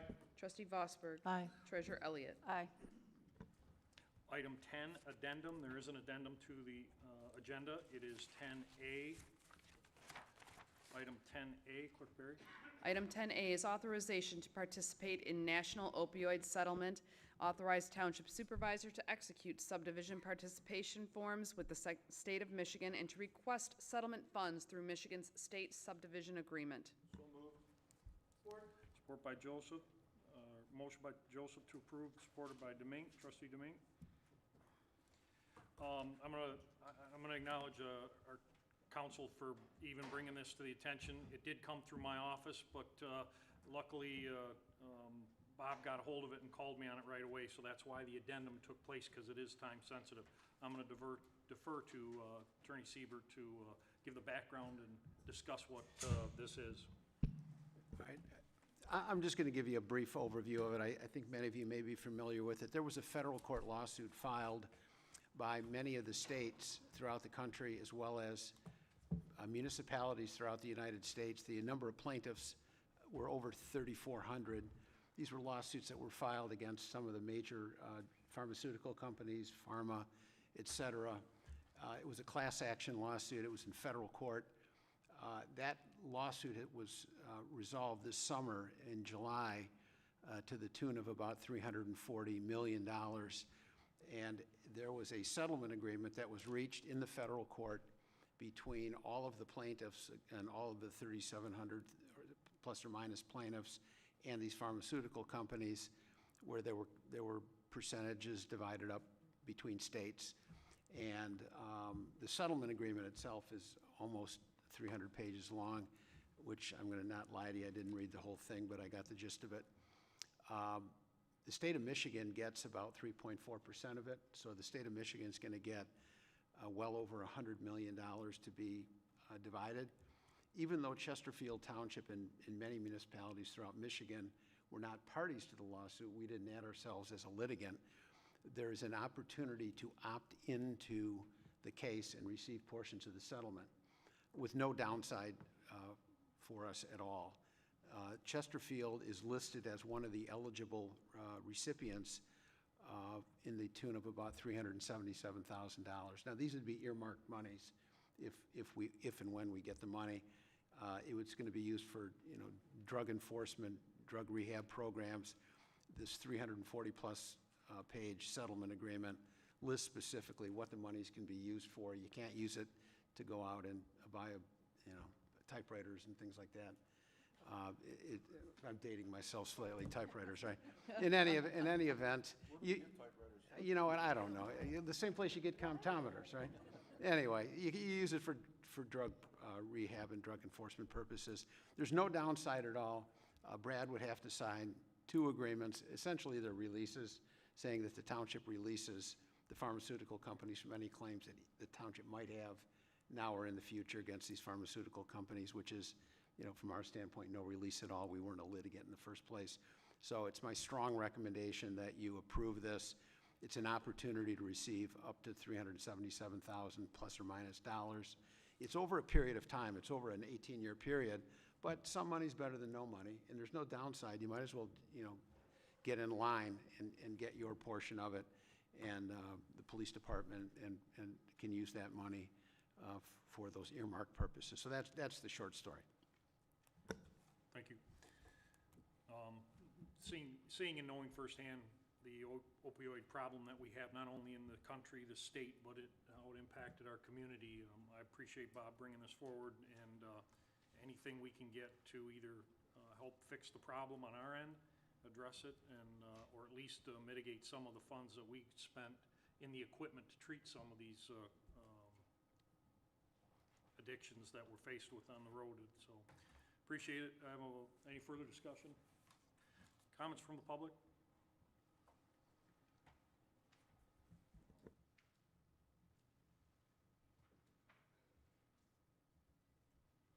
Paul LaFata, 48055 Mallard. When you're looking at fund balances from year to year, you have to go back and you have to analyze what went in and what went out. If you look at previous years and you look at... Can I interrupt you? Is this on the addendum Oh, this is on the, This is I'm yours? sorry, I Not on thought it the was a public public. comment yet. Thank you, sir. You can stay there, it's coming up next. I have a motion by trustee Joseph, supported by trustee Demink, to authorize participation in the national opioid settlement. And Clerk Berry, would you please call the roll? Trustee Joseph. Aye. Trustee Demink. Aye. Trustee Anderson. Aye. Trustee Vosberg. Treasurer Elliott. Aye. Supervisor Kersten. Aye. Clerk Berry, aye. Number 11, public comments. There is a 5-minute time limit to public comments. The clock will start when you begin to speak. Okay. When you're looking at fund balances from one year to another, you have to do a little bit of analyzing to see what went in and what went out and what was different from the previous year. Previously, there was try to catch up on debt. Other post-employment benefits are township debts. I think we're at about a $24 million debt right now for OPEB. Previously, before 2017, there was a ploy to catch up on the debt and brought it up to about 76% of what was owed. If you look at the current budgets, there has not been a payment like $400,000 extra every year that was put in by Supervisor Kersten. Those payments, those extra payments stopped. So you have to look at what was being spent, and you have to look at what was being taken away, like in 2020, the 800 and some odd thousand that he booked for administrative fees, and that's why the fund balances look so good. But you have to look at what went in and what went out. It's just not the raw numbers that stare you in the face. Then, in the private sector, if you're looking at a business and you're an investor and you're gonna buy stock, and you see a loss last year, a projected loss this year, and a projected loss for the next 2 years, which is you're taking in less revenue than you have expenses, you're not going to find any investors. And the only way you're going to get investors is you're going to have to start putting out some metrics and some data saying, I'm going to make this change, I'm going to close this facility, and it's a one-time hit, and therefore I'm going to save $2 million on my next budget year. If you don't start coming up with some numbers, it just winds up being a lot of busy words or weasel words. If you're really serious and you talk efficiency, you need to start coming up with some metrics, and you need to project them in your budgets, because if I was an investor, which I am in the township, and I see this budget, and right now the revenues don't cover the operational expenditures. So by the time we get to 5 years out, if we continue like this, without getting the efficiencies tomorrow, the longer you wait, the worse it gets. And talking efficiency and actually making them happen is a task. And the only way to do that is you have to have a team to do it, you have to be serious about it, you have to work on it every day, and it's not people moving around. If you move people, it's got to have a dollar value to it. If it doesn't have a dollar value to it, it means nothing to an investor. And with that, I'll let it go. Thank you, sir.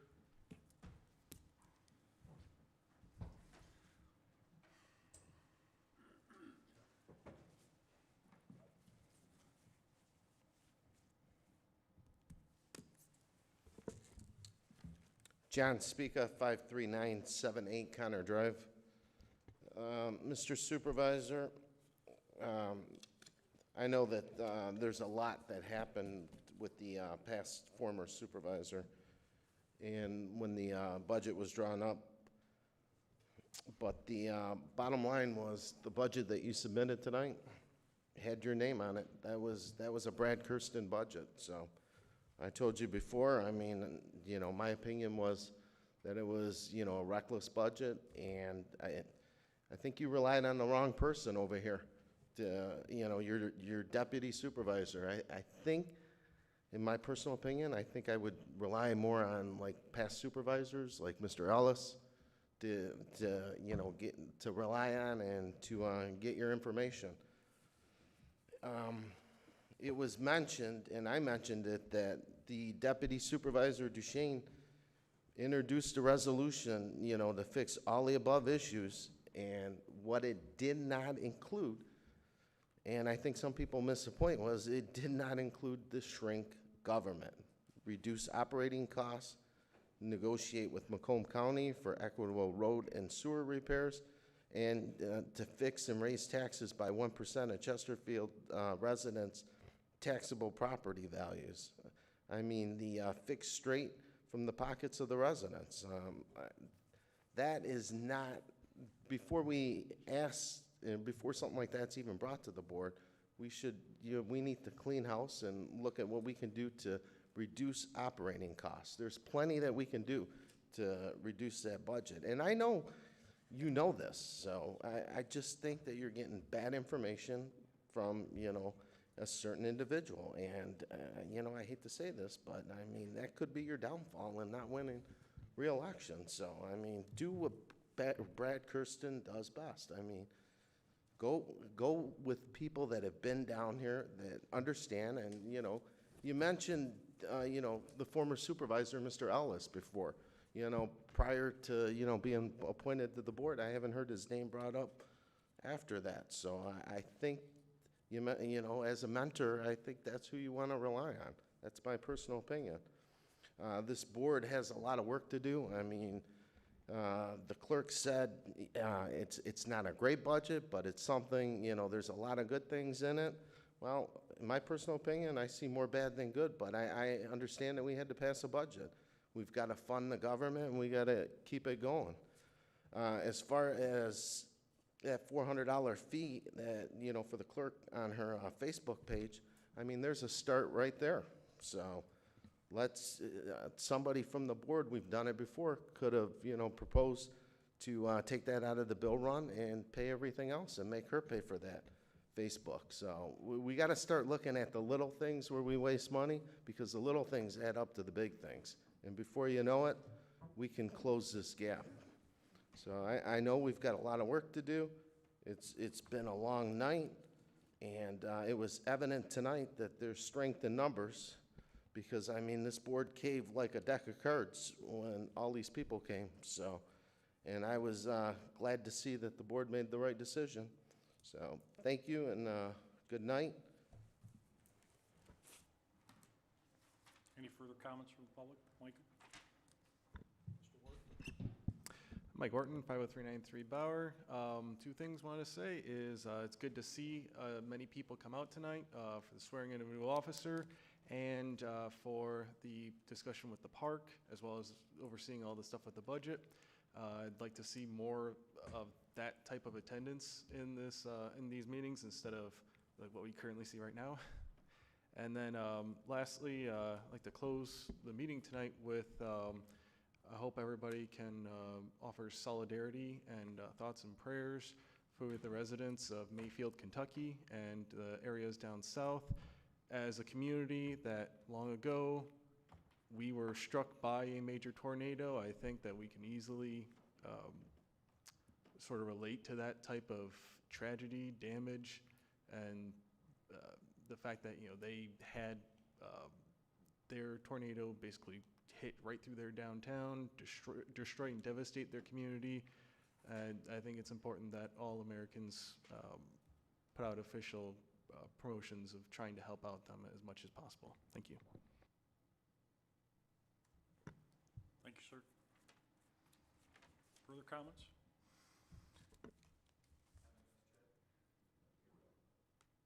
Thank you. Adam Veschek, 47468 Bayside Circle West. Just to piggyback on the comments that have already been made tonight. What a great, I think overall night and a good meeting to be here. When I came in, saw all the people, I knew there was a public hearing tonight, but didn't know exactly, what everyone was here for. Obviously, that came to light later. But how serendipitous of everyone to be here and see quote unquote how the sausage is made and get a glimpse of that. And I hope they come back and look at this video tonight and celebrate their victory, because it truly was a victory for the people of Chesterfield in this regard. And if they come back and do view this video, I would just want to implore them, don't make this a one-time event. You came, you made your voices heard, and you made a difference. And I would encourage you to savor that flavor, to chase that feeling, to continue coming to these meetings, pay attention to what's going on in your community, because clearly you can make a difference, and they made a difference tonight. And I want to personally thank you, board members, for all making the right decision. I've never been to the park. I didn't know anything about that park until I came here and looked at the agenda tonight. But y'all did the right thing, and I thank you. And the citizens that showed up tonight, certainly thank you. Good night. Thank you. No further comments from the public. I'll bring it back up to the board. Trustee Anderson. Thank you, sir. First thing, I want to congratulate our newest addition of the Chesterfield Township Police Department, Officer Adam Mays. Officer Mays already has 4.5 years seniority on the department as we speak. On a more serious note, a message from the Friends of Chesterfield Township Police Department, as well as the command officers of our department. One of our own officers, Officer Kyle LeBeau, has been having an ongoing struggle with COVID-19 and is currently in the hospital. As a result, his family is having a prayer vigil at Hall Road and Garfield at the Macomb County Community College campus. It'll be on Friday, December 17th, this Friday, 7 p.m. in the southwest parking lot. If you can make it, please do, and keep the family and Kyle in your prayers. Thank you. Thank you, sir. Trustee Joseph. Thanks for that, Trustee Anderson. Officer LeBeau's struggles are really gut-wrenching and something felt throughout the whole department, so thanks for acknowledging that. Just a quick comment, Mr. LaFata, the comment about the investors and the budget. There was a time when we would talk about not being able to dip into a certain level on the general fund because it would affect our bond rating. And in essence, what you're talking about are investors. So when we go out with an intent to raise revenue by way of bond, the interest that we pay is conditional upon some of the things that you talk about. Again, I have real strong confidence that if we give the supervisor, his budget, his year, this is not a fair measure of 6 months on the job to be able to right the ship with the very first budget. I'm not going to spend any more time talking about like who designed it and who crafted it. We have a deputy supervisor, we have a finance director, we have a treasury department, and it wasn't a budget that I could support, but it was probably the first budget in a long time where I felt that there were members of this team, members of this board that were willing to talk about everything and anything. We didn't have a particularly cordial relationship during the campaign, but Treasurer Elliott was the first one to say to me, if there's anything that I or my office can do to answer any questions or coordinate, I'm here all the time, and if you need to speak to Ms. Bauer or somebody in finance, my department, I'm here, and if you take me up on it, and you come in with Trustee Anderson or any other board member. We had 2 budget workshops. We debated things pretty I think robustly. And again, my sticking point was the administrative fees and a couple of others. I couldn't support the budget, but I appreciated the process. And I'm confident moving forward in a way that I haven't been in a long time. Even though we hang this idea that it's balanced, you can't spend more than you take in and call it balanced, but whatever. We'll get through it. And a reliance on the fact that we are one of the fastest growing townships is not accurate. It wasn't accurate in the census. In fact, our growth was real minuscule compared to neighboring communities. We were approximately 1/3 of the growth of Macomb Township. So we do have some work to do, and we can't rely on adjectives of supreme confidence and I'm proud and all of that. We got real work to do. I'm confident that we will take it on. And I appreciate everybody staying late tonight and being here to listen to one another. And the residents that came forward in support of their park, I think you said it perfectly. That is a victory for the entire township.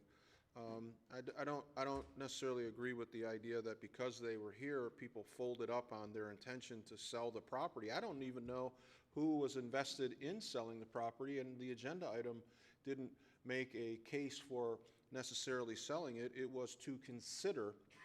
And when we looked at the past feedback that we got on that park, we had less than 2 years ago, we had an entire room filled with people that were very, very upset about the baseball field that was there, and they couldn't utilize their own baseball field because the Travel League was telling them, no, this is our field. And so there was an interest in taking a look at what that asset meant to the township in terms of potential revenue. So a discussion about it is great. The feedback and the public hearing was exactly what it was supposed to be. They come forward and they tell us what it is they'd like to do with their land. I don't know that there was no cowardly capitulation and there's been some resistance. Like it was exactly what it's supposed to be. Public hearing. You listen to the people. You do what you think is in the best interest of the township. So it was a great board meeting. I think I'm most grateful for the fact that we started it on Tuesday. It looks like we're going to end on a Tuesday, so we don't have to worry about it. And I'm going to close with this, Trustee Domingue. I know you don't like listening to me speak, but I would like to say thank you to the one resident in the township that I know is watching the meeting, and she enjoys hearing me speak. It's not Mrs. Joseph, it's actually Mrs. Anderson. So good night, Mrs. Anderson, if you're watching, and I know you are. Thank you for your support. Trustee Domingue. Real quick, congratulations, Officer Mays. Good luck on being here. It's good to see Ron Murphy from the Sheriff's Department, old partner of mine, pin the badge on him because he came from the county. To Officer LeBeau, I wish you the best. I know it's one hell of a battle you're going through, and with everybody, you're going to be in everybody's thoughts and prayers. And to everybody else here, it's a good audience. I support the budget. I support what Brad's doing. And in regards to this being a campaign for him, no, Brad's doing a job. There's some other people that are around here that are doing some campaigning from out in the audience. But Brad's doing a hell of a job. That's why I put him up here, and a lot of it, that's why we all backed him. So that's it for me. Trustee Wasserman. Thank you. I'd like to comment earlier about making sausage, and because the way that a township, any government work operates is not the same as a private business. We are not the private sector. We have responsibilities that we have to finance and that we have to do that are statutory. We have to help everyone. We can't pick and choose winners. We're here for the entire township. And I'm glad that we're able to approve a budget tonight that will work toward that end. Thank you. Treasurer Elliott. Thank you, Mr. Supervisor. It was absolutely energizing to have a room full of people here tonight, and I truly, truly appreciate all those who attended. I want to, as one of the speakers mentioned, and also Trustee Anderson has talked about some of the difficulties that we're facing, and my kids were hanging out with friends they had in Oxford yesterday, but doing fun stuff, although they had a time to talk about how that impacted them. They finished up by snowboarding, so, you know, getting back to normal. And I think that's it. Although we have very difficult times, and it's been a very difficult year, I think we try to be as normal as possible, and I appreciate working with all of the board members, and I appreciate the kind words by Trustee Joseph tonight and previously. I am grateful for the opportunity to serve the residents of Chesterfield and to serve on this board. And thank you and good night. Thank you, Treasurer Elliott. Clerk. Thank you, Mr. Supervisor. Very briefly, I appreciate all of the public input tonight. That makes good governance, and I'd like to thank my fellow board members for sticking it out here almost 5 hours now. I'm going to try to get this done in about 60 seconds. Much of, if not all of what we discuss is available for review online. The documents are available. If you ever have a concern or an issue getting a document or any information that you require, please contact the clerk's office and we can help you with that. Our FOIA coordinator is located in the clerk's office. If there is any background information that you need, if there's any videos you'd like to be referred to, we can get the information for you, whatever that information is that you seek. So please reach out to us. Also, I'd like to extend as well, as I have in the past, the invitation to contact me personally if you have any questions, concerns, or issues with the operations within the clerk's office, with our any of our expenses, any of our revenues, or any of our budgetary items. We'll be more than happy to make an appointment with you and sit down and discuss that with you. I know also there's been concern, especially in the area of elections. I'm more than happy to sit down with anyone, anytime, for as long as it takes to explain how we administer elections here and to show you whatever materials you would like to see. A lot of people don't realize that election materials are available for the public's review and inspection for 22 months after a federal election. So anything that you want to see, absentee ballot applications, absentee ballot envelopes, you can inspect the actual ballots yourselves and recount them if you'd like. So we will facilitate all of that for you. If there is anything regarding the area of elections that you'd like to see, again, please contact the clerk's office. We invite you to do that, and we'll be happy to facilitate any of that. I would also like to caution there's a lot of information that's put out at board meetings by board members, by members of the public, and so forth. Again, I know that some corrections we attempt to correct as much misinformation as we possibly can. Sometimes people just think they could keep repeating something that makes it true, and that's not the case. So I encourage all of you to seek the facts. I know every member of this board, I think I can speak for us, we will all do everything we can to get you all of the information and facts that you require, and I don't know of anyone here who would be unwilling to take a meeting and sit down and have a conversation with anyone of our stakeholders or anyone from the public who's interested in doing that. Thank you. Thank you. Took a lot of notes tonight, learned a lot in my first 7 months here, and the presentation of my first 40+ million budget for the township. And unlike what was projected by individuals that spoke on it, it's kind of embarrassing to go through this process, to be public and transparent about everything that we do here, and it's used against you. It's like watching CNN when you get home. It's lies. It's misleading statements, things that just aren't true. This township is very wealthy. This township has a lot of money. This township works and historically works for the residents of this community. That's why we're all here. That's why I took this job. I'm not politicking. Politics is the last thing on my mind. What is on my mind is taking care of this community that I worked 33 years for, that I have deep passion for. It angers me because we made a statement in a public meeting about the implementation of administrative fee, all of a sudden got turned into a $14 million tax, which is a blatant lie. I don't get it. I wouldn't do that to anybody. I wouldn't do that to a resident. So you can stand at the podium and look for your next election? That's you, not me. It's disgusting to have a room full of residents here and just spew lies and mistruths and twisted words about the financial wealth of our community, all of our community. And then to have a resident, I'll skip that one. Yes, things are changing here. We're a growing community. We have a lot of wealth here.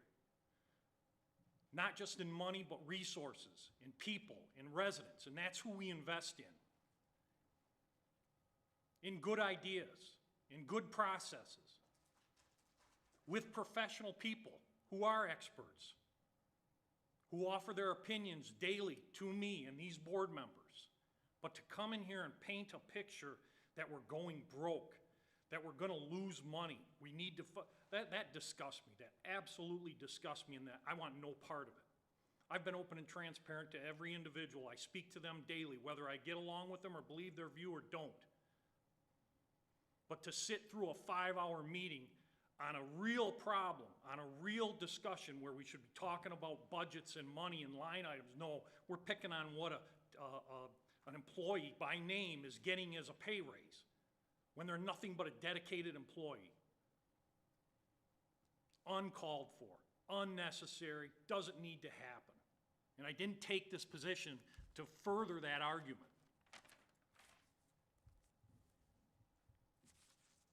Yes, we're evaluating every department here. It began the day I started. We got Platt Moran in here doing a water and sewer assessment, an operational assessment. That wasn't done. That wasn't discussed previously by any board member. It was done professionally, discreetly, with consideration of the employees that work there. Other board members had opportunities to do that. They chose not to. I took it on. And I'll take on any challenge that comes along. But I won't sit here and listen to lies and listen to statements that are twisted. Money is not gushing out of this township. We considered the sale of a park, of a piece of parcel. We did an evaluation of the property that this township owns, as we will continue to do. One of them is Gratiot, the other one is a park that has been, I don't want to even say abandoned, that was used. It wasn't abandoned. It's still in our inventory. We still take care of it. It needs help. It needs money. But God forbid I put any line item in the budget about putting a new playscape or a swing at that park. I'd have been railed for another hour tonight. That's wrong. That is absolutely wrong. And again, that's not why I took this job. I took this job because I thought I was doing the right thing and I wanted to better this community. And I didn't want to give away 33 years of working in the police department and struggling and seeing what we went through over there just to become a professional organization, an accredited organization, one that lived within its means. And I'm proud of it, along with the fire department. And I want to do the same with the water. I want to do the same with assessing. I want to do the same with senior and leisure. But it all boils down to budget. It all boils down to money. Everybody here understands that. The budget process has to change. We've addressed that. Deputy Duchesne, in his experience, Whether you like him or not personally, he's got a lot of experience. Needs to be listened to. Don't have to agree to it, but it's a fair assessment. It's a fair opinion. I get dirty-eyed from the residents who think that we're trying to sell a parcel. That wasn't the intent, as Trustee Joseph indicated. That was never the intent. It was following the transparent procedures set forth historically by this board. We did an analysis of the inventory. What do we do with our property that's unused, that we maintain, that we funnel money into? We did that. That's what we were doing. The Gratiot parcel, you're right, it's been vacant for 5 years, and it sits there. Doesn't say we have to sell it. I'm not making that proposal, and that was the approach with the community center park. And Trustee Joseph, again, yes, you're spot on. The neighbors hated the ball diamond that went there. The police responded in 1 month, I believe it was 30-plus calls to a park that they didn't want a baseball game on. And the reason it was brought to the board tonight was because a resident contacted my office and said, I'd like to buy it. I'm like, I don't know how we do that. I'm going to give a presentation and we'll see how we address that matter. And this is it. I followed the APO that this board, that our attorney drafted years ago and followed through the process. But all of a sudden it's twisted that I'm the bad guy or this board is the bad guy for trying to off property that, number one, we don't have a plan for. We never did have a plan for. And in fact, as stated, the Memorial Park and Veterans Park, with all due respect, was moved over to this location. And it's clean and it's presentable. And I wish half the residents would walk back there and see what previous boards did to highlight that. But no, it gets twisted. The position gets twisted and everybody packed up and left. And they didn't hear what drove this discussion, transparency.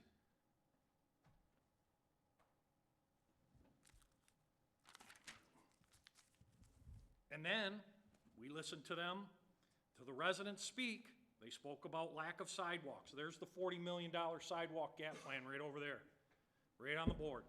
$40 million. We don't have money for it. Why? Because historically, this board didn't take action or wasn't motivated to put the sidewalks in. They recently have. Whether you like it or not, that's the plan and the engineer came up with. It's $40 million. Now we have to figure out how to put it in the budget. Again, next year's budget, do we address it? I'm afraid to, because we can't even put a line item in the budget to take care of a floor on a public property on a building that's we're liable for on our property. Do I want to spend $25,000 for a new floor in a building that should have been built properly? No, but we have to because it's on our property and we're liable for it. Mr. LaFata, you're right. Analysis. Analysis can't be done in a 40 million plus budget in 6 months. And because previous supervisor, there was no participation or cooperation with them, yes, I'm trying to fix at least a capital plan that addresses our needs moving into the future. And I'll be very upfront with you. Supervisor Accavetti created the capital plan. I'm just picking up the ball and moving with it. This has got to stop. This vitriol, this anger, this 11 midnight has got to stop.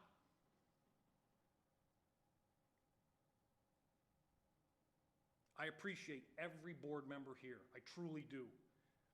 You've been nothing but supportive of me from the time I took this role. And you've worked with me and you've shown me and we've had discussions and my mission may have been different than yours, but I would never discredit you or argue with you over what your position is. Because I look up to every one of you. You have a position here that I will never achieve. I hope to. We got a lot of work to do. But this township, I hate this. This township is not broke. We have a AA- bond rating. We can go to Walmart or Wall Street and sell bonds at the drop of a hat. I've met with the bankers. And any other message that anybody gets out walking out of here tonight, we're not selling property to balance the books. That was never it. That was a learning curve. You will never see that mistake on an agenda again when it's with a budget. I guarantee you that. But the problem is, it should be. We should be able to have these discussions without interjecting whether I'm running or not. I haven't even announced it. It's the furthest thing from my mind right now. I appreciate everybody's participation in the budget. It will again start in the coming year. We'll continue to manage the budget. We'll continue to work with the budget and make it so it's open, transparent, even more than what we're doing now and what we have done. And then we'll continue to make Chesterfield Township the priority. Every resident here a priority. And I appreciate every one of you board members. I appreciate your input. I appreciate your discussions. And with that being said, I'll take a motion to adjourn. Motion to adjourn. Support. Motion by Clerk Barry, supported by Trustee Domingue. All those in favor? Aye. Aye. Opposed? Not? Let it be recorded.